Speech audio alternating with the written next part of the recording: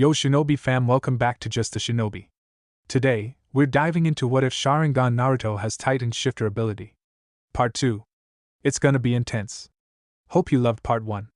So buckle up for some serious action and twists. If you're new here, smash that subscribe button for more mind-blowing Naruto scenarios. Check out the other videos on the channel, share them with your ninja squad. And don't forget to drop your thoughts in the comments, your support keeps the Shinobi going strong. Chapter 11. We can't hold on much longer, sir. Captain Pollux, you gotta get us out of here now. Stand your ground. I won't let you down, Mike. Can't do it, sir. How long we have to wait? I've lost 12 men already. They're eating us like rats, sir. Where the fuck are our reinforcements? They're not coming for us, are they, sir? Colin closed her eyes in defeat as she tried to stop the voices from crushing her heart. Standing beside her, Kakashi also had the same expression on his face, as both of them could clearly hear the pain of the last garrison forces soldiers who were trying to defend Zingashina district. Not to forget the cries of hundreds of civilians who were trying to flee, only to get slaughtered by Titans. She saw Naruto standing in front of a garrison general, desperately trying to explain his point as the cowardly older man just shook his head. The Survey Corps platoon will stay here, Lieutenant Uchiha. Zingashina is lost, you will defend Wall Maria, barked the general, his gray hair doing well in hiding the fear in his eyes. Looking towards the 40 Survey Corps soldiers gave him hope that Wall Maria would not be breached. Despite their differences, the Legion had the best soldiers and were needed. And let hundreds of innocents die? I've got 2 platoons of combat-ready soldiers. I need your permission to take back Zingashina district, yelled Naruto furiously, his eyes glaring daggers as the older man flinched. I am the commanding officer of Wall Maria's defense forces. You will follow my orders, said General Octavian furiously. Sir, we still have men out there. I won't leave them to die, replied Naruto stubbornly. And sacrifice 40 good Survey Corps soldiers? Listen, brat, you may be tough, but none of you are strong enough to drive back the Titans. The cries of the people only got louder and louder, as a burning rage erupted in his heart. This was his home, a place where he grew up. The place where his family was buried. Petra, he would be damned if he let her die. Consequences be damned. There were so many others like that kid who viewed the Survey Corps as heroes. What was his name? Eren? Octavian and his supporters sighed in relief when Naruto closed his eyes. The boy had finally surrendered. Smack! A solid punch, and a moment later the general lay groaning on the ground of the high walls. His entire body started trembling when Naruto's eyes became red. What are you? Asked Octavian in fear. The few garrison officers loyal to the general came forward, but stopped when they saw Naruto's furious gaze daring them to attack. Remembering this boy was an officer and had survived against Titans for a week, they made the wise choice in restraining themselves. You want to stand back, fine. I'm going, declared Naruto. Impulsively, he turned around and came face to face with his platoon and close friends. Only then did he realize that he could not force them to go against the orders of a superior officer. The Survey Corps had been put on standby as a defensive measure in case Titans breached Wall Maria. His comrades would be absolutely right if they followed their orders, but that would mean the end of Zingashina and the hundreds of innocents in it. Those who break the rules are trash, but those who abandon their friends are worse than trash. A faint smile came on his face as Kakashi's words from all those years ago came back in his heart. In this moment, watching his home burn made him feel something which he had denied all these years. The girl which he had abandoned, Eren, and his family who viewed him as a hero. Naruto. Colin's concerned voice snapped him out of his thoughts, and she saw him looking at the district full of Titans. I lost everything once. I won't let it happen again, thought Naruto sadly. Kushina and Kasumi would have given it their all to protect Zingashina, and he would do the same. For his beloved mother and sister's sake. He was committing treason by disobeying an order coming directly from the government, and very well knew the consequences he would have to face if he survived. Second platoon, stand your ground. Protect Wall Maria at all costs, said Naruto gently, and gave a brief nod to Kakashi's first platoon. And with those last words, the young lieutenant jumped off the high wall, leaving behind several shocked soldiers. A murderous look appeared in his fierce red eyes as he took out his blades. Hannes felt his legs tremble. His throat was parched, sweat rolled down his face. His trembling hands tried to tighten their hold on the blades, but it only got weaker. His fearful eyes could only helplessly stare as 5 small Titans had surrounded him from all sides. He should have known it was stupid to fight against Titans. The old him would have fled to safety at the first chance. Many of his friends and soldiers of the garrison had done that. But he had stayed back, helped civilians escape towards the safety of Wall Maria. He was still worried for the Jaeger family. If only he could have one more chance to repay his debt. Then his death wouldn't be in vain. He owed that much to Eren and Grisha. He had always imagined himself dying from old age, but now watching the Titans getting near him with hungry looks in their eyes made him freak out. He wanted to stab himself and escape a painful death. Then he felt it. It began as a whisper, a cool breeze racing past his back. The force sending a small sensation across his ears. His gaze barely recognized the wings of freedom. Smack! A 4-meter class titan that who was walking towards him from the front was sent sailing nearly 10 feet away, courtesy of a monstrous kick impacting with his head.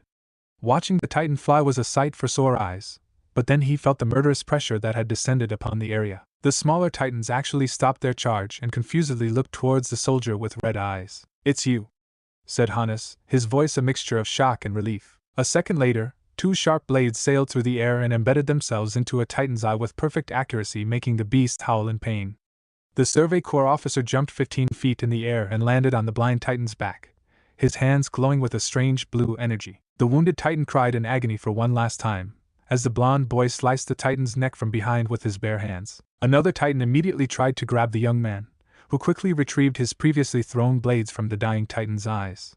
With great accuracy, he coursed that strange blue-colored energy in his blades, and showers of blood flew in the air as the assailing titan's arms were sliced off. Hannes could only stare in disbelief and awe as the boy, 20 years younger than him, killed every single titan in the area. It didn't matter how big they were, or how much they tried to kill the boy. The Survey Corps officer struck with such vengeance that his enemies could only fall before him in hordes. Watching him fight made Hannes actually believe that someday humanity could be free from the curse of titans. Surprisingly, he felt courage returning in his body as he got back on his feet and quickly killed a titan that was trying to kill the young boy from behind. "Thought you'd never join," joked the young boy, as Hannes stood back to back with him. "Thanks for saving me, I guess we're even now," said Hannes, as the boy raised one of his eyebrows in surprise. "Were you the one who led the garrison forces to rescue me a week ago?" asked Naruto in surprise, getting a nod in return. "Lieutenant Naruto Uchiha, leader of 2nd Platoon," said Naruto calmly, as both of them jumped on top of a nearby roof. "Captain Hannes, 43rd Squad. Garrison Forces," replied Hannes curtly, and was surprised when he received a crisp salute from the boy. "Honored to fight beside you, sir," said Naruto respectfully. "You are?" asked a shocked Hannes, making Naruto grin. "Are you kidding me? Forgive the insubordination, but you've got balls, Captain. You chose to fight and save as many lives as you can, despite the odds. You adhered by your duty.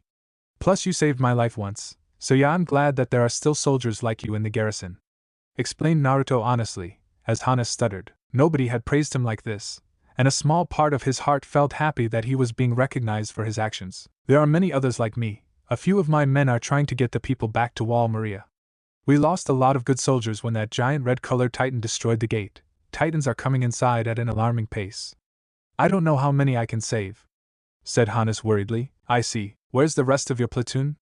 I thought Survey Corps would be sent here to assist. You're our best fighters," said Hannes curiously, and saw a pained look arriving in the boy's eyes. "I'm sorry, Captain. The government has ordered the Survey Corps to stand guard to defend Wall Maria. There will be no reinforcements for defending Zingashina. I'm all you got," said Naruto sadly, and averted his gaze from the older man. He could only try to imagine the rage Hannes must be feeling. Their government had abandoned them at the first chance. It was betrayal at its best. "You disobeyed orders and came to help us?" asked Hannes in shock, and saw Naruto looking at him in surprise. "I was born here in this place. This is my home. So yes, I will stand, I will fight, and I will die defending my home to my last breath," promised Naruto. A smile came on Hannes' face as he felt the sincerity in the boy's words. There was a fierce patriotism burning in Naruto's eyes. The same one which Hannes had seen in the eyes of Eren Yeager, and it made him proud to be a soldier. "What are your orders then?" asked Hannes devotedly. "Sir, you've fought against the Titans more than I ever have. Hell, you survived outside the walls for almost an entire week. In my eyes, you're the hero of humanity. If you have any plans for this fight, I would be happy to support you as best I can," explained Hannes frankly. Naruto eyed the man for a moment before a smirk came on his lips. He glanced around the entire district, his eyes observing each and every detail with great attention. First surviving behind enemy lines, and now defending humanity against an invasion. It seemed he was born to accomplish impossible tasks, some things which no human had ever accomplished before. His sharp mind quickly gave him a set of measures which he could use to complete his objective. That destroyed gate had to be closed at all costs, but before that, he quickly explained his plan to Hannes as the man looked at him in disbelief, but after a few moments he gave him a nod. I'll follow your orders. But I've got a few people whom I have to save," said Hannes worriedly, and pointed his finger towards the east side. "I'm going in that direction too," Tell me the location and I'll do what I can. Meanwhile, you do what I told you, replied Naruto calmly, as a relieved look came in Hana's eyes. Thank you, Lieutenant. Naruto quickly sailed through the narrow streets. He was using his energy to hop from rooftop to rooftop. He had to preserve the gas in his 3D gear at all costs. Fortunately, he was far more stronger than any average soldier. As he passed through the familiar streets, he could not help but feel a pang of guilt. He had never tried to contact Petra all these years. He simply vanished from her life and never looked back. They were best friends. He had shared all of his problems with her just as he did with Kakashi. And now she could be. This was his problem. He never accepted the value of things or people until it was too late. Maybe that was the reason for his pain. He had broken too many hearts and had lived a life full of regrets. It was the reason why he never felt the fear of death, why he never cared for his own life. He wanted to die, for the past 5 years, and even now he wanted all of this to end. His failure to protect Kusumi had broken him from the inside. His cute sister's dead face brought him so many nightmares. If only he had been there for her. He came to stop as he reached his destination. His legs felt weak as he collapsed on the ground. The pool of blood quickly soaked his pants as he tried to control his tears as he watched his best friend's house crushed beneath a broken chunk of the wall. He took off his mask in order to get some more air, his breathing becoming heavy with each passing second. Is that you, Naruto? Asked a weak voice. Suppressing the lump in his throat, he edged over to man who was crushed beneath the broken walls of the house. The man gave him a weak smile, even as he coughed up blood. Martin, said Naruto weakly, as he grasped the hand of Petra's father. I always told Petra you'll come back someday, replied Martin happily, as Naruto felt his heart getting heavier. Petra? Is she? Said Naruto hesitantly, his voice faltering, which brought a smile on the dying father's face. She got shipped of the boot camp a few days ago. Cough, I guess it was for the best, answered Martin happily, relief evident in his voice. Naruto went forward to grab the debris but was stopped when Martin placed a weak hand on his shoulder and shook his head. I'm done. Please. Look. After my daughter. Knowing her, she would definitely join the Survey Corps. Promise me? Requested Martin tiredly, as he felt his vision going dark. A firm hand grasped his shoulder, and he smiled when a determined look appeared in Naruto's eyes. I promise. Martin's smile transformed into a peaceful look as his eyes closed, and his breathing stopped. Naruto stared at the dead man's face for a few seconds. He had failed again. He could not protect Petra's only family, and now her father was dead.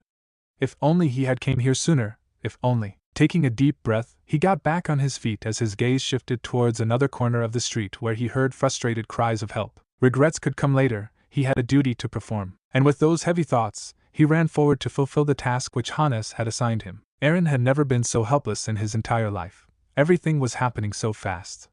Barely an hour ago, he was hanging out with Armin and Mikasa near the lake. He was so happy enjoying the peaceful life, boasting about how eagerly he would join the Survey Corps and destroy the Titans as his friends simply listened to him. Only now did he realize how weak and useless he was. Watching his mother buried under debris made him sob. The woman he loved the most was struggling for her life, and all he could do was cry and yell. He could hear the Titans' footsteps getting near them, and he shook with fear. Mikasa was no better either. She was trying so hard to control her tears by concentrating on her efforts to get Carla Jaeger out of their crushed house. Eren, Mikasa, please get out of here, begged Carla, tears freely falling from her eyes. The two children vehemently shook their heads despite her repeated protests. It would have brought a surprised smile on her face as she saw Eren and Mikasa agreeing on something. Mikasa held back a sob as she saw a Titan appearing 500 meters away from them. The beast hadn't noticed them yet, but it was only a matter of time. She saw how broken Eren was. She had to get Carla out at all costs. The Jaeger family had done so much for her, and Eren was like her little brother. Sure, he annoyed her many times, but she loved him. And seeing him and Carla like this broke her heart. It reminded her of that night from all those years ago. Her eyes widened in surprise when a pair of hands appeared beside her and grabbed the broken roof that was lying on top of Carla. She heard Eren gasp, and her own breathing nearly stopped when she saw him. With a loud grunt, the newly arrived soldier lifted the roof as all members of the Jaeger family gawked at him. Sorry, guys. Am I interrupting something? Asked Naruto calmly, and flashed a fake smile. Mikasa quickly helped Carla get out in the open, as Eren nearly made Naruto fall on his butt by engulfing him in a fierce hug while muttering thank you several times. Carla hissed in pain, and it attracted the soldier's attention as he kneeled down.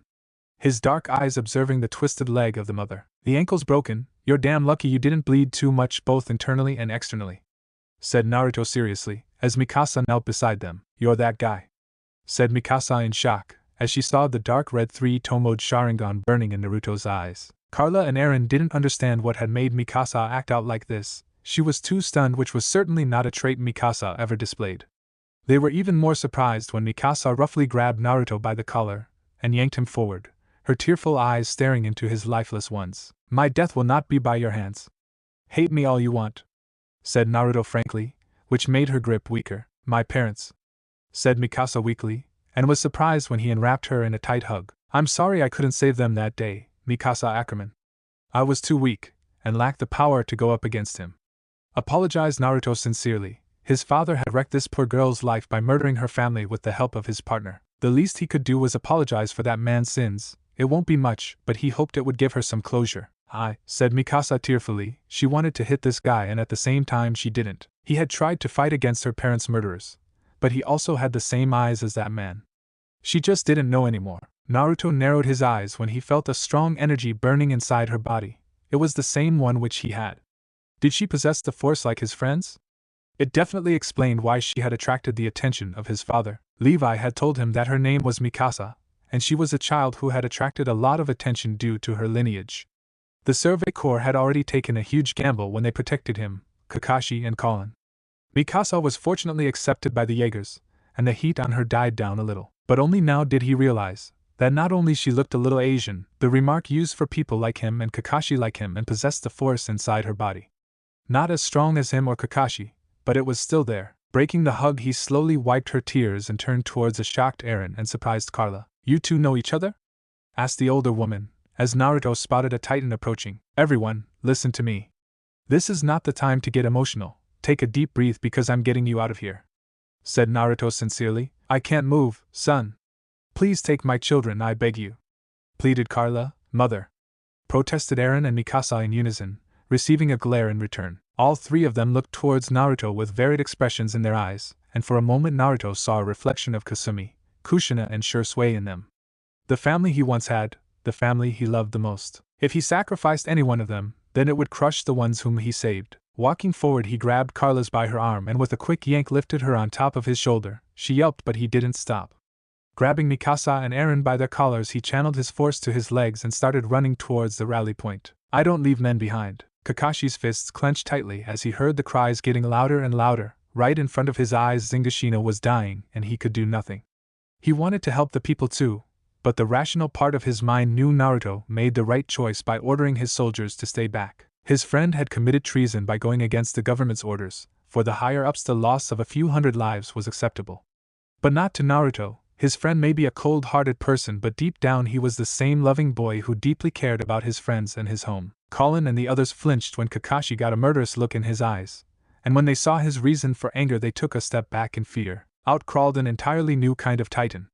It was 15 feet tall, and had hardened plates covering his skin. It had the body of a Hulk and was glaring furiously at the closing gates of Wall Maria. The sharp sound of blades being unleashed was heard, as Kakashi stepped towards the edge of Wall Maria and looked towards the 40 Survey Corps soldiers. First platoon, second platoon, prepare for combat, yelled Kakashi, jolting many of his comrades in surprise. Pointing his blade towards the approaching armored Titan, he signaled the target which they had to take down, before it destroyed Wall Maria. Our target is the armored Titan, take it down at all costs. General Octavian and his garrison soldiers stared in disbelief as all the Survey Corps soldiers jumped off Wall Maria and headed straight for the armored Titan, who stopped his charge when he saw the entire sector flooded by soldiers bearing the Wings of Freedom mark. Leading the charge was Kakashi Hatake, and as his eyes connected with those of the armored beast, a cold glare came in his eyes. Charge. Chapter 12, Tears of the Sun. Hannes and 18 garrison soldiers watched nervously as the Titans continued their advance through Zingashina district. Most of their comrades were either dead, missing, or had ran away to the safety of Wall Maria. Off in the distance they could hear the sounds of gruesome fighting, indicating a fierce battle was raging somewhere. All of them were standing on various rooftops. Behind them were standing the civilians whom they were able to rescue from the Titans.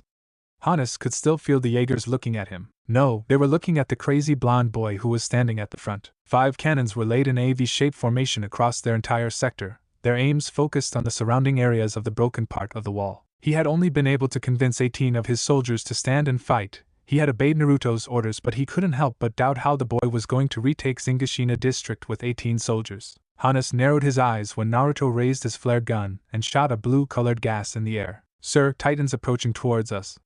"We're spotted," yelled one of the garrison soldiers. "Preparing the cannons," shouted another. "Stay that order, Sergeant," barked Naruto, his dangerous red eyes making the panicked garrison soldiers stop. "With all due respect, LT, we have to do something," said Hannes in protest, and shivered when a demonic look appeared in Naruto's eyes.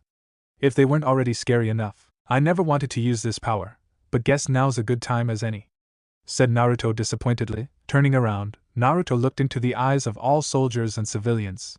He could see the desperation, the fear, the pain and hopelessness in their eyes.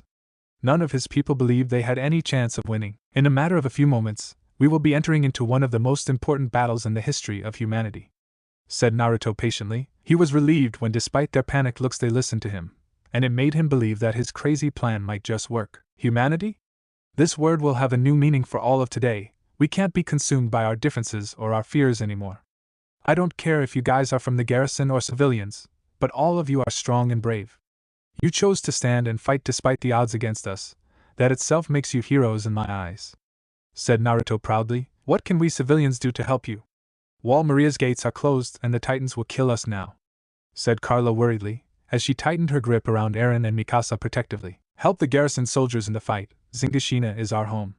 And no fucking ugly SS Titan will dare take it from us," yelled Naruto passionately. "Fuck yeah, let's show these monsters what we've got." Carla quickly bonked Eren on the head as he shouted that obscene word, gaining a smile from Naruto.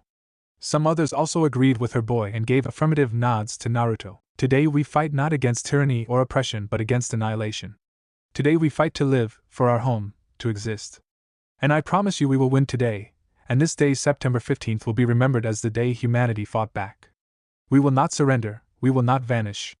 Today we show the monsters the true power of humanity," yelled Naruto, and raised his sword in the air. Hannes couldn't believe his eyes when almost every person amongst them, whether they be civilian or soldier, shouted a monstrous war cry. One which even silenced the voices of several Titans. It also diverted the attention of every Titan in the district towards them, as hordes of Titans started running towards them. "Man your positions," shouted Hannes, as 5 of his men readied the cannons. The remaining 13 garrison soldiers, including him armed with rifles and swords, stood around Naruto, waiting for his command. They were surprised when the roof started cracking as Naruto's entire body was surrounded in a strange blue light. The power radiating from the boy was enormous. "Fire team, on my mark, open fire," commanded Naruto, as the shells were loaded into the cannons. Eren felt a chill spread in his gut as he saw hordes of Titans running straight towards them. He, Mikasa and Carla were acting as support on one of the cannons by supplying cannon balls to the soldier manning the cannon. Several other civilians were doing the same thing, while a handful of civilians were armed with rifles. Their aim set on the approaching army of Titans. 100 meters, 90 meters, 80 meters, 70 meters. Mikasa gulped as the entire ground started shaking as if an earthquake was happening, and the roars of the Titans deafened their ears. Her eyes glanced towards Naruto, who was glaring at the beasts murderously. The only reason people were still standing was because of him. Even a small part of her heart believed that Naruto could create miracles. He had already survived in Titan territory for almost a week, and was rumored to be the second strongest soldier of humanity. 40 meters, 30 meters, fire, boom, boom, boom, boom, boom. 5 supersonic cannonballs along with the bullets from 40 rifles fired at once, and in a flash 10 Titans at the front got hit, their bodies toppling over each other, as the injured frontline Titans clumsily flattened themselves on the ground, destroying several houses. Unfortunately, the Titans had never expected such a solid punch from the weak humans, and several Titans fell over each other as their frontline troops collapsed. Eren saw a murderous look appearing in Naruto's eyes, as a predatory grin appeared on the officer's face as he watched 25 Titans laying on the ground. "Burn, motherfuckers," said Naruto darkly, as he performed a set of hand seals at lightning-fast speeds. Katon, Goku Mekyaku, fire release. Great fire annihilation. The humans gasped in shock when a tsunami of fire was unleashed from Naruto's mouth. The flames became a tidal wave spanning hundreds of meters and ran towards the flattened Titans, as the beasts howled in fear. Zingashina district erupted with painful cries of Titans as they started getting burned alive. The flames never showed a trace of mercy. Houses burned, and after a few minutes all that remained were the carcass of 20 burned Titans, their foul stench polluting the area. "He killed 20 of them," thought Eren in shock and wonder. Naruto was panting harshly. The blue energy around his body had vanished. Turning towards his shocked soldiers, he pointed his sword towards the front. "Assault teams, charge!" yelled Naruto passionately. "Yes, sir," replied the 13 garrison soldiers enthusiastically, and jumped ahead with Hannes leading from the front. The surviving Titans had not even recovered from their shock when the garrison assault squad jumped on them, and what followed after that was a massacre.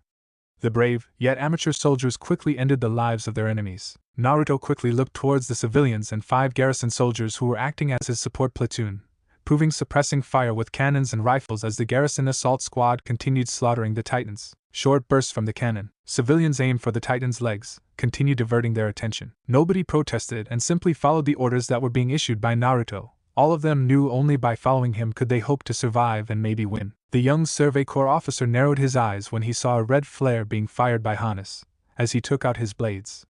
His eyes glanced towards Eren for a moment, as he gave the boy a small smile. "We will win, I promise," said Naruto confidently. Firing the hooks of his 3D gear, the blonde devil let himself jump 50 feet in the air.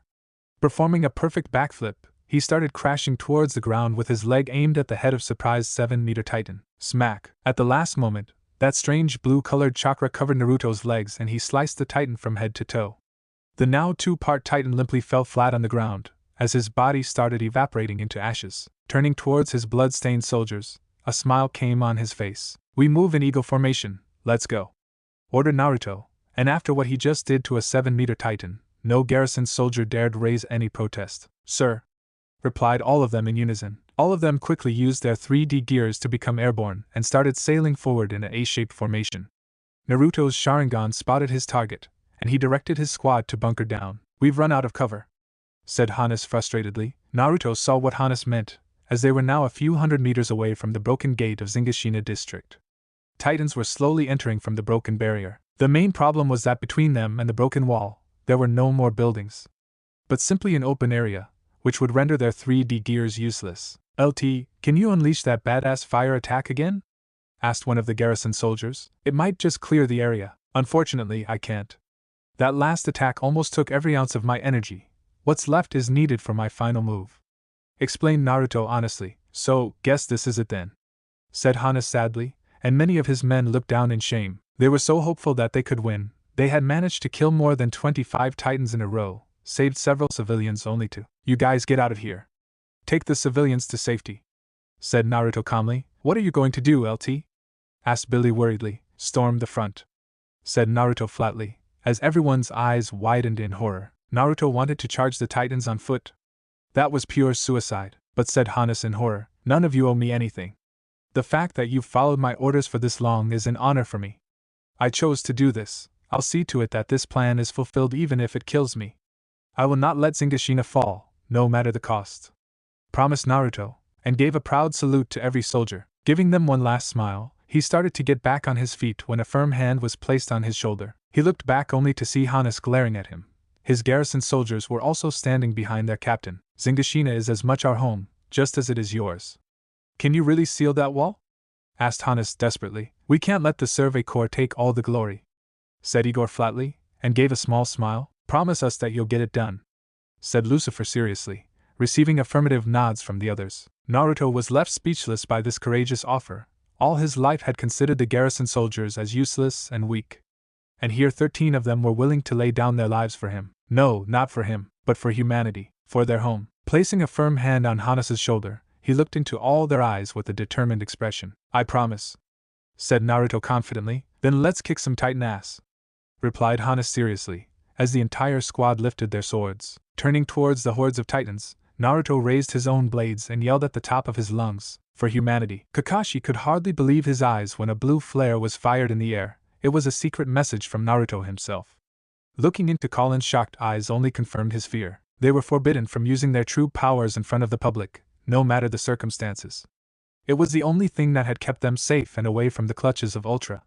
But now, Naruto was using his power? His friend must be in a pretty critical situation for doing this. He saw his soldiers trying to attack the armored Titans from all sides, but their blades were nearly useless against the Titan's thick skin. 8 of his soldiers had already been killed, and more would fall if something was not done very soon. "Eldo, Gunther, continue engaging the Titan. I'm backing you up," shouted Kakashi, as Colin looked at him in disbelief. "Kakashi, we can't," said Colin worriedly, but he shook his head. Levi would have their heads if they used their power. The captain never tolerated those who broke the rules. Colin had learnt that the hard way. We have no choice. None of our traditional attacks or weapons are making a dent in this Titan skin. If we don't do something, our comrades will be wiped out and Wall Maria will fall, expressed Kakashi gravely. Fine then. But what about Naruto? He's near the broken gates. The Titans must be swarming his position, said Colin seriously, getting a nod from Kakashi. I have a plan, replied Kakashi, receiving a small grin in return from his redhead friend. The Survey Corps platoon got really confused when they were ordered to pull back to a safe distance, and saw their only 2 officers now standing in front of fuming armored Titan. The beast was literally spewing fire from its mouth. Then they saw it. Kakashi and Colin charged towards the Titan, at speeds impossible for a normal human. They were hardly able to see their officers, that fast they were. The Titan raised its fist to defend itself as Colin got closer. Her hands weaved through a strange set of hand seals before she jumped on the ground, 40 feet away from the now confused Titan. Why hadn't she attacked him? Suetun Daibakufin no Jutsu, water release, great water vortex technique. A powerful, swirling stream of water was unleashed by the redhead. The water flooded the entire street and was now starting to surround the Titan. The beast was already drowned till his knees. Kakashi, fry this bitch, yelled Colin furiously, a mad grin visible on her face. She quickly jumped back on the rooftop as Kakashi emerged from the back street, his 3D gear making him sail wildly in the air as he finished performing his own set of hand seals. The armored Titan turned around and sent a punch towards the masked boy, but the smaller human easily made a few acrobatic moves with the help of his 3D gear and reached behind the Titan's back. Raitun Rakurai no Jutsu, lightning release, thunderbolt jutsu. Ga. Aluo blinked his eyes in surprise. Were those electric currents being fired from Kakashi's hands? Well, it did explain. The armored Titan howling in agony as the already drenched Titan took the full brunt of the attack. The water on the ground only served to increase the effectiveness of the lightning attack by acting as a conductor. The armored Titan painfully swinged his fists in a desperate attack to grab Kakashi and crush his puny body, but Kakashi's maneuverability was off the charts. He used his 3D gear, his reflexes to continuously evade the attacks while continuously electrocuting the Titan. Slash, at, yelled the armored Titan, as a fully blood-stained Colin flew past him. Don't underestimate the power of humanity, you filthy beast, shouted Colin, hatred burning in her voice. She stopped channeling her force inside her blades and quickly crashed on one of the rooftops. She was panting quite harshly, but grinned when the armored Titan's left arm was completely severed from the shoulder and fell limply on the wet ground. Her eyes shifted towards her stunned Survey Corps soldiers, who were simply gawking at the battle in front of them. An irritated growl escaped from her lips as she pointed her blade towards them. What the fuck are you waiting for? Go help Naruto. We've got this bastard, ordered Colin, but said Aluo in protest, and flinched when Colin's icy blue eyes landed on him. Shut up, Aluo, or I'll kill you, promised Colin very sweetly, making the veteran soldier pale. After watching her take off that Titan's arm, he was not sure he wanted to piss her off more. Eldo saw Kakashi was slowly pushing the Titan back, and his sharp ears also picked up the screams of humans coming from the broken gates of Zingashina.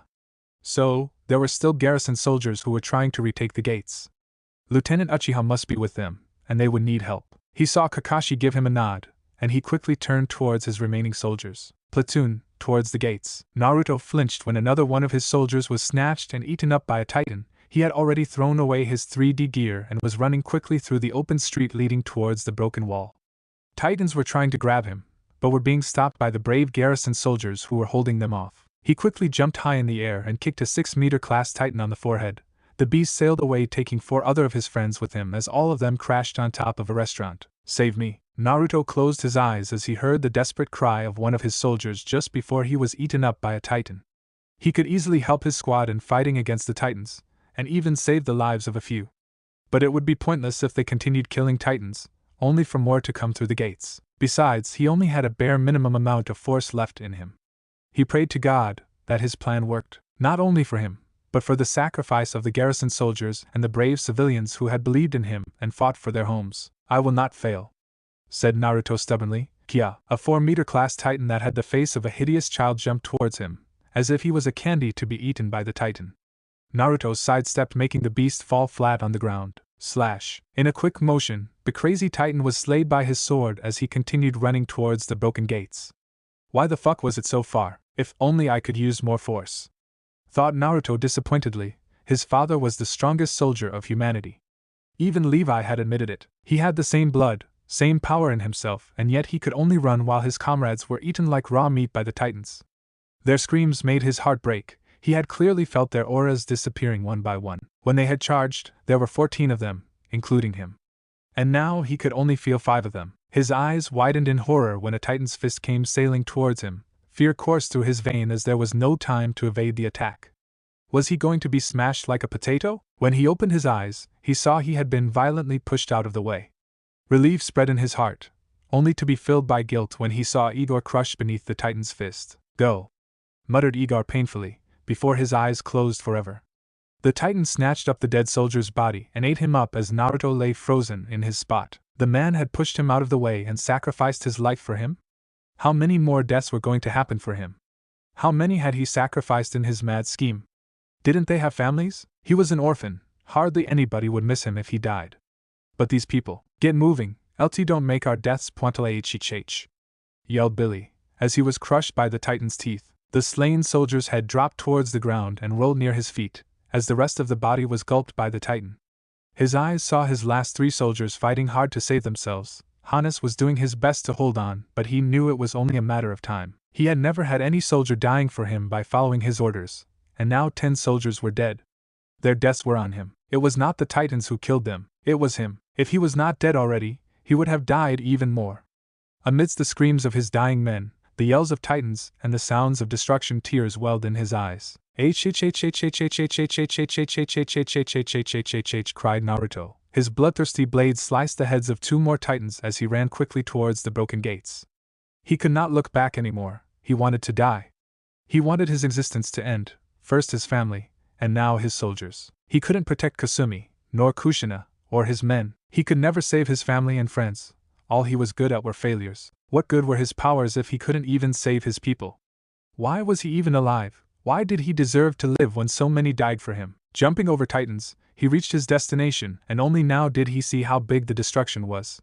The hole was approximately 25 feet tall, and wide enough for 4 Titans to enter at once. He could clearly see several Titans trying to get in. If I use all my energy, then maybe I can seal this hole. But I won't be able to stand or fight after that, my life, thought Naruto frankly. Despite the dire situation, his hands moved to form the hand seals for the technique which Kakashi had taught him. He was not as good as Kakashi when it came to manipulation of elements around them, but he had to do it. I won't let your sacrifice be in vain, garrison soldiers, thought Naruto seriously, as he slammed his hands on the ground. Doton Dorihiki, Earth Release, Mud Wall Jutsu. A new layer of wall emerged from the ground and started rising higher and higher. He violently coughed up blood from his mouth. His body had pushed itself to the limit.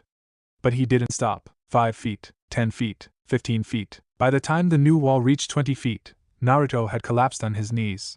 His vision was blurry, and he barely saw the Titans inside the broken wall being crushed by his creation. He heard his wall slamming with the broken part of the wall, finishing the sealing off the hole. A tired look came in his eyes as he collapsed flat on the ground. He saw Titans surrounding him and knew within moments he would be Titan meat. But he didn't care. He wanted to die. It was the least he could do to atone for the deaths of his soldiers. Besides, even if he wanted to fight or live, his body had given up. He was as weak as a newborn baby, an easy target for the Titans. His strength had faded away. Tears slipped from his eyes when he saw several Survey Corps soldiers arriving on the scene. The veteran warriors quickly started mopping up the remaining Titans. The Battle of Wall Maria was won, but he had already lost. Chapter 13. A New Day. Kakashi narrowed his eyes when he saw his best friend sitting all alone in a corner. It was still hard for him to believe that Naruto retook and repaired the broken gate of Zingashina district with merely a handful of garrison soldiers and a few civilians. The surprising victory against all odds had become the talk of entire Wall Maria, and it won't be long before word spread to Wall Sina too. Looking into Naruto's serious eyes showed him his friend understood that too. They had managed to stay hidden away from Ultra for years, but now his powers had came out in the open. It won't be long before Naruto's identity would be comprised, and he would be hunted again. Just gonna stand there? Asked Naruto calmly, making his friend smirk as the older boy came forward and sat beside him. You okay? Asked Kakashi sympathetically. It had taken everything he had to hold the armored titan at bay. He too had lost at least 11 Survey Corps soldiers in that operation. It was quite strange when the gates were retook, the beast suddenly retreated and completely vanished. Neither Kakashi or Colin had been able to find the armored titan, despite their best efforts. And frankly, it pissed them off. Ultra will soon know about you. Your identity will be compromised, it's just a matter of time," said Kakashi frankly. "Let them know." "I've stopped running, not anymore," said Naruto bitterly, and Kakashi saw his friend was clenching his fist tightly. "Is it survivor's guilt? This is the first time you had men dying following your orders," suggested Kakashi. "Those garrison soldiers could have been saved if I had truly harnessed my power." "What good is my power if I can't even save my people? When Kasumi died, I blamed my lack of power for that, but now that I have this power in me, I want to use it to protect humanity against Titans," explained Naruto, determination burning in his eyes. "You sure it's not also because you want to kill your father?" questioned Kakashi smartly, getting a nod from Naruto. "That too. Today's victory has showed me that we need to stop retreating and take the fight back to the Titans and to the humans who are danger to humanity. Shedding tears won't bring my garrison soldiers back, but fighting for their cause would be the right way to honor their sacrifice. Hit the enemy in the balls for a change," said Naruto confidently, as a smile came on Kakashi's masked face. Colin was right. Somewhere, deep down, there's a hero inside of you. And maybe now you're truly becoming that person, thought Kakashi proudly. "So, what do you say?" asked Naruto challengingly, making Kakashi shrug his shoulders. "Compared to the shit we've been through lately, I'd say taking on a few shady humans will be a cup of tea," joked Kakashi, but deep down he knew the dark truth which he had hidden from Naruto and Colin for years. A secret he would take to his grave. "Good," said Naruto happily, and started walking ahead only to be stopped when Kakashi placed a firm hand on his shoulder. "Naruto, keep this in mind. Once we go public about who we are, there will be no going back. The identity of Naruto Uzumaki will resurface again, and you will have to face the ghosts of your past. It will be less harder for me and Colin since we are orphans. Think about this," warned Kakashi, and saw Naruto giving him a firm glare. "My name is Naruto Uchiha. I am an officer in the Survey Corps. Whatever else I am, whatever else it means, that's the man I want to be. And if I die following my path, then that's the man I'll be," said Naruto seriously, and gave a curt nod when Kakashi gave him a confident smile. "You can count on me, my friend," replied Kakashi proudly. Hana slowly lifted his eyes and saw Naruto standing before him. Two of his surviving garrison soldiers looked at the officer who led them into combat, while they did accomplish their objective. Most of their unit was wiped out. They were surprised when Naruto gave a full-fledged salute. Kakashi was actually shocked on seeing Naruto saluting those soldiers whom the boy once called useless. "Your men didn't die in vain, Captain Hannes," said Naruto respectfully. "We did seal the gate, that's all that matters," replied Hannes sadly, and was surprised when Naruto shook his head. "The garrison soldiers are the real heroes here. You fought for humanity knowing you would die. It's a trait of a true soldier. I couldn't have done a single thing if you guys had not supported me. I give you my word that I will put forward commendations for all of you. I'll make sure our martyred comrades are honored for their sacrifice," explained Naruto honestly, and Kakashi was saddened when he saw tears arriving in one of the female survivors' eyes. "Thank you, Lieutenant. It was both the Survey Corps and garrison that saved the day. You're a good kid, but don't risk your life recklessly," advised Hannes, and chuckled when Kakashi snorted, much to Naruto's annoyance. "Yeah, good luck with that," muttered Kakashi, making Naruto shoot him an annoyed glare. The little joke managed to bring small smiles on the previously depressed surviving garrison soldiers' faces, as Naruto gave Kakashi a grateful nod. He may be good at strategy and warfare, but Kakashi was good with people. And in the end, both these traits mattered. Hannes got up and gave him a firm salute, and so did the other garrison survivors. Naruto shook his hand with the brave captain, as the older man gave him a small smile. "If you need any help in the future, you know where to find me," offered Hannes, and was surprised when he saw the boy smiling for the first time. "Likewise, I already owe you guys twice. Once for saving my life, and next for helping me this time.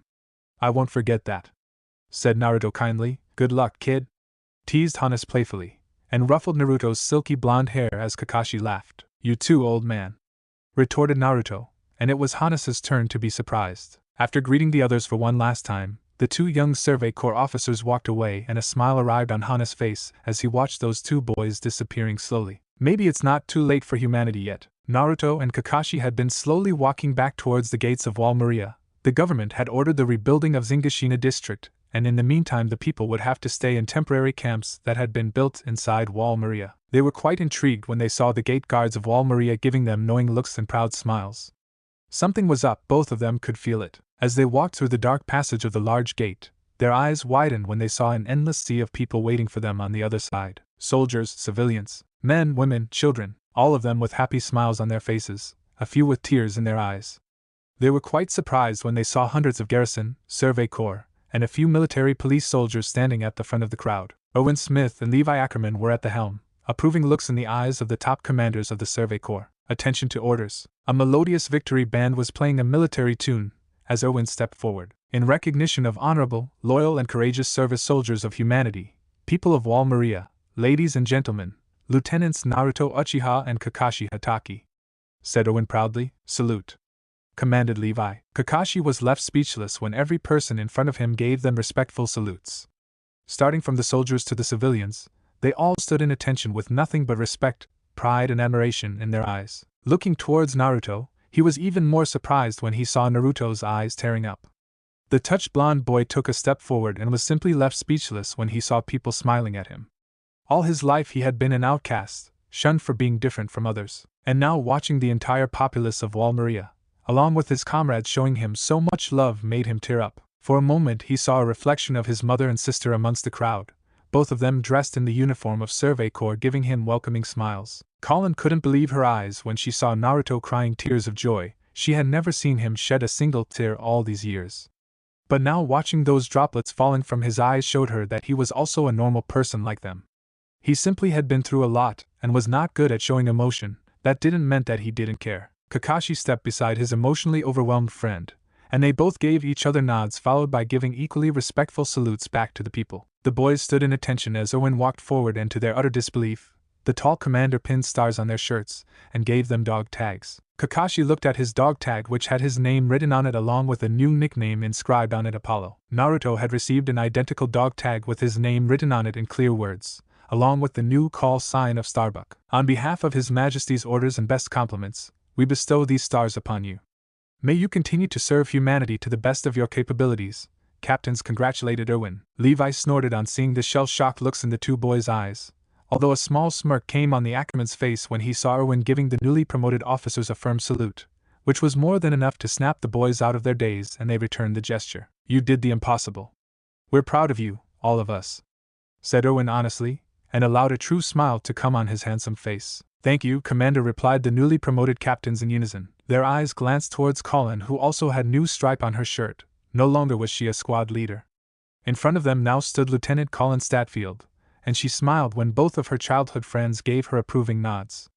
They were happy for her, just as she was for them. As soon as Owen stepped aside, she charged towards the boys and enveloped them in a fierce hug, as the three of them laughed wholeheartedly for the first time in years. We did it, said Colin happily, and smugly showed her dog tag, which read the nickname Red Devil, which matched with the color of her hair and her fiery attitude. Yes, we did. Chapter 14. Facing the past. 6 months later, the three newly promoted officers crisply stood before their superiors.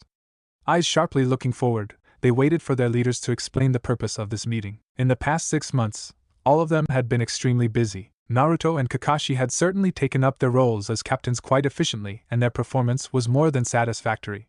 Kakashi had been assisting the garrison forces of Wall Maria check for any breakpoints in the walls, and advising their soldiers in warfare against Titans. After the previous invasion, Naruto had kept his word.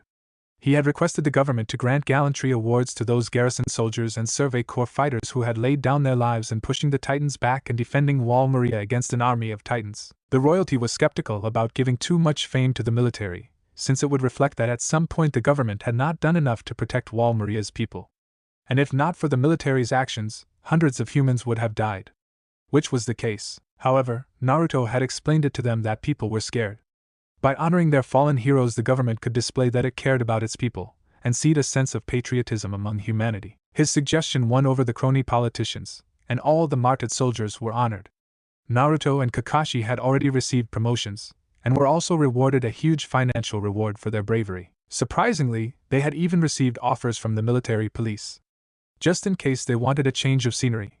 But the boys knew it was just the government trying to get 2 of humanity's strongest soldiers inside Wall Sina to protect the rich and privileged in case of another invasion. None of them had taken a decision yet, but Naruto had donated all of his reward money to the families of the deceased garrison soldiers.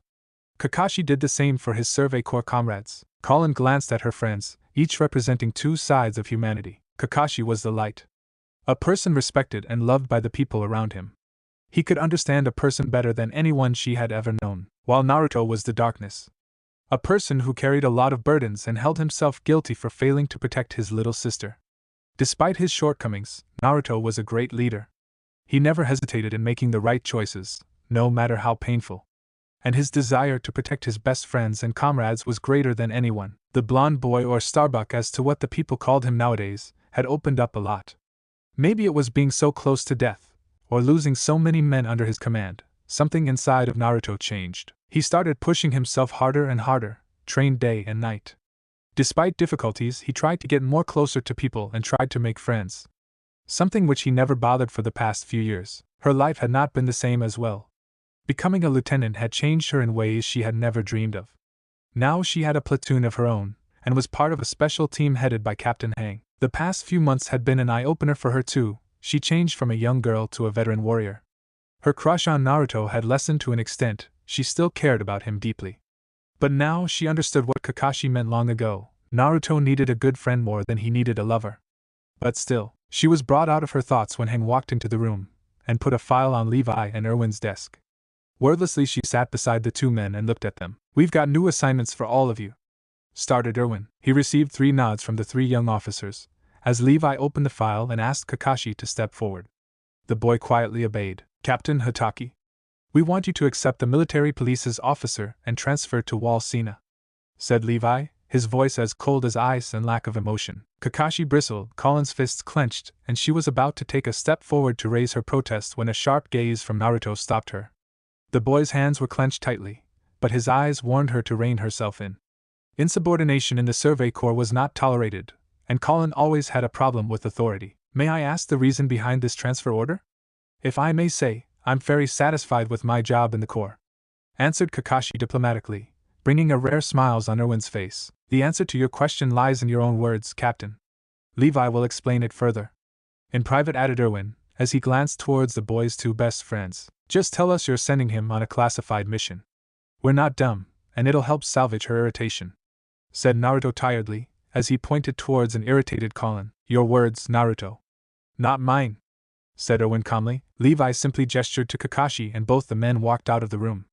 Erwin gave them a minute, which was a good decision as it helped Colin to rein in her feelings. Naruto was not at all happy with the decision, but in the military that was how things worked. You follow orders. Besides, he'd get an explanation from Kakashi later on. There was no need to start an argument if it could be avoided in the first place. "Captain Uchiha, these orders come straight from the top. Commander-in-Chief Darius Zackley has asked me to transfer you to Military Academy. You will retain your position as captain and will be charged with the responsibility of training new cadets. The commander recognized that you are the only human who has extensive knowledge about Titans. You survived a week in enemy territory. Won back Zingashina district against a full Titan invasion with your brilliant tactics. Your performance is off the charts. The commander wants to protect humanity better, and training good cadets with your experience is necessary for the survival of our species," explained Erwin briefly, and saw Colin's fists clenching even more tightly. Not just one but both of her friends were being transferred. Kakashi would be going to Wall Sina, Naruto would be going to Wall Rose where the academy was situated. She was going to lose both her best friends together, and perhaps forever. "Permission to speak freely, sir?" requested Naruto. A ray of hope flickered in Colin's heart. Naruto was a shrewd diplomat, and always presented the most logical explanations. Maybe he could convince the commander to let him stay. "Granted. It's barely been 6 months since the invasion. While I understand Commander Zackley's point of view, my knowledge about Titans is not as extensive as it is imagined to be. I was lucky in most cases, and I'm not a good teacher like Captain Levi. I can't train hundreds of cadets, I lack the patience," suggested Naruto, and it took all of his strength not just to blast out at Erwin. The Survey Corps was his life, and now he was being transferred to train some brats. Idiots who hadn't even passed boot camp. It was insulting to say the least. Not to mention he had a personal reason to avoid going to the academy this year. He gulped when Erwin gave him a knowing look, so the Survey Corps commander already knew his secret. "Levi will stay here, so shall I. In case of an attack, we will hold the Titans. Your friend Colin will certainly be more than enough to assist us in dire situations. She'll be taking command of your platoon. We have more than enough soldiers to protect humanity, not to forget Garrison has bonded quite well with us. Together our 2 factions can deal with any situation. As far as your lack of faith in your own skills, Commander Zackley believes that you're the right man for the job. So do I. We're not asking you to train an entire batch of cadets. That is not possible with the time frame. Instead, the academy instructor has already selected the best cadets from the current batch. You will train them, of course you will be provided assistance by the other instructors too. Any further questions? Asked Erwin sharply. Colin couldn't believe her eyes when Naruto sighed. Erwin had shot down all his logical explanations with superior ones of his own. Besides, it was an order from the Supreme Commander of the military. Not even Erwin had the authority to deny a single order coming from the office of Darius Zackley. In comparison to the Survey Corps commander, Naruto was a mere captain. Refusal to obey orders, no matter how painful, would result into court-martial, and he'll be sent straight to the brig where he'll serve time. It was done. Is this transfer permanent? Asked Naruto defeatedly. 1.5 to 2 years. By that time, your cadets would be ready. Then you're free to return to the Survey Corps. If it makes you feel any better, Kakashi will be back by that time too. We have no intention of giving up our 2 best officers, said Erwin patiently. Naruto gave a silent nod. The boy was numb, but he didn't have the will to protest any more. He was surprised when Erwin came forward and laid a hand on his shoulder. The commander was giving him a sympathetic smile. Someday you have to face your past one way or another. You can't avoid her forever, said Erwin, as Colin narrowed her eyes in suspicion. Her? That was the only word the redhead could think about, and it seemed this girl was at the academy. Colin barely knew anything about Naruto's past life, except for the fact that his sister was killed and his mother, who was also a Survey Corps officer, was missing since the past few years. And now apparently there had been a girl in Naruto's life, a friend, another cousin, or… She dared not think about the last assumption. It was too painful. Colin, I know you don't like it, but this is the best way to protect your friends, all of you, said Erwin seriously. How? Asked Colin bitterly. By going to military police, Kakashi would be working directly for the royal government. With his skills, I'm sure the royalty would like to keep him close for their protection. That way Ultra, which had hunted you 3 for years, won't be able to lay a single finger on him. While Naruto would be perfectly safe inside the military academy, any incident there would attract too much attention. A secret organization like Ultra has limits. Naruto will be safe there, and we do need his knowledge to train new cadets, explained Erwin patiently, and saw Naruto asking for permission to speak. He granted it. What about Colin? You've made sure I and Kakashi are out of crosshairs and doing productive work for protecting humanity. You can't possibly think I would leave her alone.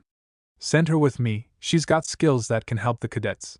We'll protect each other, requested Naruto stubbornly, gaining a grateful smile from her. A faint blush came on her face on seeing him openly fight for her, that too against the commander. He may not have been as openly supportive as Kakashi, but this protest showed her he had always been there. He cared about her enough to die for her, to fight for her. She had still not forgotten his decision to stay behind during their expedition outside the walls. She would have gladly died beside him. But Naruto had sent her away. He chose to die alone instead of having his best friend die beside him. I'm afraid I have a special assignment for Colin as well. I can't discuss it with you, but for your reassurance, she will be under Levi's command. He would make sure no harm comes to her. Or you don't trust Levi as well? Asked Erwin smartly, and saw Naruto resigning. The boy sighed tiredly and closed his eyes briefly, before opening them again and looking at the commander pleadingly. Which surprised both Erwin, the silent Hang, and even Colin. I understand. You leave in 3 days. I suggest you start packing. You may leave now, Captain, said Erwin calmly, yet his tone was commanding. With a crisp salute to his leader and a reassuring smile being directed toward Colin, he walked out of the room. Hang, who had been silent during the entire briefing, motioned Colin to sit in the seat in front of her. Erwin joined his fellow officer, and both their eyes shifted towards a nervous Colin. Let's talk business, Lieutenant. Kakashi was staring idly at the vast area of Wall Maria through the window of his room. The past half an hour Levi had explained his mission to him. To say it would be painful was an understatement. He was being sent away from his best friends, away from a job he liked, and to a place he had despised with all his heart. He was going home. Do you understand, Kakashi? Asked Levi seriously. Yes. If you're caught, we'll deny any involvement with your actions. The Survey Corps will disavow you without a second thought. If that happens, my advice to you would be to end your life. Because the other option will be far worse, advised Levi, making the boy snort. There is nothing those military fools can do which can be worse than what I've already endured, said Kakashi defiantly, spoken like a true Ultra agent. Silence prevailed in the room as Kakashi turned around and looked Levi straight in the eye. Even after all these years, it was hard for Levi to believe that this boy had been a part of something that dangerous. It's in the past, said Kakashi in protest. True, but it doesn't change the fact that you were once one of them. The perfect spy. I really wonder why Colin or Naruto never got suspicious of you. It just goes to prove your abilities in deception. You taught them how to use chakra. Even gave that power a fancy name called Force. You're a far better actor than I give you credit for, explained Levi frankly, and saw the boy clenching his fists tightly. I've changed. You know I would die for Naruto and Colin, replied Kakashi flatly. Don't be so sure of their feelings for you if they ever discover the truth. You lured several children like yourself, promising protection only to get them captured by Ultra.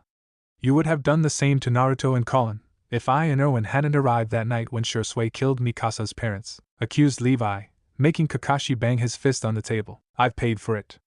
I'm still paying for it. The fact that I'm undertaking this suicide mission for you should be more than enough for my redemption.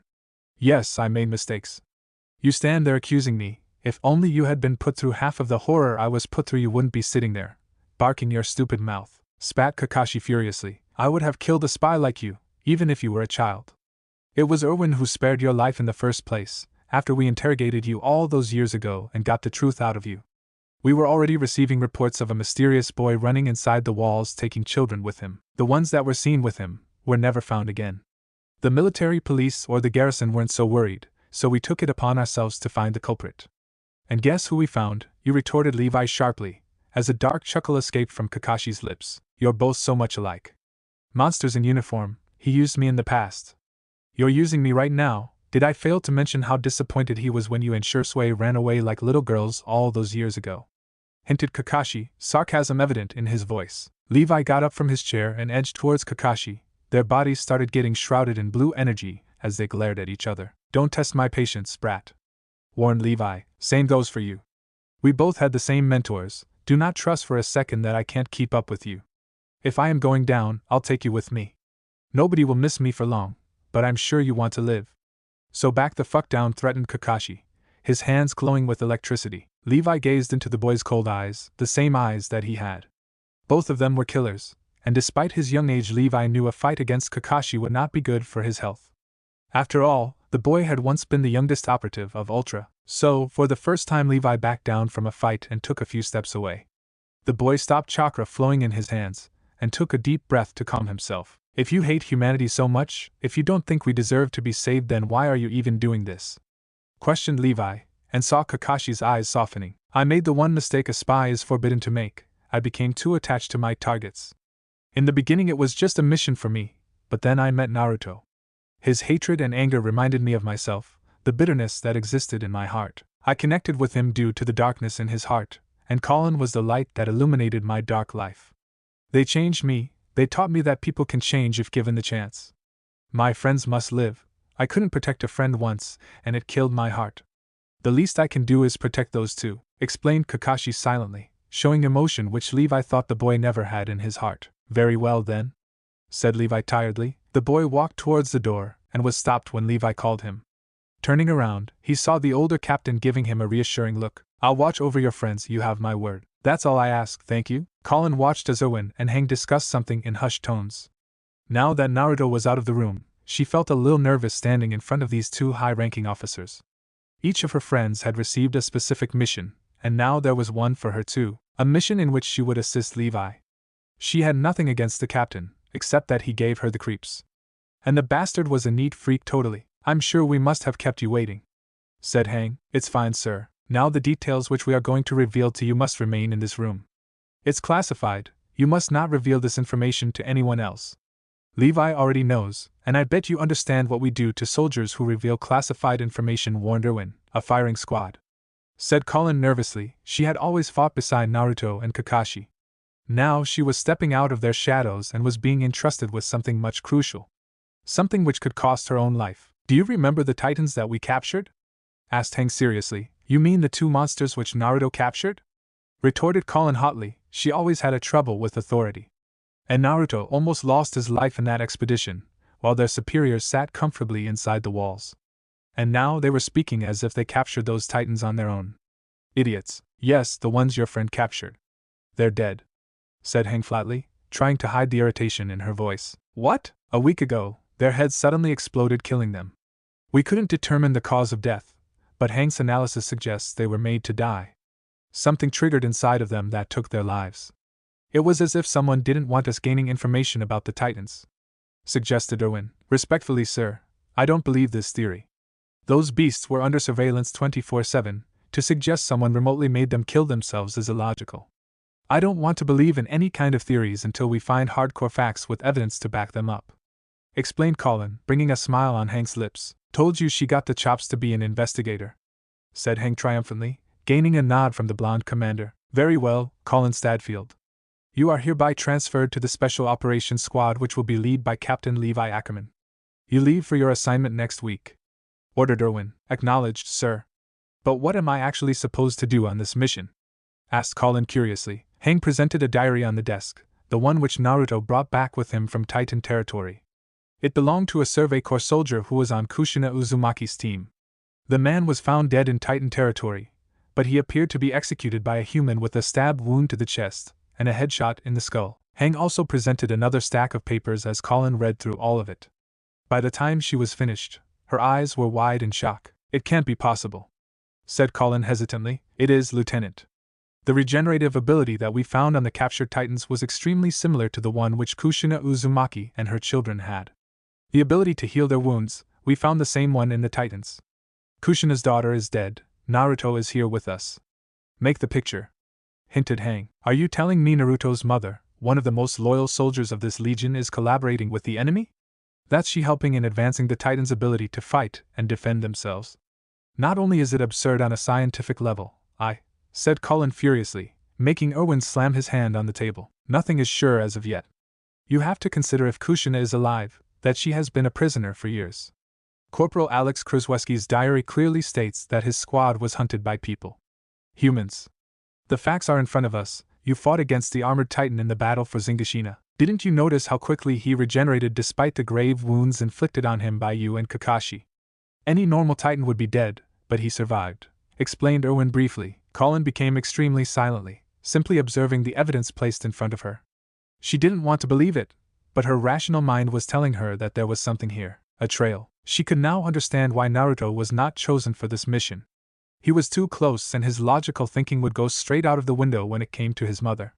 And if this theory turned out to be true, then she would probably be the one who would have to reveal the truth to her friend. Hank placed a comforting hand on her shoulder and gave her a faint smile. "Maybe those people beyond the walls broke Kushina. She has been a prisoner for more than 5 years, or they could be forcing her in their experiments. These are all theories. In order to find out the truth, you and Levi will undertake as many expeditions beyond the walls as possible. After our acts in saving humanity, the government has given us free rein and a good amount of funding. Work with Levi, find out the truth no matter how dark or ugly it may be. It will certainly give Naruto closure. You know he has suffered every day thinking about his mother," said Hank compassionately. Colin sighed tiredly, and after a deep breath, she looked at her superiors straight in the eye. "I'll do it. I'll find out the truth, and prove you both wrong. Naruto's mother died a hero. I will give him closure," promised Colin, gaining nods from her leaders. "Godspeed, Lieutenant." Kakashi had reached the exit of the Survey Corps headquarters. The night was dark and heavy rains were falling from the sky. His mission started the moment his debriefing was finished. It was already late by the time he and Levi finished their chat. He knew his friends must have had jobs to do, or they would be tired and resting. No use disturbing their sleep. Besides, he was forbidden from maintaining any contact with them for a while, at least until he completed the mission. Or survived. His travel bag was resting on his back, and a picture of him, Naruto, and Colin was safely tucked inside his jacket. There were things he had done which he was not proud of, but training and befriending those two had been the best decision of his life. His friends gave him peace in a lifetime of war and darkness. Now, he could finally. "Going somewhere?" The older boy smirked when he heard Naruto's voice. A moment later, the boy jumped from one of the rooftops and landed beside him. It was hard to forget that all three of them were stronger than normal humans, and that came with better stealth. "How long were you waiting?" asked Kakashi. "You didn't think I would just let you go without a goodbye? I'm not good with this stuff, so let me say it and don't fucking interrupt. Here it goes. Don't slack around with the military police, as you'll end up a lazy bum. Find yourself a woman and try to get laid, and most important, remain badass. I need your sorry ass back here soon. I can't take all the glory, or Apollo would frown on me," said Naruto sarcastically, but Kakashi sensed the emotion in his friend's words. They both exchanged a tight, brotherly hug before Kakashi gave his blonde friend a bright smile. "Try to stay out of trouble too. As far as your problem in meeting with your old friend, take things slowly. Don't rush into anything, both of you need time to adjust. And if you get laid with a cadet, don't do it in the base. You're already dense when it comes to emotions of any kind. retorted Kakashi, making Naruto's eyebrows twitch. Hey, it's just advice. I can't be around you forever. I may not get the chance to say this again, but it's been a good ride with you and Colin. The best, and thank you for everything, said Kakashi sincerely, his voice wavering for a second. Naruto narrowed his eyes, but didn't say a word. Kakashi seemed distressed enough. Whatever his mission was, it seemed dangerous. He simply looked at his friend. Kakashi was surprised when Naruto fetched his hands in his pockets and took out a silver lighter. Without a word, he took Kakashi's hand and placed the lighter. It belonged to my father. Mom said it gave him luck and made him come back from every mission alive. He called it Lucky Lucy. Talk about a weird name. I didn't know why, but I always carried it around. So far it worked for me as well. I want it back when you get back, explained Naruto, and looked the other way, probably because he didn't want to see the tears in Kakashi's eyes. Or make himself tear up too. Thanks, I'll take good care of it. I won't be able to meet you guys or maintain any direct communication, but I'll try my best, promised Kakashi, gaining a hurried nod from Naruto. The falling rain did a good job in hiding his tears as he hugged his best friend, more emotionally this time. There wasn't a single thing in the entire world which he wouldn't sacrifice to be with his friends. Leaving them was hard. But deep down, he knew it would protect Naruto and Colin. He had to make the right choice, no matter how painful it may be for him. With one last glance and a simple happy hunting, Naruto started walking back towards his quarters. The boy didn't turn back and look, but Kakashi felt the emotion which brought a smile to his face.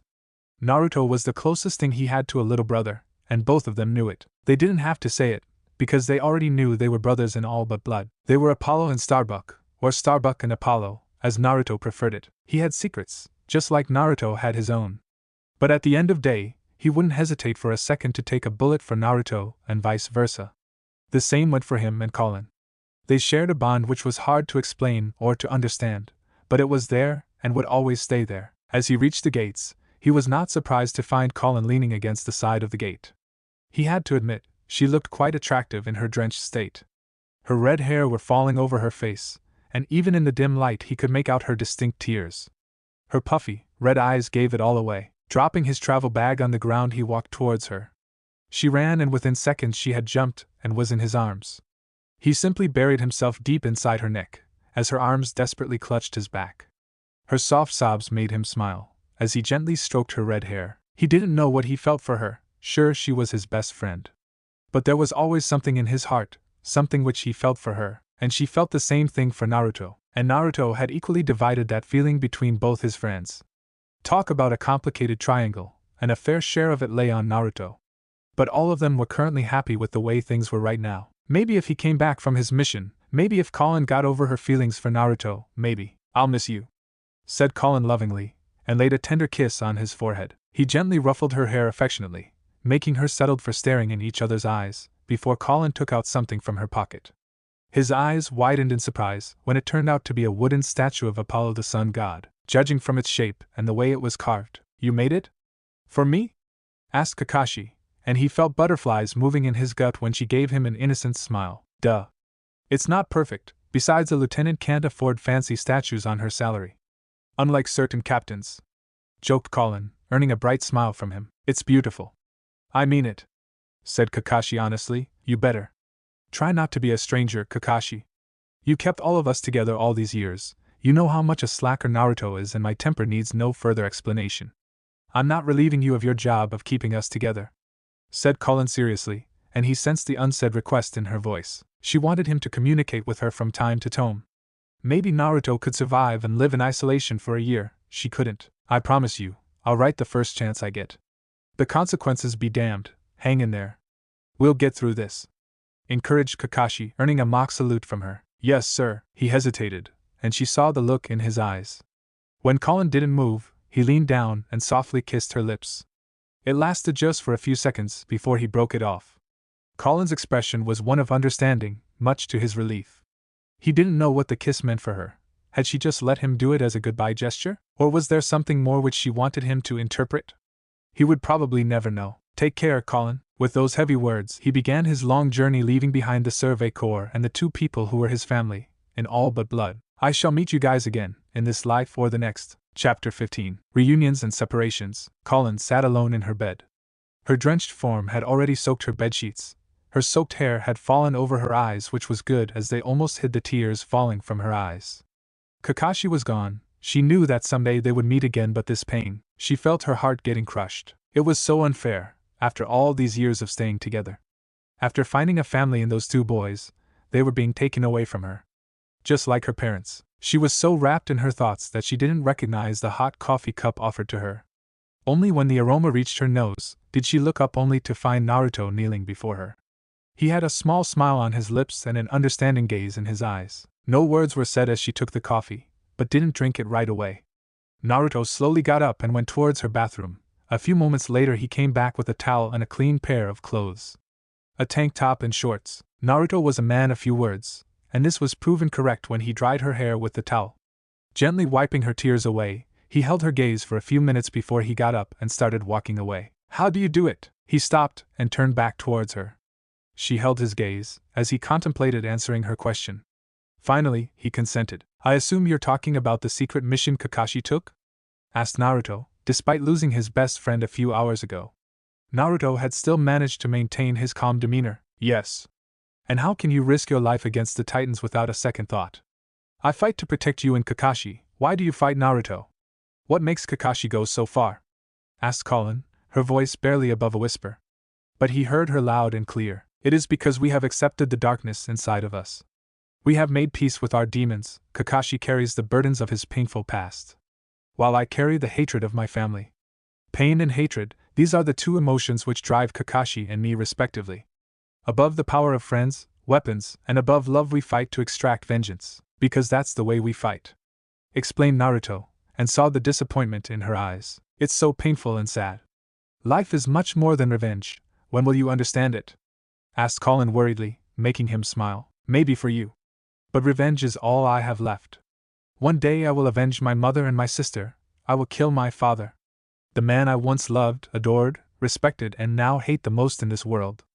And when that's done," said Naruto silently, not finishing the last sentence. "Then what?" snapped Colin, and got right in his face. Her heart broke when she saw the look in his eyes. "Then I'll fall from this world a free man. I would finally see my family again. My suffering will come to an end. Kakashi wishes the same end for him one day.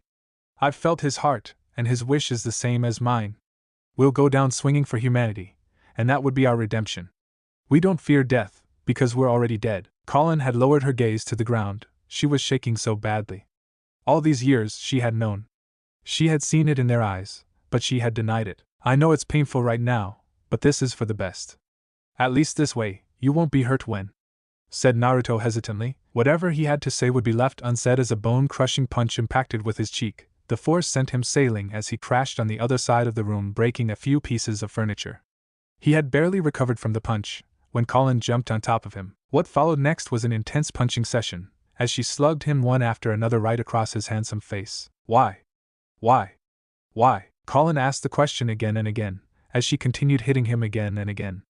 The most surprising thing was that he let her do it, as a faint smile came on his face. After a minute, she finally got exhausted and crashed on his chest. She was openly crying, and for a moment Naruto felt guilty. Maybe this was the reason Kakashi had never told her such things, even though both the boys shared the same wish. It was something which Colin would never understand, but still. "Do you love me, Naruto?" asked Colin tearfully, and felt him going stiff. She looked straight in his eyes as he looked away from her. Not backing down, she grabbed his chin and made him look at her. Surprisingly, she saw an emotion which Naruto rarely displayed. "Fear." "Colin, why are you doing this? Answer the question, damn it." "There is no answer. I've told you several times before you're my best friend. There is nothing I would not do for you." "Then give me an answer." "I can't." "Why?" yelled Colin furiously. He firmly grasped her shoulder and got out of her grasp. Quickly getting off the floor, he started walking towards the exit when a hand wrapped around his arm. He sighed when he heard her stubborn voice. "Don't you dare walk out on me. I'm done dancing around this subject," said Colin fiercely, making him sigh. "Colin, I don't feel that way," said Naruto comfortingly, and saw her gaze harden. "Then why did you save my life in that expedition? I would have gladly died beside you, but you made me go away. Why do you always save my life? Why do you always support me when I'm broken? Answer me, Naruto," pleaded Colin. She was relieved when his resolve broke a little, and he gently touched her cheek. There was something in his eyes which she could not understand. "I saved you because you are precious to me. I want you to live, to find happiness, to fall in love, have a family, and live a long, peaceful smile. I'll always protect you because I want you to have everything I can never have. You deserve all the happiness in the world, Colin, and I can't give it to you. Colin, you deserve someone better than me. And you know who it is? Hinted Naruto, with a faint mischievous smile arriving on his lips. You know? Asked Colin in shock. Of course he knew. Both the boys had been best friends for years. Kakashi likes you. And it is because of the life I live, I can't be with you. I know where my story ends, and I won't drag you down with me. I won't. Promised Naruto, his voice becoming heavy and his eyes becoming moist. Colin grasped her hands tightly. She could now see it clearly. The boy standing in front of her never got over the loss of his family. That pain was still burning in his heart. Naruto had lost hope of ever finding his mother, and now she understood why he stayed behind during their expedition outside the walls. Why he jumped into Titan-infested Zingashina district, knowing it would be suicide. Aside from duty, and the will to protect people, there had been another grave reason behind his actions. He wanted to die, every single day for the past 5 years. She had once accidentally seen a memory from his past. She had seen how fiercely he loved little Kasumi, and how much he respected Shursui. Now it seemed like an entire different life. He was perhaps the last of his line. She wanted to tell him that his mother was alive, but how could she? Not only was she sworn to secrecy, but there was also a chance that Kushina had turned. If this much suffering was not enough, then that tragic news would completely tear him apart. Colin now really understood what her goal was. She would save him, give him a reason to live again, no matter what. And there was only one thing which could do that, and she was going to give it her all. She would find Kushina Uzumaki. He had done so much for her without expecting anything in return. She would do the same. Maybe he would return her feelings someday, maybe he won't. But it would not stop her for helping him, because she loved him. As she was engulfed in her own thoughts, Naruto had seen her resolve through his eyes. If she cared so much about him, then maybe he could return the gesture. Just this once. Stepping closer, he cupped her chin as the surprise was visible in her eyes. Without another word or explanation, he touched his lips against hers. Gently at first, savoring the feel of her lips on his. He felt her shock, but was relieved when she didn't push him away. Taking his cue, he deepened the kiss and started exploring her mouth. Their tongues engaged in a heated dance. Colin was in heaven. She was still trying to get over the shock that Naruto Uchiha, the cold, calculative bastard, had actually kissed her. And not just a half-hearted kiss like the one Kakashi had given her, which was full of hesitation and doubt. Instead, Naruto's kiss reeked of confidence. He didn't have a single doubt in his heart right now. He knew what he was doing and was absolutely fine with it. Maybe this was why she was so attracted to him. His resolve in everything was absolutely admirable. He always went in and did what he wanted, because he believed it was the right thing. Naruto never cared what others thought about him or his actions, he simply did what he wanted. The perfect bad boy. She had never realized when she had started kissing him back passionately, or when she had wrapped her arms around his neck and pulled him even more closer to her. While he had slipped his hands around her waist and held her tightly, this bliss was so intense that she didn't mind if this moment was her last. She had what she always wanted. When the kiss came to an end, she was panting harshly. Naruto's breathing was heavy, but he was smiling at her. What the fuck was that? Asked Colin in surprise. Her cheeks were as bright as her red hair. Last I heard it's called kissing, replied Naruto sarcastically, as she stared at him. How did you learn to? Said Colin hesitantly. To give a good kiss? Well, some questions are better left unanswered. I hope it was good, was it? Asked Naruto calmly, yet she clearly realized he was teasing her. Said Colin shyly, and gave him a nod. Get some rest. I'll come back in the morning. He came forward and gently kissed her forehead. She hugged him once again, as a small chuckle escaped from his lips. He had finally shared a part of him with her. Maybe she wasn't his first. But Colin didn't care. Naruto had opened up to her a little. And that was all that mattered. Morning. The next day came. The sun rose up in the sky right on time. Colin had just gotten out of bed and was making her way towards the hall, when she saw something. Stopping in her tracks, her eyes narrowed when she saw fresh breakfast sitting on her table. Naruto was sitting on a couch, and there was a sketch in his hand. A picture. In it were the faces of 2 smiling children. It took her a few moments, but she recognized that the boy in the picture was a younger version of Naruto, one with his original black hair which he had now replaced with blonde color. What intrigued her was the picture of a young girl. She had light ginger-colored hair and an attractive smile. She was shorter than Naruto, but the way in which they had embraced each other showed a closeness in them, something which made Colin a little jealous. And if Naruto had kept this sketch with him, then it was important to him. A piece of his past which he didn't want to forget, but had to leave behind. Who was she? Naruto was a little surprised when Colin silently arrived by his side and sat beside him. He didn't predict she would be up so early, and judging from the way she was watching the sketch, she was expecting an explanation. After last night's events, he had gotten a little closer to her. For the first time, he felt that he could talk about his past with someone other than Kakashi. He felt that he could trust her with his past now. Her name was Petra Ral. My first friend. My best friend, said Naruto sadly, as his fingers brushed over the picture of the girl. You two were close? Asked Colin patiently. This was the first time he was opening up to her. Strangely, instead of getting more jealous, she was happy that he had finally came around to trust her. Yeah. At least we were until my life was destroyed. And I abandoned her. I walked away and never looked back. Said Naruto regretfully, and now she's at the academy. Was that the thing Commander Owen was hinting at the meeting? Yes. It's been years, maybe she doesn't remember you. Kids having weak memories, I suppose. Said Colin sympathetically, but he shook his head. She visits my family's grave, mine too. I met her accidentally when I visited the cemetery before our expedition outside the walls. It freaked me out. Confessed Naruto. She recognized you? Asked Colin worriedly. No. I guess if there's one thing I'm good at is lying to people. I looked her in the eyes and pretended I didn't know her, and the sad part was that she believed me. When I went to save Zingashina district, I went straight for her house. Despite everything in the life that I live, I couldn't let her die just like I can't let you be harmed. I was too late and found her father on the verge of death. He asked me to look after her, and he was also the one who drew this sketch. Explained Naruto. I'm sorry, Naruto. Said Colin honestly, and she meant it. He didn't push away when she put her hand on his. Yeah, I fucked up. I ran away like a coward, and now I have to tell her that I was there when her old man died. That he didn't die alone, that he went away in peace and I could do nothing to save him.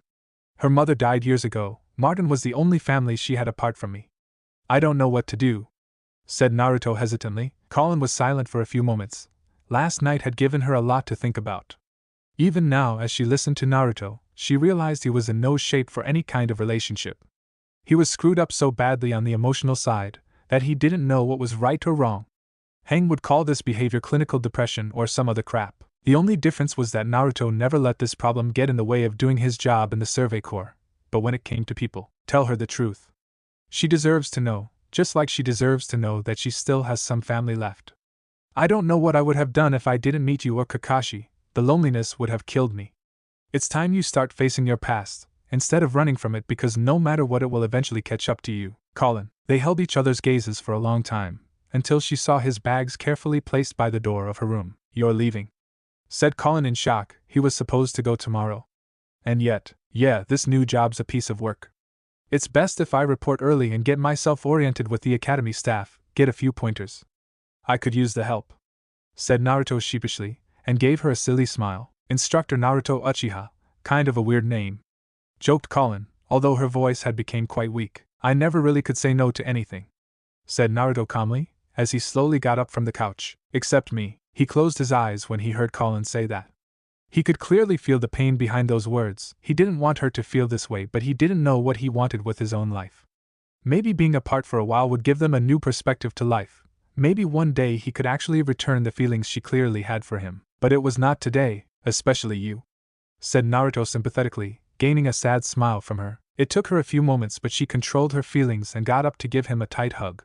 One which he returned more eagerly. They stayed like that for so long, neither wanting to let go, which brought tears in Colin's eyes as she tried to capture every part of him.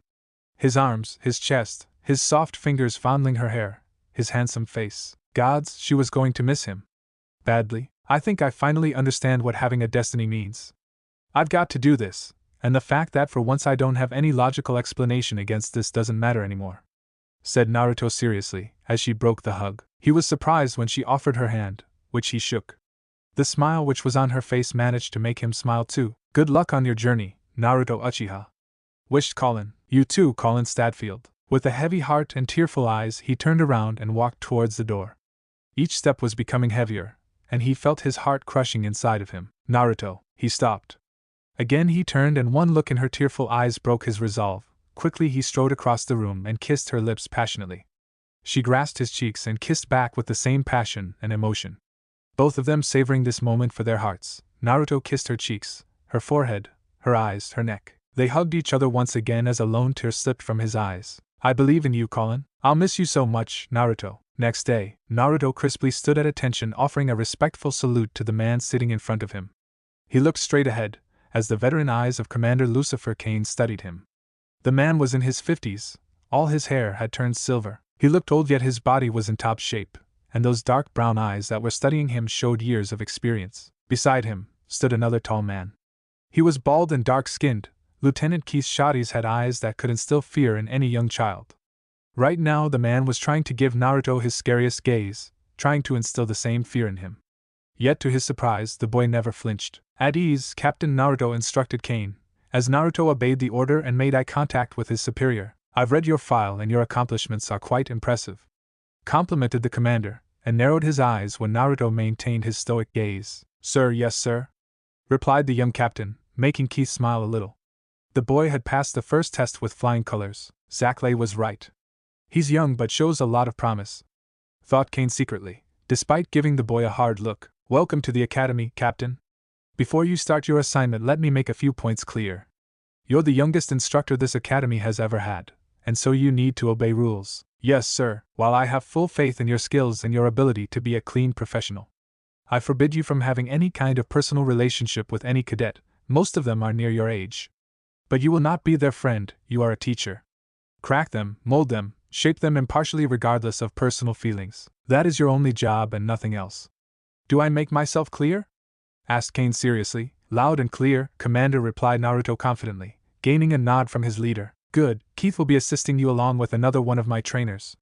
He has selected the best cadets, and was the one who trained them mostly for the past 6 months. He knows them. You two will be working together. I look forward to working with you, LT said Naruto honestly, gaining a salute from Keith. As do I, Captain. We've set up your quarters. It's near the cadets' barracks. Keith will brief you further. Any questions? Asked Kane seriously. I don't have a question, sir, but a request which I would like to present to you. Speak. If I am to train these nuggets, then I want it on my terms. I won't kill them, but I'll be hard on them. Fighting against a real titan not only requires courage, skills, but it also requires a steady mind. Keith has no doubt chosen the best, but to me they are nothing. I'll bust their asses hard. Will that be alright, sir? Asked Naruto seriously, and for the first time a true smile came on Kane's face. The veteran commander got up and came around his desk. Stepping in front of him, the old man offered him his hand, which Naruto shook quickly. I think we'll get along just fine, Captain. Good luck, said Kane honestly, making Naruto smile. Thank you, sir. Naruto and Keith walked through the vast grounds of the military academy. The lieutenant was introducing the blonde boy to various areas and instructors. Keith was intrigued when the boy absorbed the enormous information with ease and greeted all the trainers who came to meet him. They were just about to exit Training Ground 7 when Naruto stopped. Keith looked around and saw it was the training ground for hand-to-hand combat. Something caught your eye, Captain?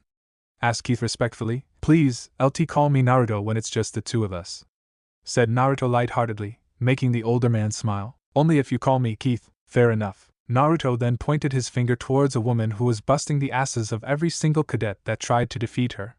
Dressed in tank tops and shorts, the instructor was perhaps one of the most beautiful women he had ever seen. But that was not the factor that caught Naruto's eye. Somehow he felt a sensation. There was something about her that was attracting him. Like a moth to flame. Keith chuckled when he saw who Naruto was staring at. He smiled as he noticed for the first time that despite his powers, Naruto was still a young boy. Every person coming to this academy asks about her at least once on their first day. Let me introduce you to her. She's one of the instructors that will be helping you along with me in shaping the nuggets you've come to train, explained Keith. The sooner I get acquainted with my comrades, the better. I want to start my job today if possible, requested Naruto, earning a nod from Keith. As you wish, Cap. Naruto corrected Keith, earning a grateful smile from Naruto. Lead the way, Keith. By now the female instructor had already noticed them and had started walking towards them, much to the relief of the poor cadets. As she came near, the sensation which Naruto felt got stronger. She had dark hair that reached up to her back, a slim and well-shaped body. Her sharp, dark eyes could intimidate any cadet, yet her killer smile could make most men weak in the knees. Keith saluted her, earning a nod from her. Naruto followed suit as she returned the gesture. Captain Mikoto Uchiha, a pleasure to meet you, said the woman, with a bright smile on her face. She narrowed her eyes when Naruto froze. His stoic aura shattered as he narrowed his eyes. Now he clearly knew why he felt strange about her. Keith felt the tension rising as Naruto shook Mikoto's offered hand. He looked closer and saw both the captains had the same dark eyes. Likewise. "I'm Captain Naruto Uchiha," said Naruto flatly, and now it was Mikoto's turn to be shocked. Naruto felt her grip on his hand becoming tight, as a ghost-like look appeared in her eyes. She was barely able to control her grasp, and Naruto saw all of it. "Well, this is a surprise. But I'm afraid we are in a hurry, Captain Mikoto. Commander Kane has ordered me to make Captain Naruto get settled in his quarters as quickly as possible."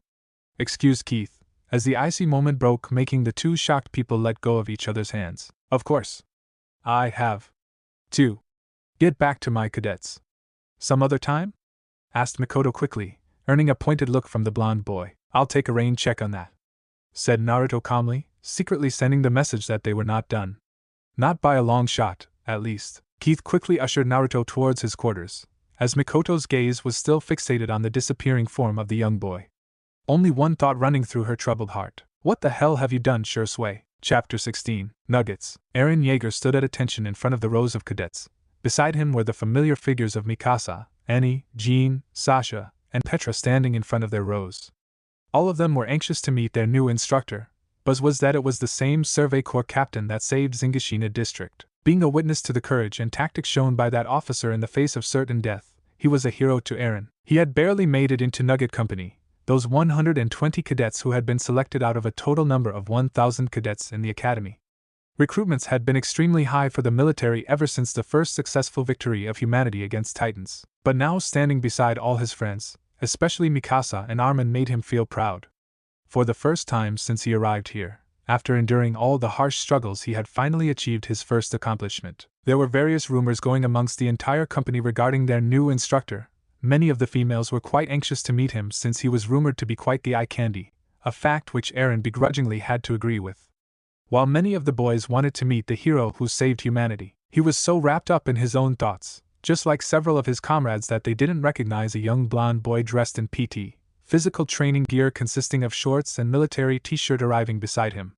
He was just like them, same age, same height, the only distinctive thing was the face mask on his face. It was kind of cool, actually. Attention on deck. They were surprised when their former lead instructor Lieutenant Keith Shoddy stepped beside the boy and gave the order. Apparently the second time. The first had completely went unheard since most of them were quite busy amongst themselves or in their own dreams. However, they quickly got over their surprise and gave crisp salutes to the two officers in front of them. Eren wasn't sure, but he saw Petra giving her best murderous look to their instructor. Maybe he was looking too much, or imagining things. He was proven wrong when he also spotted Mikasa having a tiny frown on her face. What the frack did these two girls have against this guy? Back from dreamland yet, Cadet Yeager? Eren took a sharp breath when he came face to face with a set of piercing dark eyes that were boring into his soul. It was their new instructor. "Sorry, sir, 50 push-ups. Sir, 60. Eren's eyes widened when the count increased, and his instructor didn't look as if he was going to change or revoke the punishment anytime soon. All the cadets were dressed in their full gear. They were asked to come in their best uniforms, and most of them imagined it was to wish them good luck before the training began. But now Eren had a really bad feeling about it. Just when he bent towards the ground to start his punishment, the blonde boy turned around and looked at all the other cadets. "What are you waiting for?" The count just went up to 80. To Eren's utter shock, not a single cadet raised any protest. With unbelievable speed, all of them joined Eren in their push-ups as Keith had a satisfactory smirk on his face. "Great going, Eren. You fracked up on the first day," thought the young boy, a sentiment which most of his cadets were showering on him through their murderous glares. By the time all of them were done, most were panting harshly. Some were sweating badly despite the sun being barely up in the sky and the cool wind blowing through the open field. Their instructor now stood in front of them, observing each of them with a neutral expression, although he barely passed a glance at Petra or at Mikasa, which was even more weirder. "Soldiers call me Starbuck, you may refer to me as God." Many of them wanted to laugh at the nickname introduced, but after what just the blonde devil put them through, even the most notorious cadets like Sasha decided to remain still. "I'm Captain Naruto Uchiha, former leader of Survey Corps 2nd Platoon. You nuggets will always refer to me as God, or Sir. You're joining the military, boys and girls, not some after-school club. You may be the best among your batch, but let me tell you frankly, all of you are completely useless. 95% of you won't even survive first contact with Titans. I can see many nuggets who may even piss their pants," barked Naruto, and saw many jaws clenching and fists closing. "Is that clear?" "Sir, yes sir." A smirk came on Naruto's face as he stepped up in front of Armin, Grabbing the boy by his loose belt, he pulled him forward, and he felt the fear in the young cadet's eyes. "Cadet Arlert, why is your belt not properly strapped? Are you slacking?" asked Naruto seriously. "No sir," stammered Armin. "Gods, this guy was a greater freak than Keith. And that was saying something. Good, because your weekend pass for this week has just been revoked. Cadet Blaws, why are creases present on your bottoms? Weekend pass revoked. Cadet Aimer, you have a rusty bayonet. Pass revoked. Cadet Jean, your training rifle's not properly cleaned. Pass revoked." After revoking the passes of a few more unfortunate cadets, the dissatisfied officer stepped in front of the group. From the irritated expression on his face, he was not at all happy. "Since most of you can't even follow basic military rules and regulations despite 6 months of best training given by Keith, I'm revoking the pass of each cadet of this company for this week, and the subsequent ones until you learn how to be a properly military soldier and be a person who follows rules to the core," commanded Naruto. "And how the frack does it help us fight against Titans?" Everyone was stunned when the usually friendly Petra blasted out at Naruto, who was actually taken by surprise for a moment. But soon he regained his composure and stepped in front of the ginger-haired girl, their eyes locked in a staring contest. "One of the perks of being a captain is that I don't have to explain my actions. Certainly not to a bullshit cadet. Latrine duty for 4 days. Most of the cadets felt pity for the young girl. She was one of the popular and friendly cadets in their company, and she had only voiced the opinion which all of them shared. But still, latrine duty for even a day was any cadet's worst nightmare. 4 days was complete torture. Whatever delusions, fantasies they had formed about this man went straight out of the window as the reality that this person was certainly a greater hard-ass than Keith kicked in. They knew they were fucked, and actually wished for Keith to take them back under his command if this was the treatment they were going to endure for the next 1.5 to 2 years. LT, I want their sorry asses in PT gear. I don't trust any of these fracking nutcases. In 20 minutes, all of us are running the mountain," ordered Naruto. "As you wish, Captain." Naruto smirked when he received borderline murderous glares from the cadets. Even the most strongest of them would have a harsh time running up and down a 3-mile-wide mountain area. Owen was actually right. He was definitely enjoying this, and Naruto Uchiha was just getting started. Commander Kane stood alongside Keith as both of them observed the entire Nugget Company running together across the mountain. Even a veteran like Kane had to admit it. This was the first time any instructor had resorted to such brutal tactics on the first day itself. Frankly, he had expected the boy to be friendly on the first day to make the cadets comfortable. But his actions right now showed Captain Naruto Uchiha took his job seriously, and he was not here to make friends but to make soldiers out of these nuggets. One of the most important qualities of the boy which Kane noticed was that Naruto always led from the front like a true officer. The evidence of this fact was the captain himself dressed in PT gear leading the entire company through the rough terrain, shouting curses on any cadet who slacked or lagged behind. His curses and yells made the nuggets run faster even as they gave him murderous glares. "Who was this boy's trainer?" "I don't think he attended the academy," said King curiously, getting a nod from the dark-skinned man beside him. "He was an orphan picked up on the street by Levi Ackerman. They took him in and word has it Levi personally trained him and 2 of his other friends who were also awarded medals during the Zingashina incident. I checked into his records. Military service runs in his family," explained Keith. "I'm listening. He's the son of Captain Shursui Uchiha and Lieutenant Kushina Uzumaki. Both were honorable officers in the Survey Corps." Were. I see. Any family?" "He had a little sister who was murdered in a robbery incident a few years ago. The culprits were never caught. Naruto never got over her death. From what I've seen, he channeled his anger in the right direction and became a damn fine soldier," said Keith proudly. "I see, sir. I have no doubt about his integrity. But if he gets too close to any of the cadets or worse..." "What do you want me to do?" asked Keith hesitantly. "You mean if he sleeps with any of the female cadets?" asked Kane knowingly. Soldiers like him are a rare breed. The only reason Naruto agreed for this job was because he was ordered, and if he can make good soldiers out of these nuggets, then I'll have to turn a blind eye to some of his misdemeanors. He's just a kid, Keith. However, the moment you see his personal feelings interfere with the job, you report back to me and I'll fire his ass back to the Survey Corps," instructed Kane strictly. "Understood, sir." It was another quite uneventful evening in Walrose.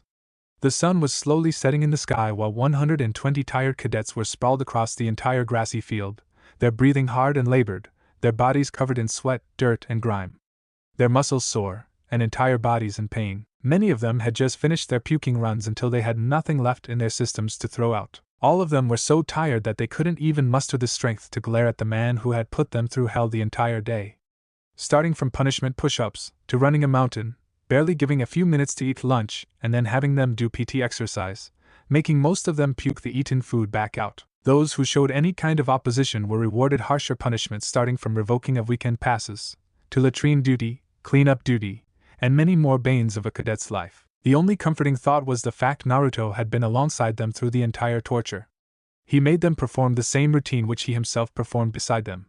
The captain never got tired, even didn't puke his lunch while all the others did. He never showed mercy even when Kani's foot swelled up. When the cadet complained about the problem, Naruto made him crawl through the trenches, never letting the injured boy rest. Now, as all of them relaxed in the grassy field, staring at the beautiful sky and setting sun, they felt a sense of relief coursing their tired bodies. The feeling was so ecstatic that Eren couldn't describe. Naruto was sitting on a wooden stump. His face mask was down, showing just how good looking he was, except he was smoking right now while glancing at the sun. You guys did good for a nugget. All of them were quite surprised when they heard him say that. Eren didn't know why. He moved towards the officer and looked him in the eye. Why did you join the Survey Corps, sir? Asked Eren curiously, as Naruto looked him in the eye. I don't have a specific reason as to why, cadet. It just felt like the right thing to do, because one day no matter which safest corner you're hiding into, the Titans will come and get you. Zingashina was a start, and there will be more battles. And if I am to die, then I would die on my feet rather than kneel as a coward, and I would go down swinging, taking down with me as many of those ugly toasters. Promised Naruto, making Eren smile. Toasters, sir? Yeah, since the Titans can't think, I like to call them toasters. It has a nice ring to it. Joked Naruto, and showed a rare smile for the first time. Frack, I just want to join the military police. I'm not going to fight those Titans. Muttered Jean, and Naruto simply stared at the tall boy. For a moment he saw the reflection of his past self in him, and then he looked towards Eren. What do you want to be, Cadet Jaeger? Asked Naruto curiously. I want to be free. Mikasa noticed that Eren's answer made Naruto's eyes soften. Looking around, she witnessed the same desire in the eyes of many of her fellow cadets. They wanted to be freed from their cages, explore a world that was outside the walls, and so much more. Then fight for it, Jaeger. Gain as much strength as you can, because you will need it. If you survive these 2 years with me, you might just actually live through your first battle with the Titans. Explained Naruto briefly, getting a nod from Eren. What's it like out there? Beyond the walls? Naruto froze, looking in the direction from which the question came from. He met the eyes of Petra.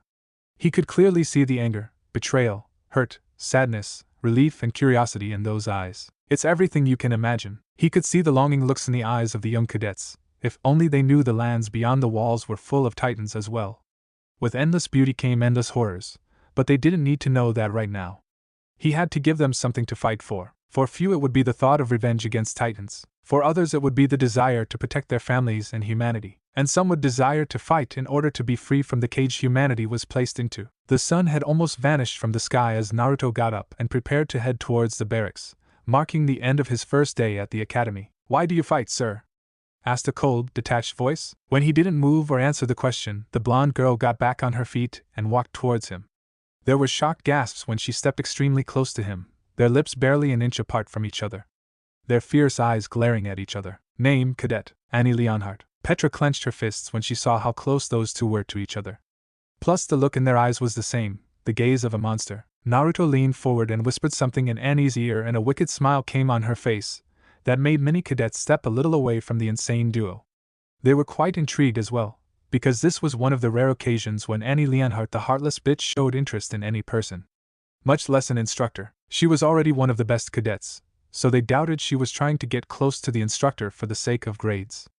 Instead, there was something between them which none of the cadets could explain, but could clearly feel that feeling. Tomorrow I want your sorry asses at 4 o'clock hours in the morning. I have a surprise planned, said Naruto wickedly, making many of his students gulp nervously. With that last order he walked away from the field, allowing his cadets to rest for the few hours they had before the next gruesome day began. However, he doubted his day was over. Rather, it was far from getting finished so soon without any fireworks, which he felt were coming very soon. Naruto sat in his cramped office. He had just finished writing his report, and the fatigue finally kicked him too. He sighed and leaned back in his chair, as he ordered one of the soldiers to take his report to Commander Kane. His new job was interesting and demanding at the same time. The cadets had lots of potential, and he also knew he had to convince as many of them to join the Survey Corps. It was that reason itself that he had engaged in their little personal chat barely 2 hours ago, showing them a humane side of himself, making them feel like he was just like them, while being a tough instructor at the same time. So far things were going smoothly. At least he thought they were, until a knock sounded on his door, and he took in a deep breath. This confrontation had been long overdue, and it was fair that he got this over with. Enter. The door of his office was opened and then momentarily closed shut with an audible click. He had his back turned towards the person and was staring outside the window, observing the vast barracks in front of his eyes. His hands were tucked inside his pockets as a faint smile came on his face. It's been a while, Petra. His tone was casual and welcoming, knowing full well the effect it would have on the said person. It was better to get everything out in the open, rather than let resentful feelings harbor in one's heart. That's all you have to say, Naruto? Asked Petra painfully, as he turned around and looked into her moist eyes. Sorry about giving you latrine duty. But you had that coming. Don't question my authority in front of others. I can't give anyone special treatment, not even you, said Naruto frankly, and saw her fists clenching. She stomped towards him as he closed his eyes in resignation. He knew what was coming. His instinct was proven right when she grabbed him by the collar harshly, as he waited for the punch to hit him. Alas, it never came. He opened his eyes and saw tears falling from her eyes. Her fist was inches away from hitting his gut. Only then did he realize that she had stopped. You're not worth it, said Petra disappointedly, as she released her grip on his collar. She turned around, tears still falling from her eyes as she walked towards the door, only to stop when she heard his barely audible question. Will you ever forgive me? Petra looked back and saw a glimpse of that impulsive boy she had once known. He had changed a lot, but there was something about him that was familiar. Something that was attracting her back to him. He always had that mysterious aura. But she couldn't go back, not now. Knowing full well that getting close to him would only bring her pain. She had been through it once already. She doubted she was ready to face that same pain again. I knew a boy once, a friend who shared everything with me. What I see right now is a liar, a person whom I can't trust. Unless you give me a reason to believe again in you, in our friendship, I don't think it is possible. Can you give me one good reason, Naruto? Asked Petra straightforwardly. He could have told her everything, about what happened with him, to Kasumi, to Andrea who saved him. But somehow he hesitated, and that was all she needed to see. Good night, Captain. With those simple words she walked away, only to stop at the door, and speak silently. I'm glad you're alive. And then she walked away, leaving him alone to wallow in his guilt. Neither of them knew what to do with each other. They had changed over the years. But the only thing Naruto knew, that he wanted her back, badly. It was his actions that screwed up their friendship, and now he had to somehow win back her trust. Life was too short, and whatever little time he had left to live, he wanted to spend it with her. She was the only person left who knew what he really was before the unfortunate events in his life changed him. It's good to see you again, Petra. Mikasa was returning after visiting Eren and Armin in the men's barracks. Curfew was about to be imposed, and no cadet would be allowed to venture out after that. Not that she wanted to. The ordeals of the day had left her extremely tired, and that was saying something since she had lots of stamina. Armin was already passed out by the time she went to meet them. Eren was barely awake, but he seemed quite okay with Naruto's methods. As long as he was able to get strong to kill titans. It still irked her as to how Eren could have so much faith in a person whom he barely knew. Why couldn't he just understand laying blind trust in anyone in this world was dangerous? Yet, Naruto had also displayed quite some interest in Eren, and had motivated her adoptive brother to some extent. That was the thing about Naruto, nobody knew much about him. The boy was a mystery, and Mikasa Ackerman hated mysteries, and certainly the ones which were directly or indirectly connected to her past. Dark memories which she had never revealed to anyone, not even Eren. Only Grisha Jaeger knew what had happened to her all those years ago. She was so engulfed into her own thoughts that she didn't see another person headed in the same direction as hers. The other person must have been busy with their own thoughts, as by the time either of them realized they were on a collision course, the damage was done. The crash was rough since Mikasa was walking a little faster, and the person was not ready for the sudden impact. Fortunately, she regained her footing and grasped the person by snaking her hand around his waist and halting his fall. The situation became extremely awkward when the person turned out to be her instructor, Captain Naruto, and the position she had landed him in made him look like a damsel in distress. Cadet Ackerman. His voice startled her, and she lost her grip on him, making Naruto fall flat on his butt. She was mortified on realizing what she had just done, and quickly knelt to assess the injury, only to find the boy chuckling happily. I think this was the first time I was the damsel in distress, joked Naruto, and somehow the tension vanished. She smiled a little and helped him get back on his feet by offering her hand, too flustered to say something as this was her fault for them ending up in the current scenario. Sorry, I was too busy and didn't see you coming, said Naruto sheepishly. Strike 2. Mikasa simply stared at him curiously. Was this the same hard-ass that had made their life hell all day? Or the soft leader whom had explained many things about the world to them in the evening? Or the polite boy who had just apologized for a mistake he didn't commit? You're staring, reminded Naruto. Strike 3. She blushed a little on realizing her 3 consecutive mistakes. Fortunately, he didn't tease her about it or make something out of the scenario that was not possible. Instead, he just waited for her to gather her thoughts and offered a relaxing smile when she looked back at him. "I'm sorry, sir. It was my mistake," said Mikasa sincerely. "Which ones, Cadet Ackerman? Was it crashing into me? Or dropping me on my ass? Or staring at me?" teased Naruto, making her look away. "Hi," said Mikasa hesitantly. Why weren't the words arriving on her tongue? Usually, she was upfront about every topic with almost everyone. Then why was she becoming silent right now? "Relax, I was just kidding. Where were you coming from this late?" asked Naruto curiously, trying to steer away the conversation to something which she could answer. Being around Kakashi had taught him a thing or two about people, and his recent encounters with Colin had made him understand a few subtle things about the opposite sex, and he was proven right, when relief flooded her eyes as she straightened herself out. "I was just visiting Eren and Armin before the curfew starts," said Mikasa frankly, glad to steer away from that embarrassing moment. She was actually surprised that he was handling this sudden encounter better than her. "I see. They your friends?" asked Naruto casually, getting a nod. "Armin is. Eren is my brother," answered Mikasa, and saw him look at her curiously. "But you have different surnames." It's none of my business," said Naruto quickly, as he realized he was heading into personal territory. Knowing how much he valued his privacy, he followed the same principle with her. Why was he even interested in knowing what Eren and Armin were to her anyway? "His father adopted me into his family after." Mikasa froze. She looked at her own hands in shock. Why was she revealing such private information to him?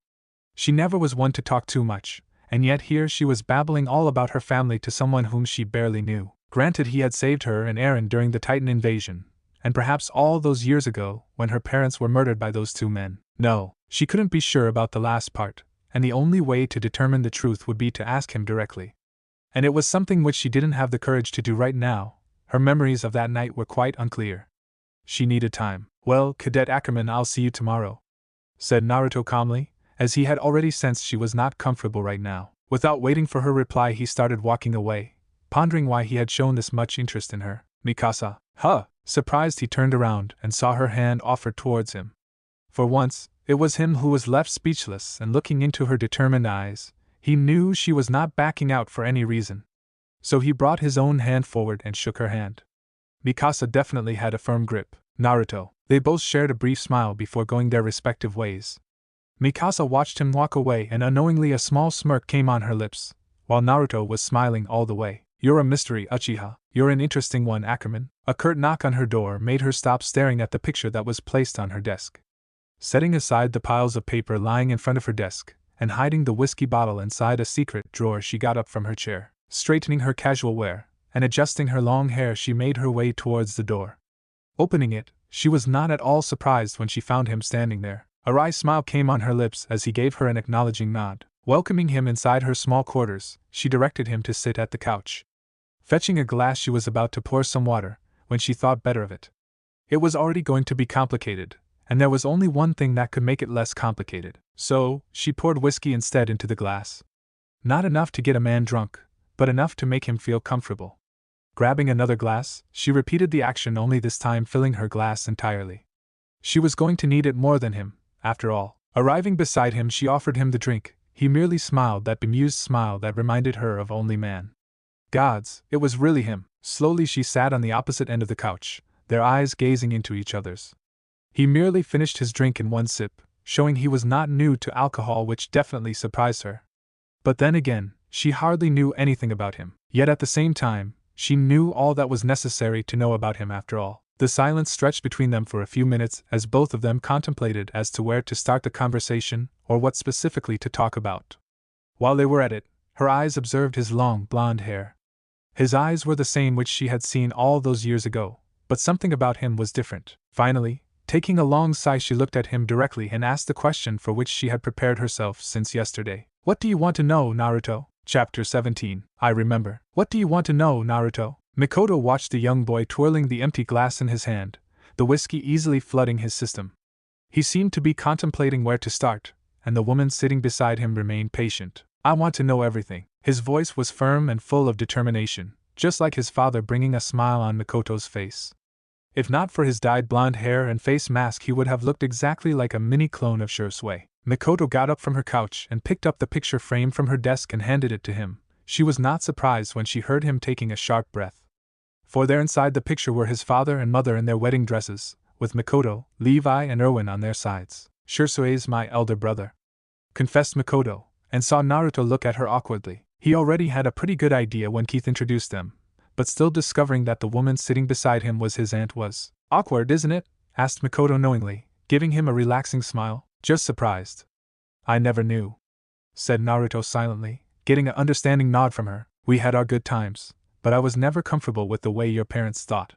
So after a while we drifted apart, but I was there when you and Kasumi were born, said Mikoto honestly, and saw him freeze when the name of his deceased sister came up. Naruto remained silent, trying to suppress the lump in his throat. Even after all these years, the sight of his sister lying dead on the ground, her body sliced in half, her blood on his clothes, her lifeless eyes staring at him. He remembered every single second of that terrible nightmare. She's dead, said Naruto sadly, as Mikoto sipped her drink. I know. A surge of anger flared across his body as he glared at the woman. Mikoto was expecting him to lash out at her, judging from the bloodthirsty look in his eyes. She could see he wanted to blame her for not being there, blame her for not stopping her brother, blame her for everything. But to her surprise, he took a deep breath and reined in his emotions. Right in front of her he had displayed two traits, the anger and impulsive nature he inherited from Kushina, and the ability to control his emotions from Shursui. He was really their son. I'm sorry, said Mikoto honestly, suppressing the guilt in her own heart. Why did he do it? Asked Naruto in a broken voice, talking about his little sister for the first time. Life is not just a simple picture of white and black, Naruto. There are shades of gray as well. Shursui murdered my sister, said Naruto furiously, making her sigh. Your father made a tough choice that night, a choice he didn't want to make but had no other choice. He chose you. Naruto felt as if someone had jabbed a cold knife through his heart. What did she mean Shursui chose him? Was he the reason why his sister was dead? More importantly, you're in touch with that murderer? And you knew what he was going to do? Asked Naruto incredulously, as he got up and started walking towards her. Mikoto was on her feet too as she saw Naruto's Sharingan coming alive, momentarily shocking her. The three Tomos glared daggers at her. He really was. I'm not in touch with him. He came to see me after that night, and I didn't know he was going to do what he did, answered Mikoto flatly, even as she prepared herself for battle. Why should I believe you? You can or you cannot, it's up to you. I had no hand in what happened to little Kasumi. Where is he? I don't know. The only thing he said to me that day was that he killed Kasumi, and you were dead too. He was so fanatic that night, and I sent him away never to show his face again to me. And that was the last time I saw him. To her surprise again, Naruto stopped and collapsed back on the couch, the energy suddenly vanishing from the boy's body. She hesitantly sat beside and laid a comforting hand on his back, and he didn't resist. This is a lot to take in, said Naruto sadly. I know. We should do this slowly, take one step at a time. Come visit me when you're ready, we'll talk some more, suggested Mikoto. Naruto simply gave a nod. She hesitated at first but still went ahead and wrapped him in a light hug. He didn't return the gesture but did nuzzle a little towards her neck, showing he accepted her. Just like his father, Naruto was a man of few words. Wordlessly, he got up and started walking away until he stopped at the door and turned towards her. How did you remain incognito all these years? The name Uchiha attracts quite some attention, said Naruto, a frown visible on his handsome face. Well, Mikoto Uchiha was my real name, but I changed it. Officially I'm Mikoto Collins. And staying here in the academy has made me pretty much invisible. Only a handful people know my real surname, Keith being one of them.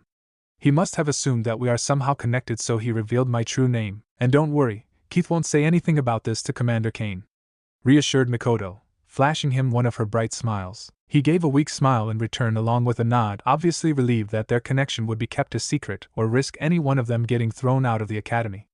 Usually, people related by blood were not allowed to work very closely in the military. Naruto doubted the academy followed such strict rules, but he didn't want to test them either. He had finally found a family member. He didn't know about her much, but it was still a lead, and hopefully it will take him to his father. You're special, son. Everything has happened before and it shall happen again. You, Naruto, will lead humanity back to their home. He shook his head vehemently, trying to suppress those words his father had said to him just before he disappeared from their lives. Those words still rang as clear as a bell in his heart till this day. He had never revealed this secret to anyone, not to Kushina, or Kasumi, or any single person in his life. It was a dark secret shared only between father and son. A mystery only one man had an answer to, a man he had searched for the past 5 years. The man who ruined his life. 2 weeks passed like a blur, as Naruto completely busied himself in training the cadets. He didn't go back to visit Mikoto, since he was not ready for another emotional interaction. Not yet, so he did the only thing he could. He vented out his emotions by diverting his attention solely in performing his job as an instructor. He was sure the cadets would remember these last 2 weeks as their worst nightmare, because he himself accepted that he had put those poor nuggets through quite an ordeal. Running across a 3-mile-wide mountain every day, 2 hours of point exercise, history lessons about humanity, only gods knew how much more torture he had wreaked on those poor kids. It was enough for Commander Kane to intervene, and give all the cadets in Nugget Company a full weekend pass to relax before getting back into the torture. Naruto was himself ordered to take 2 days off, cool his head before he literally killed his cadets due to his personal dilemma. He had received several concerned looks from Petra and a few from Mikasa and Eren, but none of them voiced their opinion for fear of punishment in return. Something for which he was grateful to them, as he really didn't want to take out his frustration on those people. He had already fracked up their lives enough. Colin and Kakashi had each written him a letter, but he had not read them just yet. And judging from his emotional turmoil, it would be some time before he could reply back to them. He would deal with that issue later on. Meeting Mikoto had opened up a can of worms in his life, traumatic issues which he had concealed for the past 5 years. But now they were opening again, and he didn't know how to deal with them. For frack's sake, he was just 15 years old. He had tried drinking, even slept with some random chick, not much change. Since after the temporary lapse of reality, those issues still lingered when he was back on his feet. Everything has happened before and it shall happen again. You're special, son. You will lead humanity back to their home. His fists clenched as those words still circled inside his fracked up brain. What did they mean? How was he special? And how the frack was he supposed to lead humanity anywhere? Much less towards their home? Naruto himself was surprised when his turmoil now made him stand in front of the cathedral, or more popularly known as the Wall Cult or Soldiers of the One. These people were the closest thing humanity had to a religion, humans who believed in the existence of one god and were fanatic about protecting the walls. His mother was an atheist. Kushina never believed in any god or some higher power watching over people. She simply believed in people and their determination to achieve their dreams. His father was an entirely different story. Shursui had always been a believer, a religious man, even fanatic to some extent. It was the only issue on which he had seen his father and mother fight over while their marriage lasted and before his father disappeared. Over the years, he tried to follow in his mother's ideology, but it didn't seem to work. Merely standing in front of this building made him feel a little less stressed. He couldn't explain it, but he felt a strange connection to this place. Maybe it was his father's genes in him, or maybe he himself was attracted towards the idea that there was a higher power above humans. He smiled on imagining the glare Kushina would have given him for visiting this place, and the smile Shursui would have given him, but Naruto couldn't imagine what Kasumi's reaction would have been for his actions. He would never know since his sister never got the chance to grow up, and deep down Naruto knew it was his fault. From the very beginning he was the star of Shursui's eyes. The man loved his daughter too, but Naruto was always special to him. The years his father had stayed with them, Shursui had spent as much time with him as possible.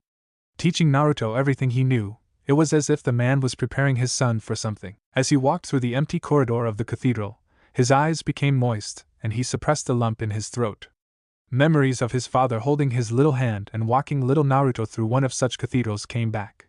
Those were really some happy times, the few good memories he had of his father. Naruto was glad that the cathedral was mostly empty, with a few old people sitting in the corner. He sat in one of the secluded seats, wiping out the tears in his eyes, trying to forget the pain he felt on remembering his lost family. Of what things could have been only if. "Are you all right?" asked a gentle voice. With blurry eyes he looked up to see a young girl dressed in the robes of a priestess standing in front of him. She had dark brown hair that reached up to her waist, and beautiful violet eyes. The girl barely looked a year or two younger than him, and yet her gaze was one of the most compassionate ones he had ever seen. He could have just lied and told her he was all right, he didn't know her. And yet he said the one word which he would never say under other circumstances. "No, I'm not," confessed Naruto sadly, as she wordlessly sat beside him. She surprised him again by taking his hand into her own. She didn't say anything but simply sat beside him. What was even more shocking was his lack of concern for the physical contact. He just didn't object, instead he wanted it. Naruto didn't know for how long he sat there, few tears falling from his eyes as he mourned his lost family openly for the first time in years. He missed them all so much, and there was nothing in this world that could fill the hole in his heart which their absence had created. He even missed his bastard of a father. The priestess didn't leave his side the entire time, gripping his hand more comfortingly when his tears increased. And he was grateful for the soothing touch. After a while, he regained his control and looked at her, realizing she was quite beautiful. Not just in a physical way, but there was a glow on her face that made him want to confide in her. Something which he hadn't even fully done with Colin, who was his best friend, and even Kakashi. Better now? Asked the priestess calmly, receiving a thankful smile in return. Yeah. Thank you. Can you tell me your name? Asked Naruto hesitantly, unsure of what her reaction would be. Maya. He gave her a smile. Her name was just as beautiful. She released his hand from her grip, much to his disappointment. Somehow he didn't want the contact to end so soon, and even he didn't know why. And yours? Asked Maya expectantly, receiving a sheepish smile in return as he scratched the back of his head. He had asked her name, but forgotten to give his own. Naruto. He felt a little embarrassed when she laughed, her voice echoing as a melody relieving him of the tension he was feeling. Wiping away her happy tears, she stopped her laughing and gave him an apologetic smile. I'm sorry, it's just your name means fish cake in Maelstrom. It's cute and it suits you, said Maya innocently, as she noted his military uniform. Thank you, replied Naruto curtly. Silence stretched between them as both of them debated what to talk about, at least until. You're too young for a priestess, said Naruto confusedly as she shook her head. You're right. The cathedral looks after me since I'm an orphan. In return, I try to help them out in any way I can, but I'm not exactly a priestess. Although I'll take that as a compliment, said Maya cheerfully. I see. What about you? Any family? She regretted asking that question as one look in his sad eyes showed her that the question shouldn't have been raised. Dead, replied Naruto. What brings you here? Asked Maya quickly, trying to divert their conversation. He smiled on seeing that she didn't pity him or give fake condolences like countless others. It was something only an orphan could understand. And she knew it very well, something for which he was thankful, as pity was the last thing he needed. No reason. Maya didn't push on hearing his cryptic answer, realizing he didn't want to talk about that topic just yet. Instead, she saw his gaze linger in a certain direction, or rather on a specific object. What's that? Asked Naruto in surprise, making her look at him curiously. It's a piano, Naruto. I'm sorry, I know what it is. But what's it doing here? Asked Naruto in surprise. Just looking at the instrument brought back painful memories of his past. Well, the cathedral has masses on Sundays. Young children like to play instruments, and there are not much of those left in the walls. The pastors know it's an effective way of attracting people to spread their religion, said Maya distastefully, clearly showing she didn't agree with this method of publicity. I see, replied Naruto neutrally. Do you know how to play? Asked Maya suddenly, taking him by surprise. Piano? Yes. He hesitated as his mind tried to determine whether to give her the honest answer or a lie. But somehow knowing how this young girl had just comforted him without any kind of expectation made him think otherwise. My father. He tried to teach me. I'm not good at it, said Naruto honestly, and it was the truth since Shursui had barely been able to teach him one song. His father had simply vanished before Naruto could learn more, and after all these years he doubted he even remembered that song. Can you play it for me? Asked Maya eagerly, showing her puppy dog eyes which made him melt. I don't know, Maya. Come on, no one will bother you. Just play what you want, please. For me, pleaded Maya, making him sigh in defeat. He owed her, and if there was one thing about him, was the fact that he always repaid his debts. Okay, but don't blame me when your ears blow away with my awful song, joked Naruto, making her laugh happily. She grabbed him by the arm as both of them walked towards the corner where the piano was placed. On the way they received affectionate smiles from some old people, which Naruto returned hesitantly. All of this seemed new for him. When he sat on the stool and placed his fingers on the keys, he felt himself transported to the time when he was trying to learn playing with the help of his father. Maya sat beside, giving him an encouraging smile even as he looked nervous. I really don't think it's a good idea, said Naruto hesitantly. What if he embarrassed her and all the people who were now looking at him? As contrary to popular beliefs, he was not an exhibitionist but a reserved person. And all this attention was bothering him. Maya sensed his problem and gave the few older people in the hall a pleading look. Most of them simply gave the two youngsters bemused smiles before going into another part of the cathedral, leaving the two youngsters alone. Now stop chickening out and play me a song, mister, said Maya mischievously, yet her voice had a commanding tone which surprised him. Although Naruto had to admit now that it was just the two of them, he felt quite relaxed and motivated to at least give it a try, no matter how bad it would be. Okay. His hands touched the keys, remembering every advice his father had given him. The notes of that one song Shursui had taught him were still clear in his head even after all these years, since it was the most beautiful memory he had of his father. 113522, thought Naruto slowly, as he practiced the tone. Maya aptly watched and listened as his fingers worked in good coordination. For someone claiming to be bad at playing piano, he was actually quite good. And that was when he truly started. At first it was as gentle as a whisper, different tones barely forming a connection. As seconds passed, the disconnected notes slowly started to form a rhythm. When Maya looked at him, his eyes were closed, a true happy smile visible on his face as he started playing the song in the most perfect manner. Words couldn't describe how beautiful it was. The song touched deep parts of her soul, forming a strange connection to him. It was like a moth being attracted to a flame, or the famous story where a piper attracted several rats with his music, thereby saving an entire town. Yet, there was something mysterious about this song. Something ancient, dark, twisted, full of passion, a mystery that evoked the deepest desires within Maya's heart. She felt herself being a snake, dancing to the tune of the musician. The song was that infectious. Annie had been aimlessly walking through the streets of Wall Rose. Just like every other day, it was boring as well. Even a weekend didn't bring her any joy. While most of her fellow cadets were partying and enjoying, she was walking alone without any kind of destination in mind. And suddenly, as if a switch had been turned inside her head, she jerked up as that melody reached her ears. The people around her simply continued their activities without realizing the beautiful song that was playing. Even if they wanted to, they couldn't hear it, but she knew. That's the song, thought Annie in shock, and there were barely few things in life that surprised her to this extent. Her mind switched to autopilot as she followed the direction from which the infectious song was coming from. Even if she wanted to, she couldn't stop, but that was not necessary, since she didn't want to stop. What the frack? Reiner Braun spilled the beer he was drinking, and quickly looked towards his longtime friend Bertolt Hoover, who had the same surprised look in his eyes. Their bodies reacted on instinct as they got up from their chairs and dashed out of the bar. On the way they met an irritated Emer who scowled at the two of them, but continued moving towards the direction from where the song was coming from. Reiner, do you think? Asked Bertolt nervously, as the three of them quickly ran. Yeah, there's no mistake.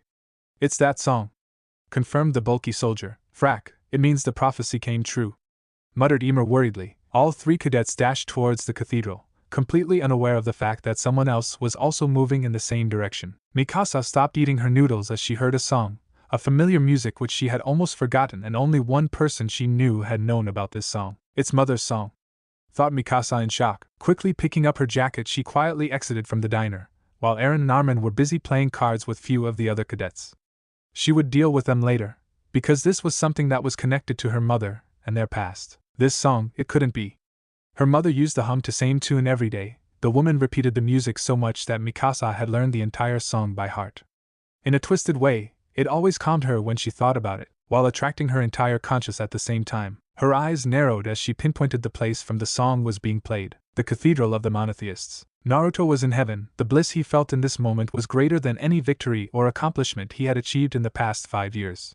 His fingers moved in a dancing fashion, easily playing the tune which his father had taught him. Beside him Maya was also swinging. A knowing smile was etched across her lips as he entered the final part of the song. The music intensified, and when the peak was reached, he slowed the tune down at a gradual pace till it was back to being a whisper. When the song ended, he was grinning from ear to ear and raised one of his fingers triumphantly as Maya blew a soft wind over the tip of his raised finger. A peaceful look was shared among them, their eyes simply gazing into each other, hands intertwining while their hearts still danced to the ghostly tunes of the song. For the first time in years, Naruto felt at peace. It didn't matter that his family was gone, or his father was a murderer. All he felt right now was peace. He was home, back with his father in their cozy apartment, finishing his last practice as Kushina and Kasumi watched from afar. He was home. The blissful moment didn't last as someone grabbed him by the shoulder and roughly turned him around. Irritated, the military officer glared at the person that had disturbed his peace. He was about to teach the man a lesson when Maya's voice stopped him. Pastor Nick, said Maya in shock, and he sensed the worry in her voice. Naruto looked up and saw an old priest staring at him as if he was a ghost. The old man was so shocked that he took several steps away from Naruto and Maya, as he pointed a shaky finger towards Naruto. You've returned. Unknown to the people within the cathedral, another group of observers had heard Pastor Nick's voice and the conclusion the man came to. Their cold eyes narrowed at the familiar figure of Naruto, who sat equally shocked while staring at Pastor Nick. Target, Zeus acquired. Chapter 18, Hidden Paths. Colin had a frown on her beautiful face. Her fingers were continuously drumming on the table in her office. Everywhere there lay stacks of paper, notes, the entire place was a mess. But none of it bothered her. The past few weeks had taught her the actual mess, which was the bureaucracy of humanity. While Levi was busy making preparations for their next grand expedition outside the walls, he had asked her to look into the lives of the Uzumaki family. She knew Naruto's father was once one of the most famous captains of the Legion. What shocked her the most was that the man was also Captain Levi's best friend.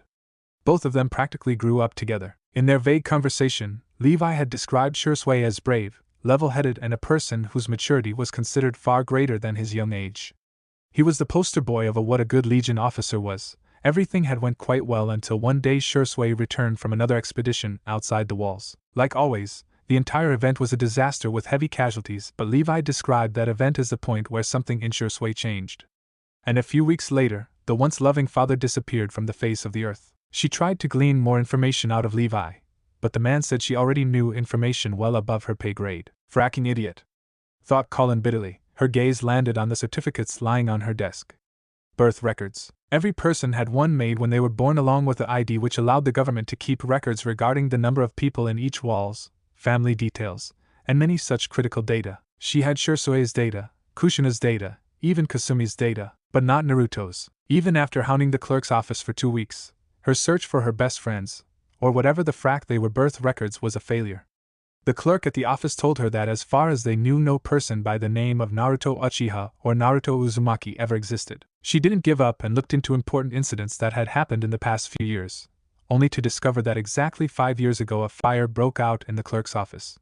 There was not much damage and no loss of life, just a few files got destroyed. Since the damage was minimal and the police was already dealing with a mountain of pending cases of murder, theft, and kidnappings, this incident was not registered. But the papers had published an article about the fire, reason Colin becoming aware of this piece of information. Too many coincidences. Kasumi gets killed 5 years ago and Naruto disappears from the map. No trace that he ever existed. Thought Colin briefly. It was only when Naruto officially became an officer in the Legion did the military create a brand new ID for him. Quite possibly Erwin had a hand in this, but she couldn't say that without proof or risk getting court-martialed. His military records had him listed as Naruto Uchiha with minimum information about his family. Most of his file was full of service records and achievements, barely anything suspicious. But military records were confidential and could only be viewed by military personnel, and only when an official request was approved by a high-ranking officer, and even then there was hardly anything suspicious in Naruto's file. He was just another bright officer. These records could not be viewed by the civilian government, or even the royalty, with the exception of the king. The picture that was starting to form in front of her was ugly, and was something that Naruto would not believe. But she could definitely see the possibilities. Her eyes rested on the picture of Shursui Uchiha, who looked quite smart in his military uniform, just like his son. What the frack were you up to, Captain? First you disappear leaving your family alone, years later you turn up only to kill your own daughter, wipe out any trace of your son's existence from the civilian government. You could have killed Naruto that night. You could have killed all 3 of us easily, and yet you didn't, theorized Colin, writing down her findings in a personal diary. Colin had hazy memories of that night when they encountered Shursui Uchiha for the first time. She remembered how angry and devastated Naruto was when his father revealed the truth behind Kasumi's death.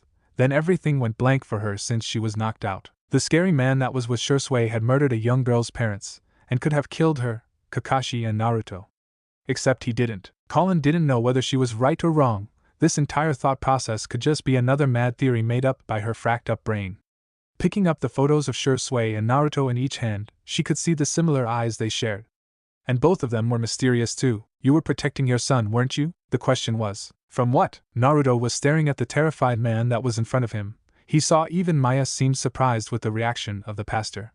There were so many things he wanted to do, right from punching the lights of this old man for ruining everything, to finding out just what was that about him that freaked the pastor out. But he didn't do anything like that. Instead, he picked up his jacket and got up to walk away, only to be stopped when a hand wrapped around his arm. Looking back, he saw Maya had tears in her eyes, and just for a moment her beautiful violet eyes reminded him of Kushina and Kasumi. It only worsened the anger and pain he felt in this moment. I'm sorry, said Maya tearfully as he sighed. Don't be. Giving her hand one last squeeze, he started walking away, only to be stopped by her question. Will I ever see you again? He wanted to say no, never wanted to return to this place, and yet the words that came out of his mouth were the complete opposite, which surprised even him. Yeah, Naruto couldn't suppress that eerie feeling he had about this place, that song, and even to Maya. There was something here, a connection of some sorts, but he was too tired, pissed off, and sad to figure it out. So after giving the young girl one tight smile, he walked away, but not before giving the pastor a sharp nudge that made the old man fall flat on his ass. Somehow it did manage to bring a cruel smile on the young captain's face. The evening could have given him the desired peace, but now that it was ruined there were only two things that could make the pain go away. Petra had a huge smile on her face as she won another card game, plus the pout on Aaron's face was priceless. After going through 2 weeks of hellish training, this was a much-deserved little vacation, but she did notice the changes in Naruto. In spite of their disastrous previous meeting, for the first time she saw that her former friend was simply a broken man. All that bravado of pretending that nothing had happened was a plain lie, and she had seen the deep cracks in her friend's psyche. She lost her father barely 6 months ago in the Zingashina invasion, and it still haunted her. The pain never went away, the feeling of loss and emptiness the man's absence had created in her life. Her thoughts were interrupted when she heard a bottle slam rather roughly. Looking around, she narrowed her gaze when she spotted a very familiar face. Excusing herself from the next game, much to Aaron's relief, she walked towards a heavily drunk Naruto who was consuming alcohol as if there was no tomorrow. Grabbing a seat beside him, she ordered 2 glasses of soda, making him snort. "You're drunk." He snickered, which sounded more like giggle, which confirmed her fears. He was definitely drunk. "Why? Do you care?" slurred Naruto, but she heard him clearly. "I don't," said Petra flatly, while a voice inside her screamed, "I do, you fracking idiot. Liar. Petra-chan's a liar," joked Naruto, making her blush as she quickly kicked his feet, eliciting a groan from him. "Don't call me that," said Petra shyly, embarrassed on hearing one of her childhood nicknames. They remained silent as the ordered soda arrived. Naruto simply ignored it, and kept himself busy with his already half-empty liquor bottle.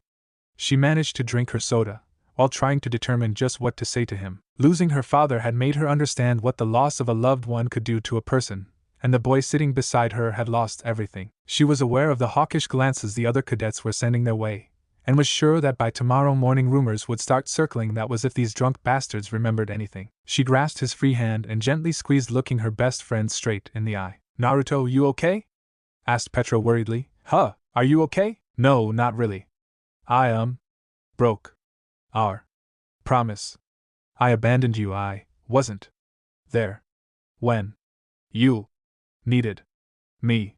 I let you down. I let everybody down," confessed Naruto, the imaginary faces of his mother and sister bringing tears into his eyes. "Look, you've been through a lot. All of us have. Besides, I turned out just about fine without you. Let's just be glad that we survived," said Petra soothingly. "That's just it, Petra. I didn't want to survive." She didn't know how long she sat in her seat, his words repeating in her ears over and over again. Petra couldn't move or say anything when he got up to leave after paying for both their shares, nor could she react when he grabbed an attractive girl who was probably a hooker and went out of the bar. This was not the kind of reunion she had imagined. They would have yelled, even hit each other, cried, brooded, and after a while they would start where they just left off. But now she doubted that. All that anger and bitterness she felt for him vanished.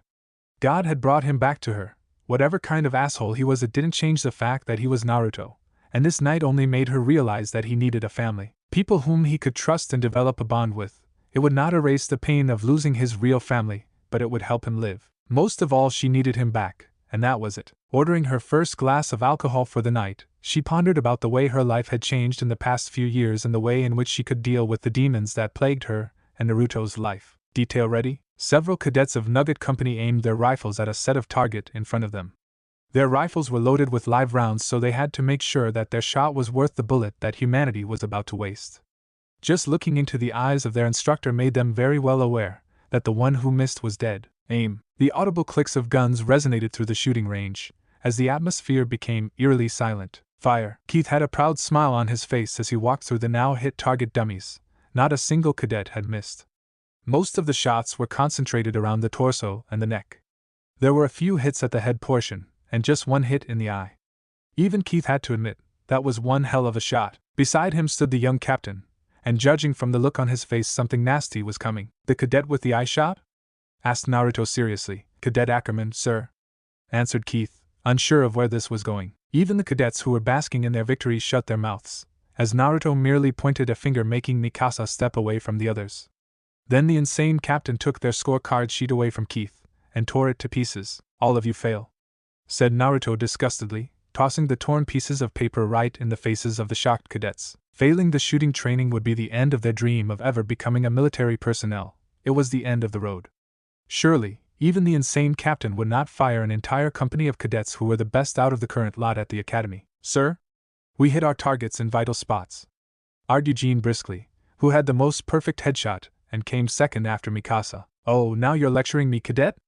Asked Naruto sarcastically. We performed the exercise as per the training and instructions given to us, sir, said Aimer sharply, barely hiding her disdain towards the blonde boy. Is that right? Naruto saw similar emotions in the eyes of all the cadets. If not for his rank, he was sure all of them would have attacked him by now. Pardon me, Captain, but they are right. The exercise was carried out with full adherence to the training I gave them, agreed Keith, standing against Naruto for the first time since this was a direct question regarding his ability to train soldiers. Naruto looked at all of them, a sly smile arriving on his lips which seemed to unnerve the people in front of him. All right, LT, choose 3 of your best shooters and have them report to the new firing range I've prepared.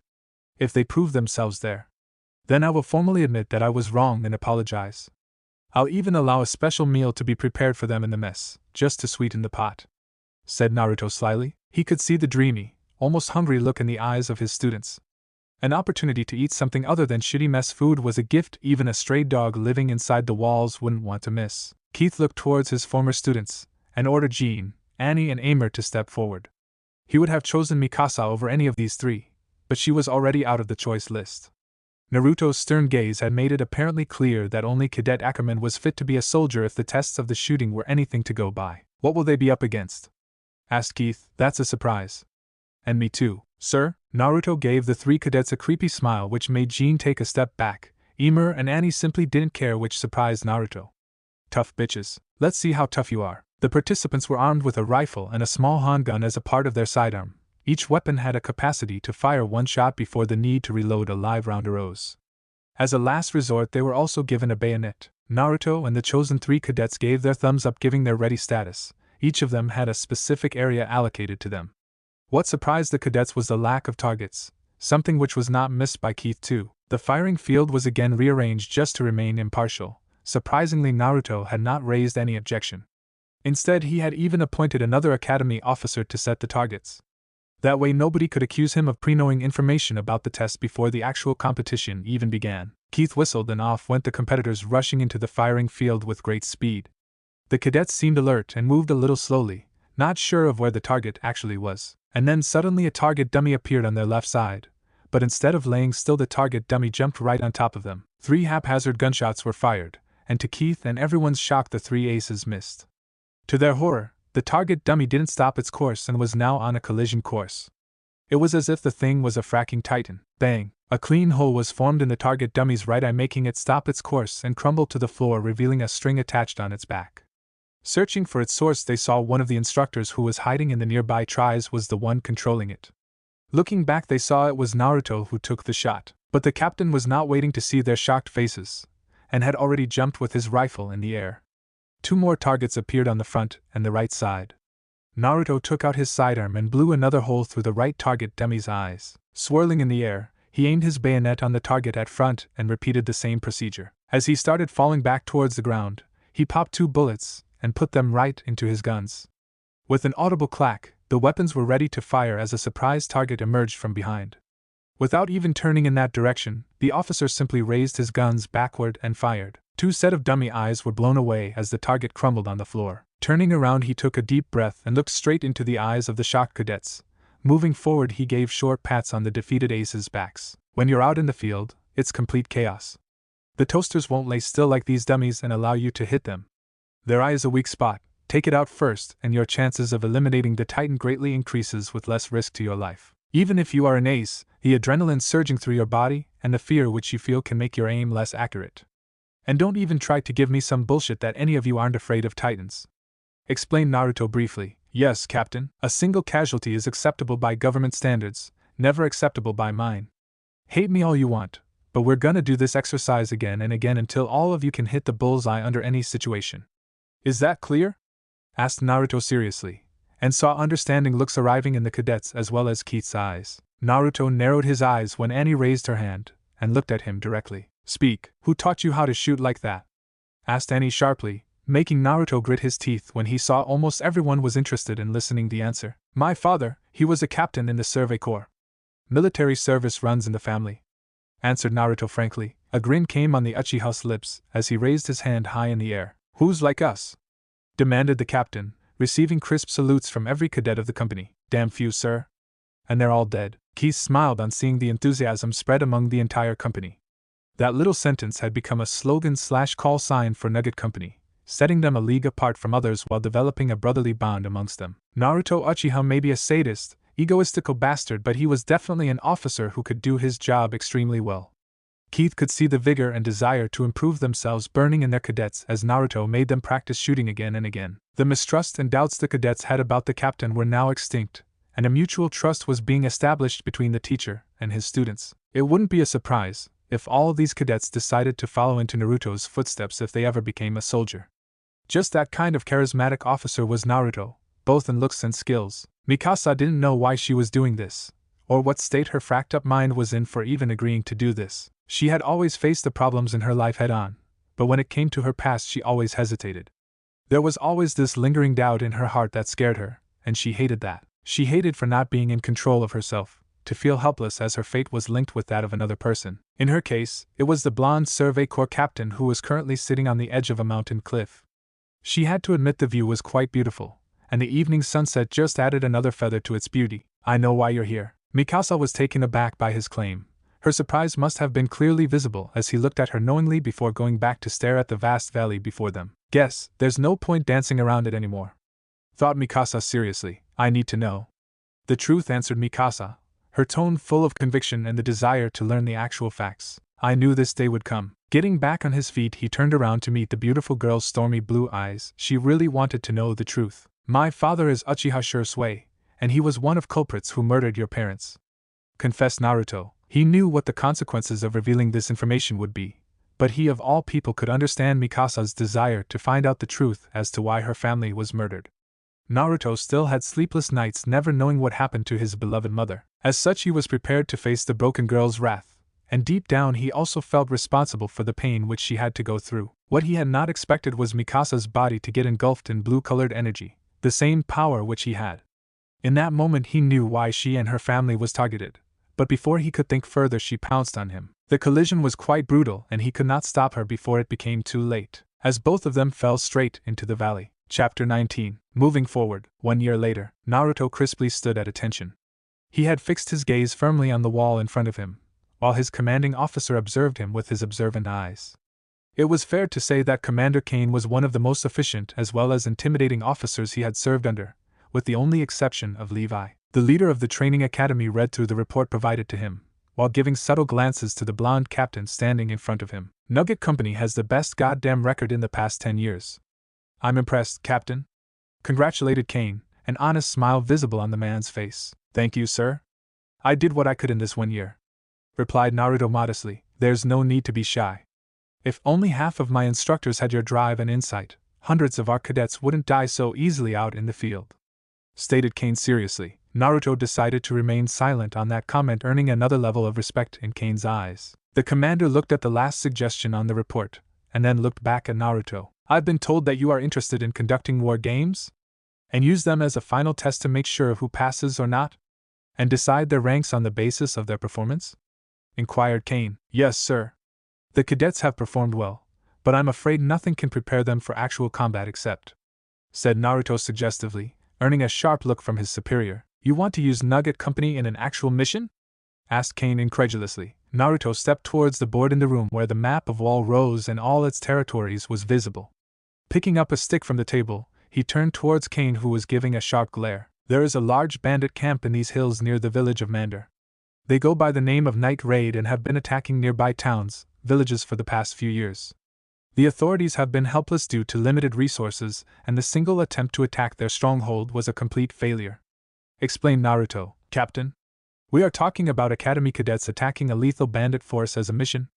asked Kane furiously, and was surprised when Naruto glared right back at him with equal passion. The old commander got up from his desk and walked right in front of his junior officer.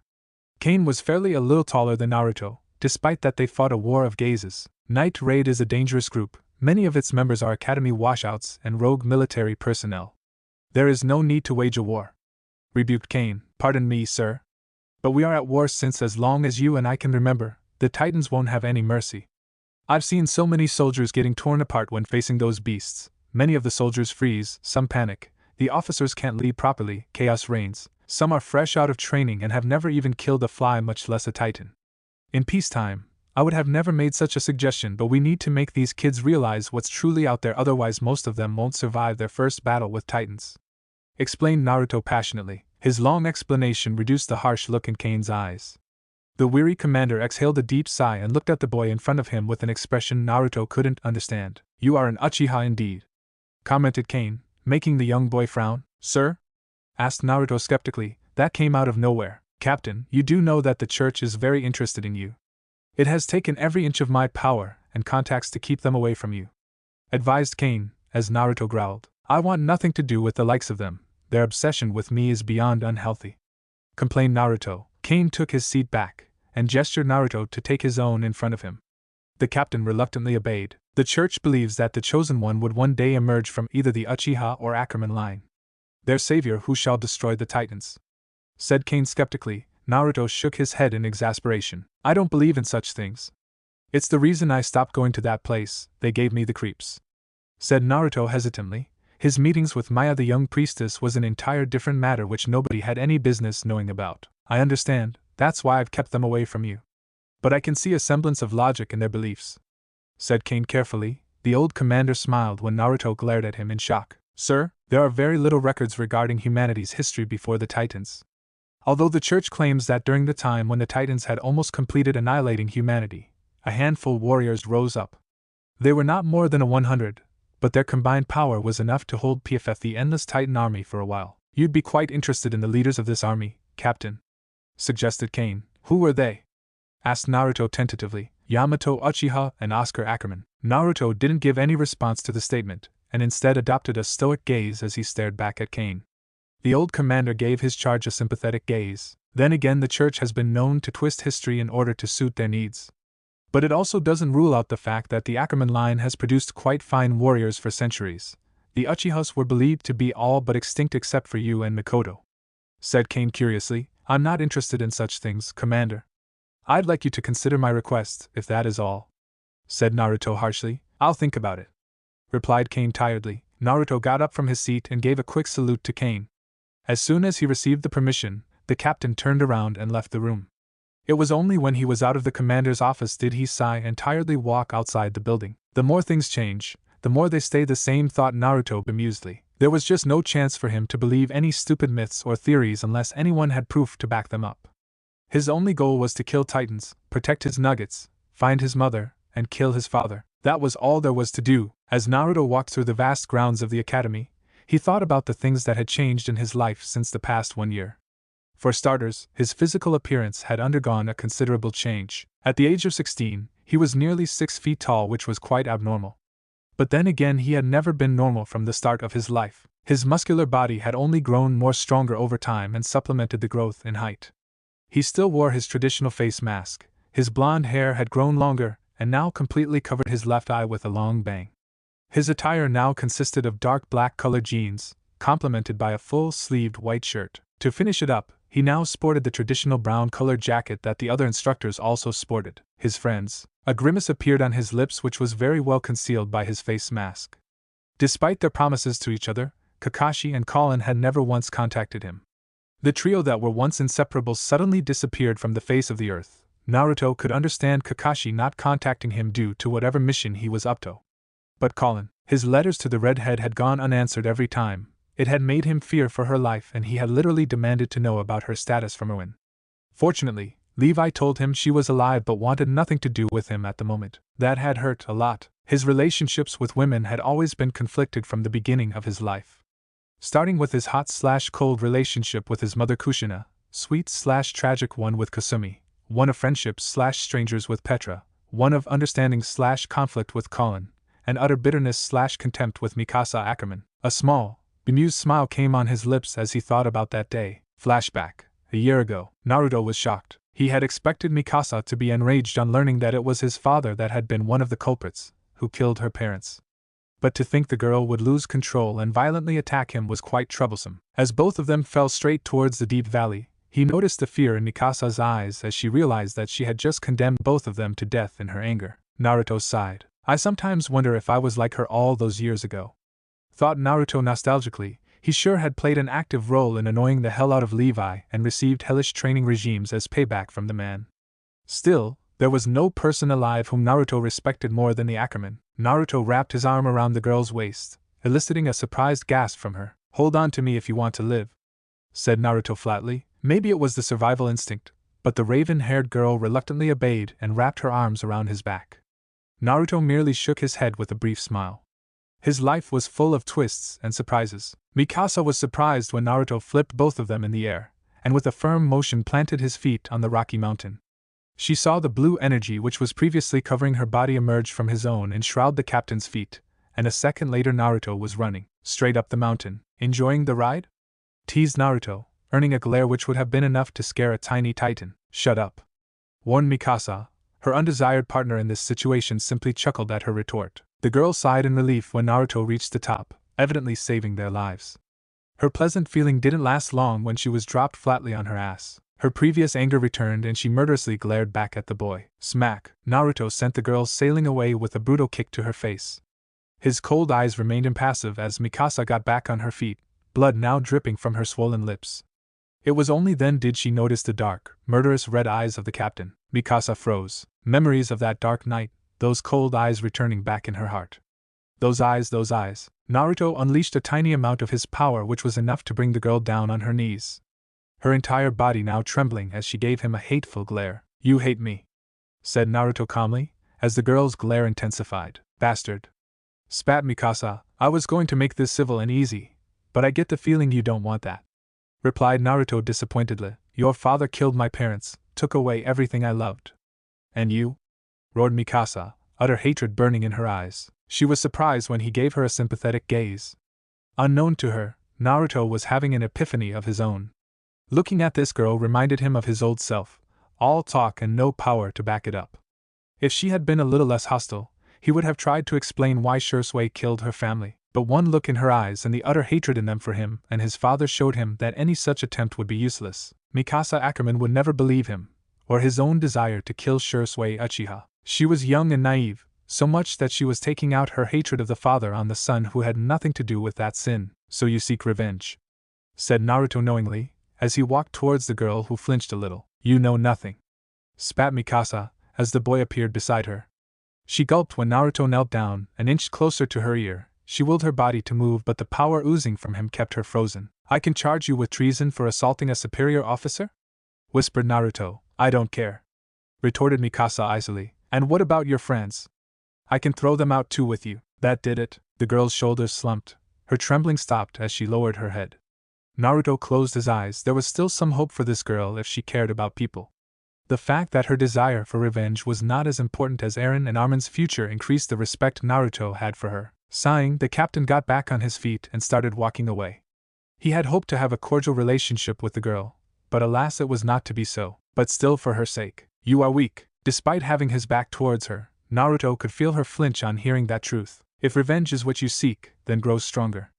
Even I'm not strong enough in comparison to that man, admitted Naruto, swallowing a bitter lump in his throat.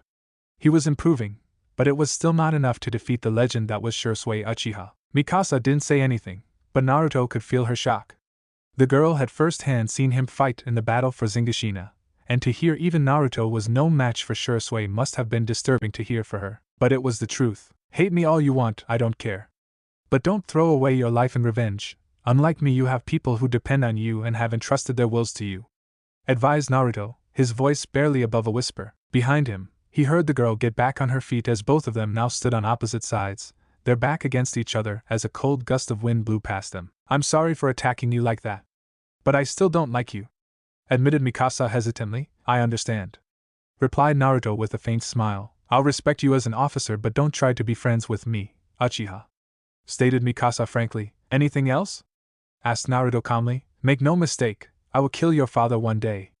That's a promise, pledged Mikasa, as she walked away. Unknown to her, Naruto remained standing in that spot as a wistful smile arrived on his lips as he watched her walk away. You and me both, Mikasa, flashback end. And that had been the end of it. Cadet Ackerman had devoted every spare moment of her life to train herself in hopes of becoming stronger and achieving her dreams. True to their mutual agreement, Naruto had not tried to be much interactive with her except for her training, and she had given him the respect of a captain and instructor. While he was a little disappointed with the outcome, there was nothing he could do about it and had moved on. Fortunately, not everything was so glum, and a few good things had happened as well. For starters, his lost friendship with Petra had been rekindled again. It had been no small feat, and initially she had ignored him for quite a few months. Yet one incident with Mikasa had ended any chance of having a friendship with the girl, while another incident with Petra had given him his old friend back, and he was grateful for that. He still felt happy on remembering that night. Flashback, 6 months ago. After a long and tiring day at work, Naruto was completely exhausted.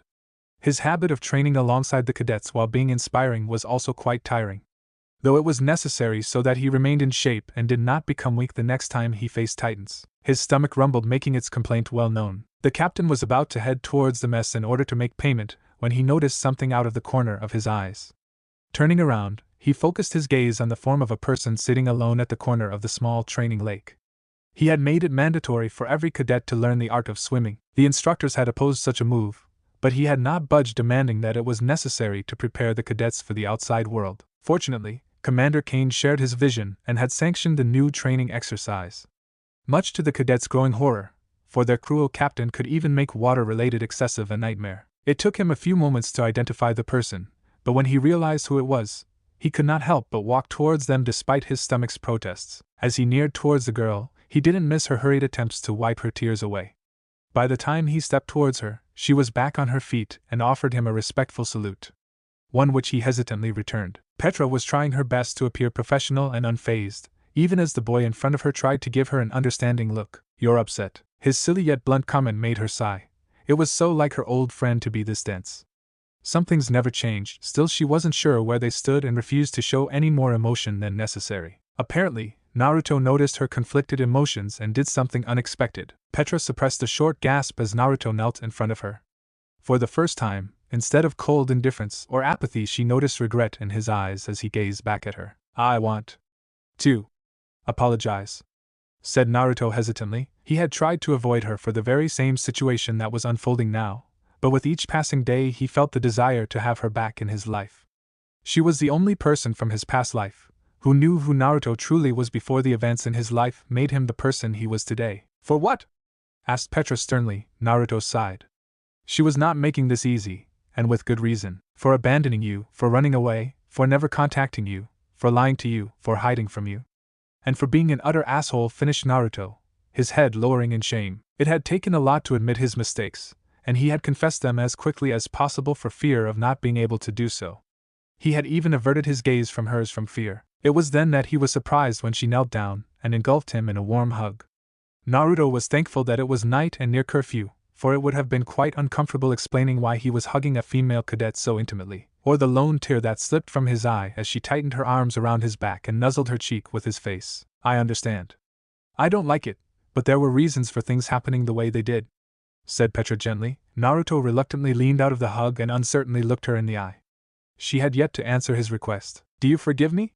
asked Naruto hesitantly, making her sigh tiredly. "You're as difficult to be friends with as you were in the old days. But yes, I forgive you.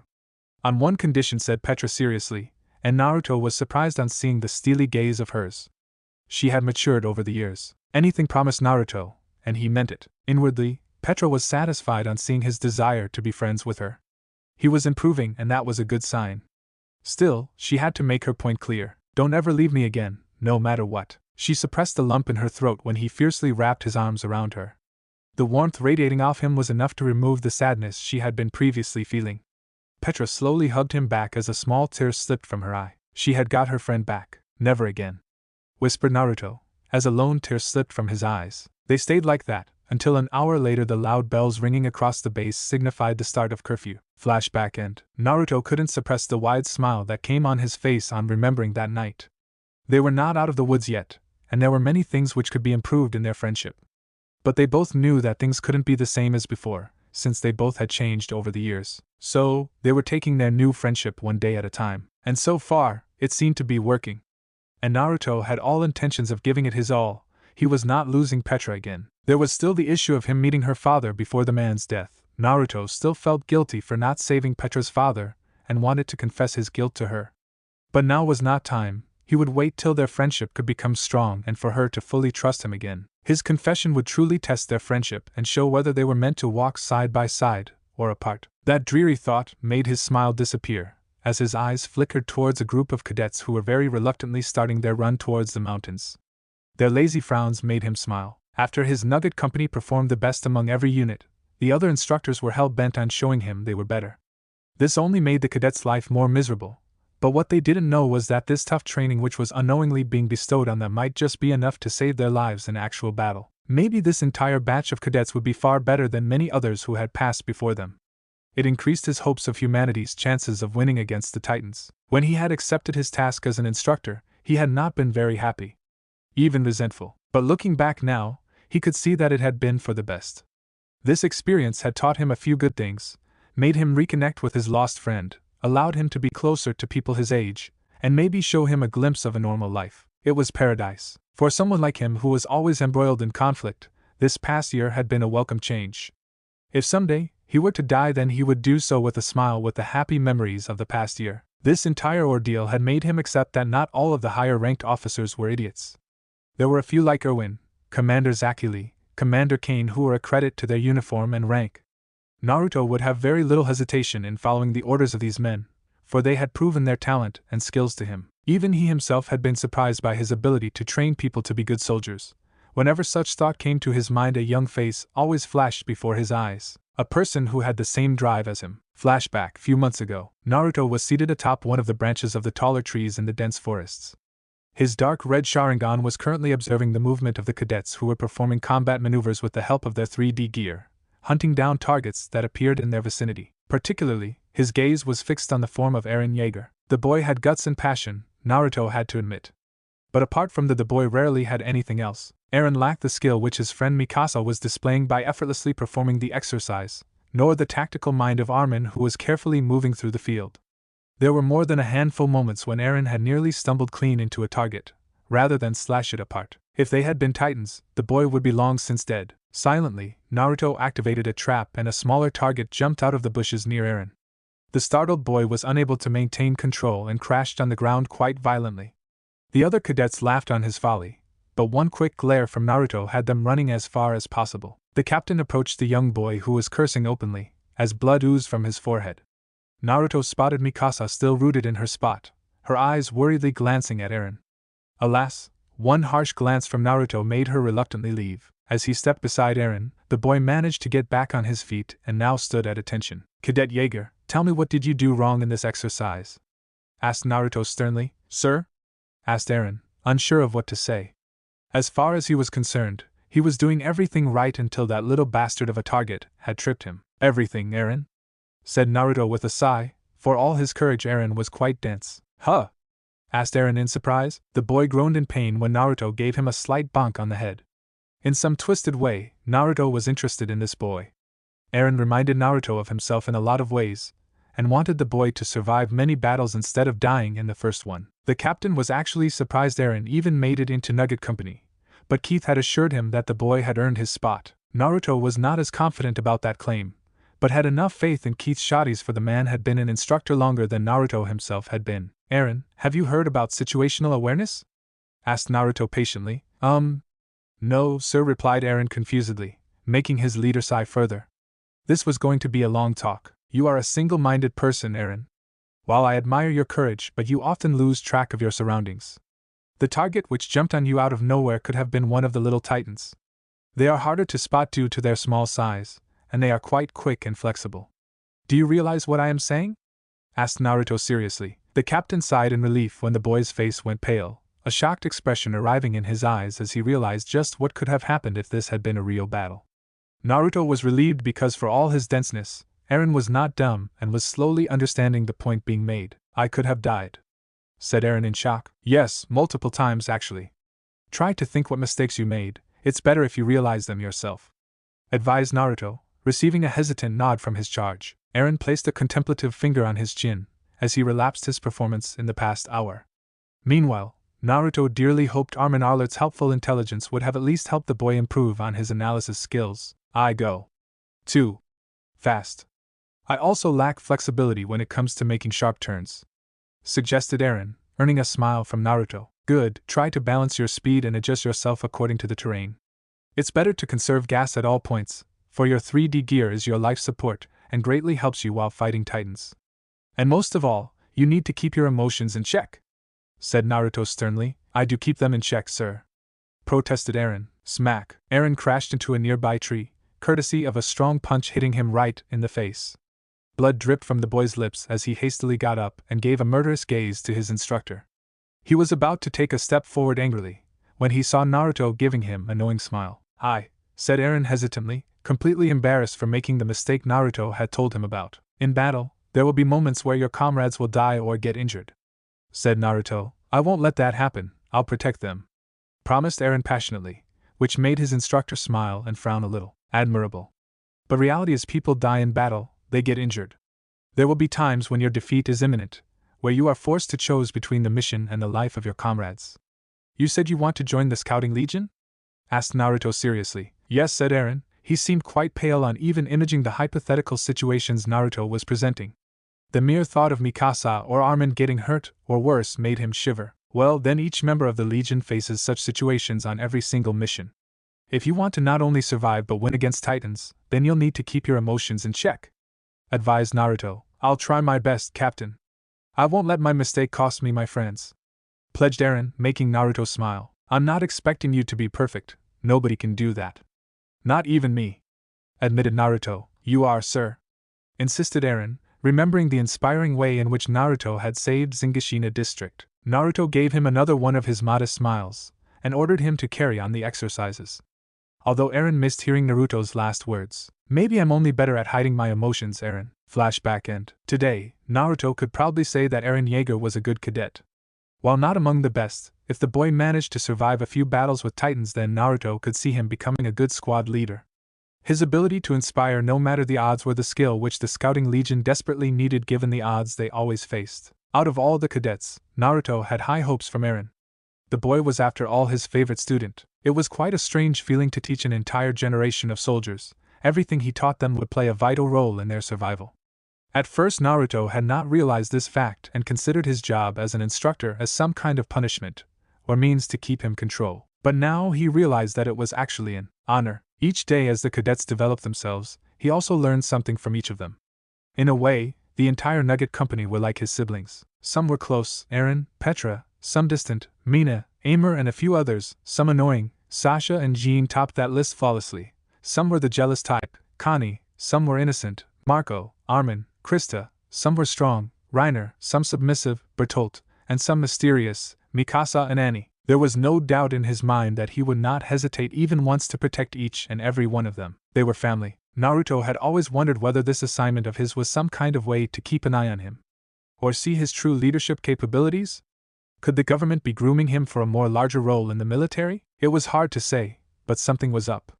At the very least, Naruto was sure the Scouting Legion was going to receive many good recruits from this year, and in no small credit to him. Still, deep down Naruto knew his cadets, no matter how talented or brave, were not ready to face Titans. Maybe a few of them were, but if he was to pit entire Nugget Company in a battle with Titans, then he was sure more than 35% of them would fall with another 15% gravely injured. They were not completely ready, and the incident that happened 2 months ago was a proof enough of that. Flashback. 2 months ago, Lieutenant Keith Shotties was holding a wooden writing pad in his hand, above which he was scribbling numbers on a sheet of paper.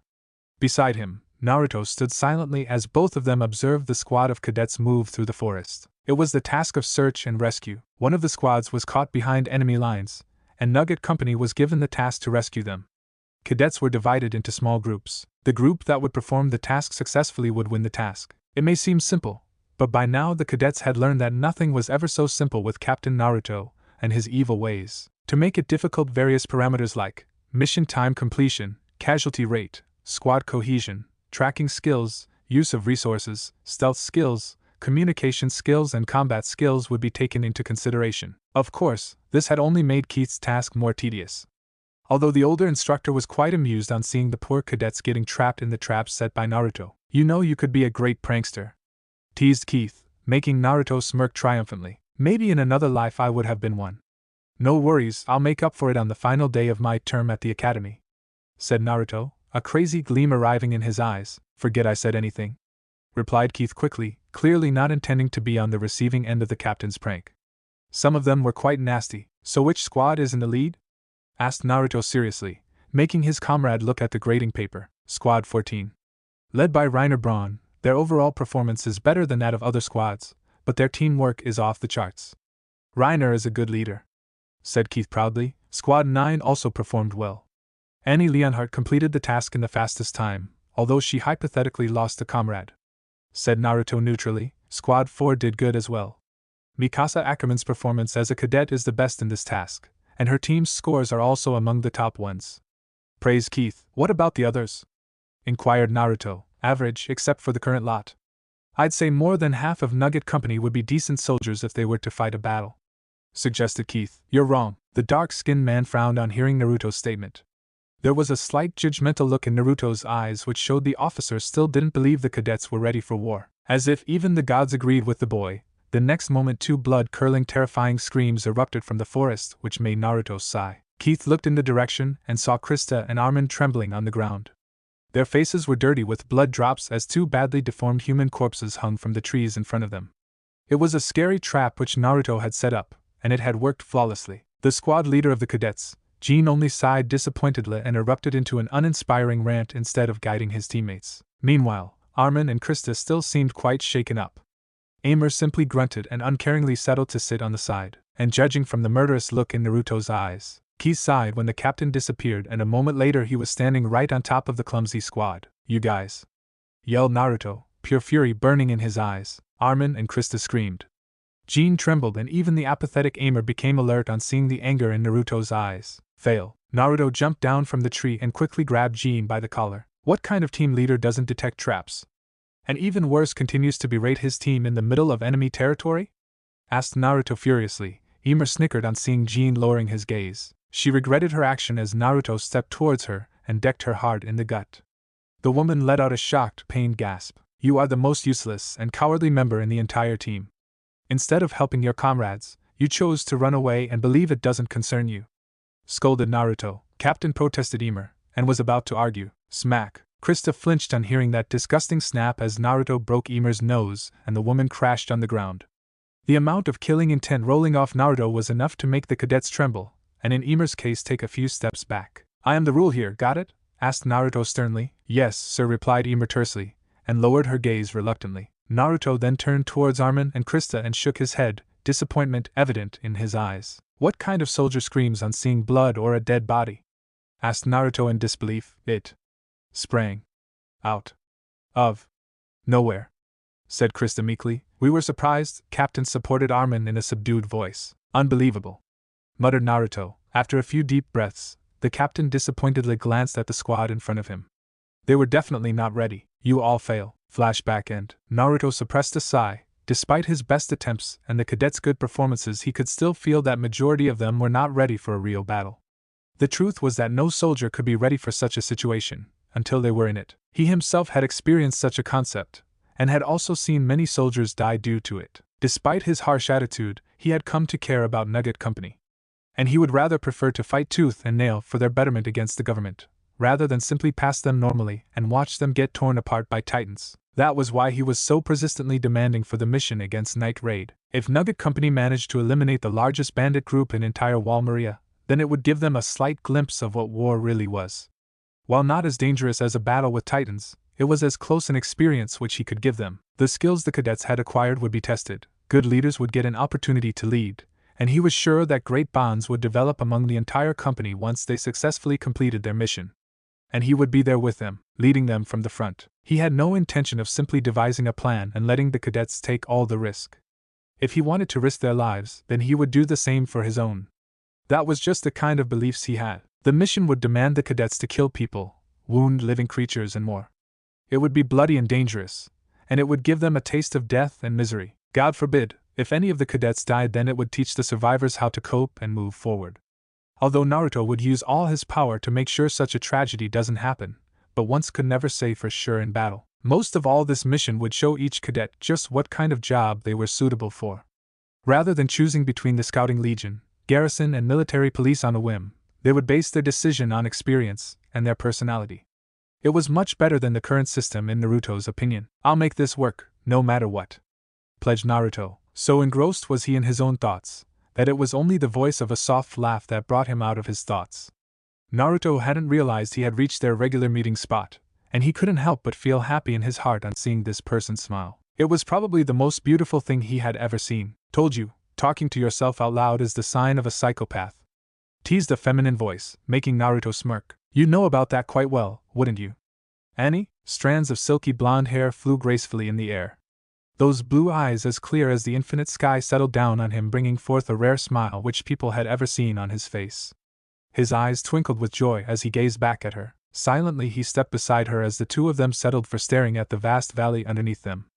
Only the occasional cool breeze that swept across them was all the sound that was made between the two people. You're tensed. It was not a suggestion but a statement. Blunt and to the point, just like always. Maybe, he replied mysteriously. Care to share your thoughts? She asked patiently, her voice becoming rather soft and inviting. A deep contrast to her often cold and uncaring tone. He sighed. You know I can't. I'm an officer and you're a cadet.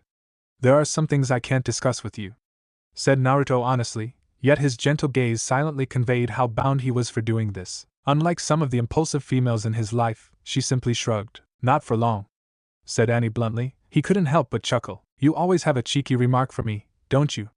Asked Naruto amusedly. Perhaps, or I'm just much more smarter than you, she replied proudly, making him shake his head. And I'm stronger than you, remember? His statement was met with a look which he couldn't read despite knowing her for months. Her gaze was cold but not hateful, and there was something in those shining blue orbs that entranced and frustrated him. Annie Leonhardt was a mystery, a woman whom he couldn't figure out or understand completely no matter how hard he tried. She was frank, daring, slightly cold, and in most circumstances uncaring to the things happening around her, including people. She was so detached. Maybe that was what attracted him to her, or perhaps he was just crazy like she often suggested. Either way, he couldn't help but be comfortable in her company. It was hard for him to determine as to exactly what they were. There were just these occasional visits between them where they talked about random things. Either did he give her any information regarding his work, or she passed on the inner happenings of Nugget Company. It was an unsaid pact between them, not to violate each other's boundaries and duties towards their jobs and comrades. Yet apart from Petra, she was the only one who could probably understand him a little. He still missed Colin, Kakashi, Levi, and even Erwin, as strange as that may sound. Their lack of presence in his life hurt, and their lack of communication with him hurt even more. It was why he had made his decision. I'll be rejoining the Scouting Legion once Nugget Company graduates, said Naruto, his eyes hardening as he remembered what awaited him outside those walls. Figured as much. Somehow you don't seem like the type of guy who'd like to train snotty-nosed brats again and again, commented Annie, gaining a funny smile from him. Brats like you? Teased Naruto, making her narrow her blue eyes, and strangely it made his heart flutter a little. Careful, mister. You don't want to lose your soul confidant, do you? Asked Annie flatly. She regretted that remark when a haunted look arrived in his face. Without thinking, her hand grasped his own, bringing him back from whatever dreadful memory he had been reliving. He had deep scars, which haunted him every day. Sometimes just through mere words. I'm sorry, said Annie honestly. It's all right. Just forget it, said Naruto dismissively. She nodded. Silence settled down between them again. And this time neither of them were too keen on breaking it, until Annie spoke. You trained us well, said Annie honestly, earning a curious glance from him. Really? Yes. She again became silent, but if his bright smile was anything to go by, then his previous morbid thoughts had been pushed away by her small praise. And strangely, it made her smile as well. That is, until he asked the next question. Have you thought about joining the Legion? We could really use your skills in the war against Titans, said Naruto seriously, and was disappointed when her smile vanished and her usual guarded expression arrived back in her eyes. Not yet, Annie, I said. Not yet. Her harsh tone and cold gaze made him back down. Before he could apologize or even say anything else, she got back on her feet, making him look up as well. It will be curfew soon. I should get going, said Annie frankly. He hesitantly nodded. See you tomorrow? She asked, her voice a little calm now, and she didn't miss his tense shoulders sagging a little in relief. Maybe I'll let you know, said Naruto with a smile. Until then. With those parting words she started jogging back towards the barracks area of the cadets. For a moment, his eyes settled on her bouncing rear until he shook his head with an amused smile. He must be completely crazy in the head if he thought Annie Leonhardt was beautiful. Maybe she was right. He was crazy. A curt knock on his door woke him up from his weak sleep. Donning his t-shirt and shorts, he made his way towards the door and was quite surprised to see a familiar dark-skinned man waiting for him. "Keith?" he asked hoarsely. The old man nodded. And it was then Naruto spotted the sheet in the man's hand and his eyes grew wide. "Commander Kane got the permission. Nugget Company is authorized to take out Night Raid as part of their final test," said Keith seriously. Naruto quickly allowed the man inside his quarters. Important matters like this should be discussed in private, and he simply didn't want Keith to stand out in the cold weather. The older man gave a small nod of appreciation as he sat down on one of the chairs, as Naruto got him a glass of water. When Keith was finished, Naruto took a seat in front of him. The boy's expression borderline worried. "I see," said Naruto neutrally, as he looked at the approval papers. Even if Keith had confirmed it, he still had to see it with his own eyes. "You're not your usual confident self?" asked Keith in a slightly surprised voice. "Yes. A lot of lives rest on this mission, that's why I will lead it. I won't let my soldiers go out there alone," said Naruto fiercely. He saw Keith looking at him with a strange, shocked look in his veteran eyes. "What?" asked Naruto frankly. "You inherited a part of your parents. Kushina's bravery and Shursue's intelligent mind," said Keith calmly, even as the boy flinched on hearing the names of his parents. "How do you know them?" asked Naruto hesitantly. "Not many people know it, and I would prefer if this information remains hidden. But I was the previous commander of the Scouting Legion, and your parents were my subordinates," admitted Keith reluctantly. Naruto didn't know for how long he sat in his seat, with his mouth wide open. He didn't know whether to be more shocked at the fact that Keith knew his parents, or the fact that the man was a former commander of the Scouting Legion. As Naruto didn't have the courage to say anything, Keith spoke freely for the first time in years. "They would be proud of you, Naruto. No matter what path Shurasue chose or the fate that Kushina met, but I see them in you every day. They had great hopes for you, and you fulfilled all of them," said Keith kindly. "Why is a former Legion commander working as a simple trainer at the academy?" asked Naruto sharply, his suspicions rising to the surface making Keith sigh. "I couldn't live up to the responsibilities and failed my comrades, again and again. I was not special like Erwin, not powerful like Levi, nor crazily intelligent like Hang. I was just a bystander," said Keith sadly. "Bullshit." Keith's eyes widened on hearing that remark. When he looked in the boy's eyes, he was stunned to see a flash of Kushina in his fierce eyes. The way the boy looked at him was so much like that redhead girl he had guided so many years. It took the boy a moment to calm himself, but when he opened his eyes again, Keith was again shocked to see the calm gaze of Shurasue staring back at him. "You're a great teacher, Keith.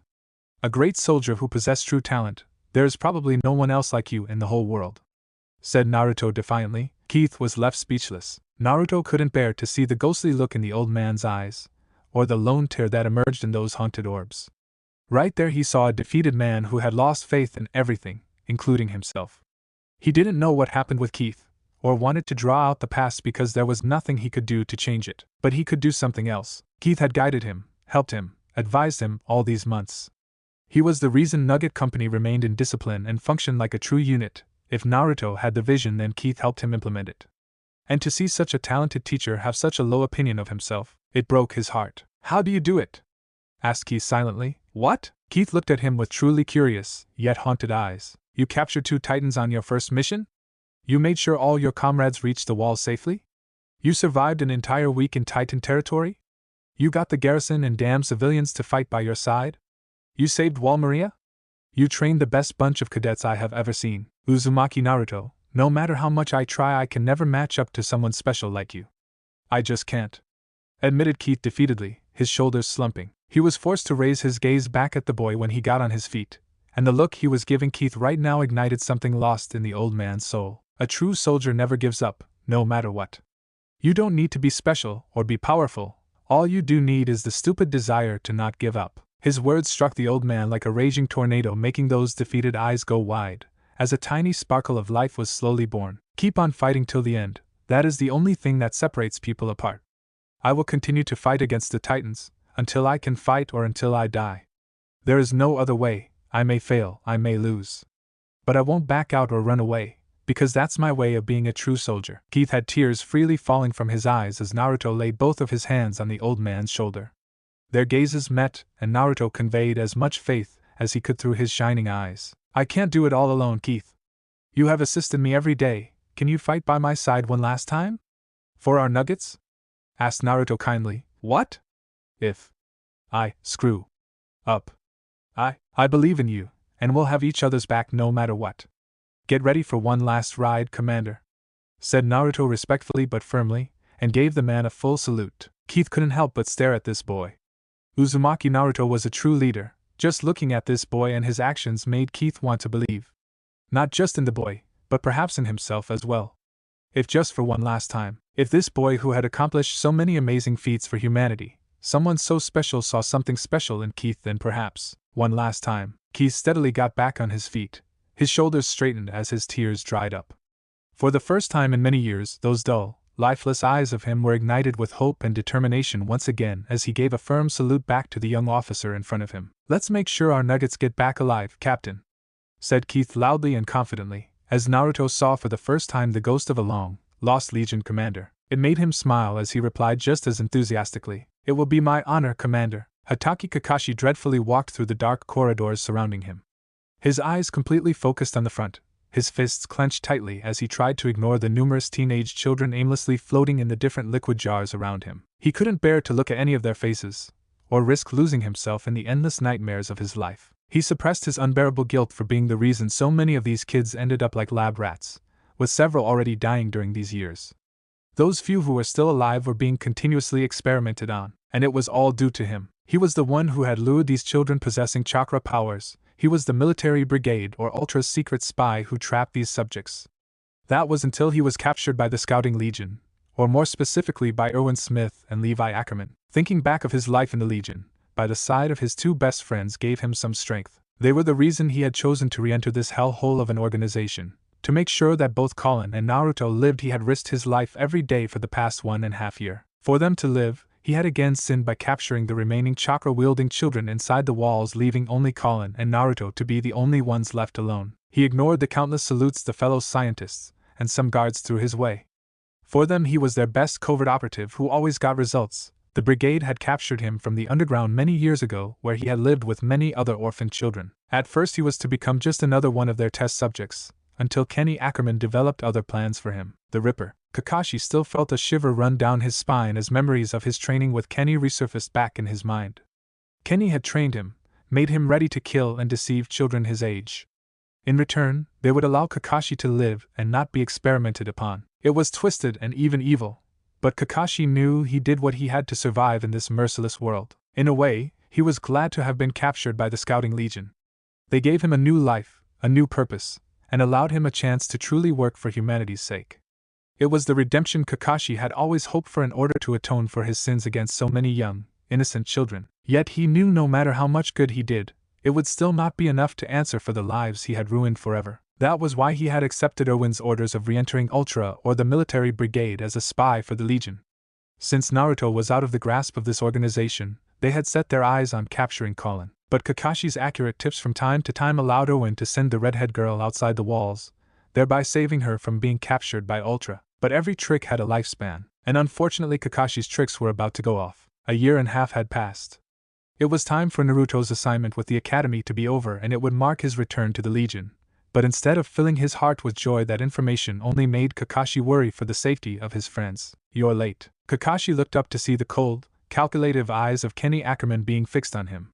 If Kakashi had ever visualized the picture of a true monster, then this man would be a perfect match for it. Dressed in horrible cowboy clothes, with 2 identical pistols attached to his hips. To add to it, he had a hat covering his head and a crazy smile always visible on his lips. "I'm sorry, but unlike some people here, I am a military police officer as well, and every day I have to catch criminals like you," spat Kakashi, although it only made the man chuckle. "Glad to see you're still the same shitty brat I trained," commented Kenny, and the look in the man's eyes was quite strange for Kakashi to understand. "Why have you summoned me?" asked Kakashi tiredly. Days after days of catching criminals and filing reports took its toll on his health, and he would have preferred to be out fighting against titans rather than against the lowest scums of humanity. Those fools couldn't even offer a decent fight. Kenny looked back at him with a cruel smirk appearing on his thin face. "The king wants to meet you." Kakashi felt as if someone had stolen the very breath out of his lungs. This was simply not possible. His shock must be clearly visible on his face, making Kenny chuckle a little. The ruler of humanity never met common soldiers like Kakashi. But if he was meeting now, then there could only be one reason behind it. Seeing that the boy now understood the real reason behind the meeting made Kenny give a confirmation nod, which solidified Kakashi's worst fears. Does it have to happen so soon? Asked Kakashi hesitantly. Don't tell me now that you've gotten attached to those two brats? Demanded Kenny harshly, his cold eyes scanning Kakashi from the corner of the room he was standing in. Kakashi swallowed the lump in his throat and the tears threatening to arrive in his eyes. With great effort, he continued to stare blankly at Kenny, who was looking at him quite intentionally. Never forget where your true loyalty lies, Kakashi, warned Kenny. Always. Those promising words along with the fierce look in the boy's eyes made Kenny give an acknowledging nod. There was no way a perfect spy like him could even think of betraying the king, and risk his own life in the process. That was just not the kind of person Kakashi was. The king appreciates your remarkable assistance in capturing these chakra-wielding children, thereby saving humanity from future threats, said Kenny honestly. And what are we? You and I, who are also chakra users, what are we, Kenny? Asked Kakashi seriously, loyalist to the throne and the king. While these remaining children will be disposed of after their inner powers are harnessed, the king's entire focus has been set on finding out the last remaining Uchiha. And with your help we have found that boy who is the only credible threat to the royal family, advised Kenny. What if I can convince him to switch sides? He doesn't know anything. Maybe like us he can swear loyalty to the king. At least that way he or Colin do not have to die. Just give me some time, pleaded Kakashi. Have you forgotten what the boy's father did? Barked Kenny furiously, making Kakashi flinch. Kakashi closed his eyes. He himself had been horrified on learning the real truth, and it had cleared so many things for him. So many secrets, so many truths were buried inside his heart. Things that could not only destroy their current world, but rip apart the lives of his friends and so many others. The Uchihas cannot be controlled, by any means. Naruto was fortunate enough to be hidden by the Scouting Legion all these years, and if not for the fact that he bloody saved Wall Maria and became the center of public attention, he would be surely buried 6 feet underground, said Kenny darkly. Why didn't you order your men to hunt him at the academy? Levi wouldn't be there to protect him, advised Kakashi. He had to play his part of a spy or risk exposing his true cover. Too much attention. Not only an action against the boy would have brought the wrath of the Legion and its commanders, but Darius Zackley would have become suspicious. And it is best if the chief of humanity's military forces remains oblivious to our intentions, explained Kenny frankly. Kakashi nodded. It gave him some hope, because for all its might and ability to get away from committing genocide, Ultra or the military brigade were wary of Darius Zackley. The military was not aware of the special powers of the chakra-wielding children, or else they would have surely used them to further the war against Titans. But the king had other plans. Can you kill the boy? Asked Kenny suddenly. Kakashi froze. No, you're strong, but he's an Uchiha. And those bastards can't be taken down except by a small army. The last few nearly wiped out the entire military police before I silenced them, said Kenny in a satisfied tone, clearly relishing that fight. He has awakened the Sharingan, reminded Kakashi, receiving a gruff nod from Kenny. A real pain. I guess it was too much to ask from the boy to not follow in his father's footsteps. The king wants him taken care of before he becomes a true menace like Uchiha Shursui, instructed Kenny. Understood. What about the boy's remaining family? The records say they are dead, said Kenny pointedly. His mother never returned from a mission outside the walls, and is presumed dead. His sister was murdered, and he thinks his own father did it, informed Kakashi, eliciting an amused laugh from Kenny. If only the foolish brat knew he is surrounded by enemies on all sides.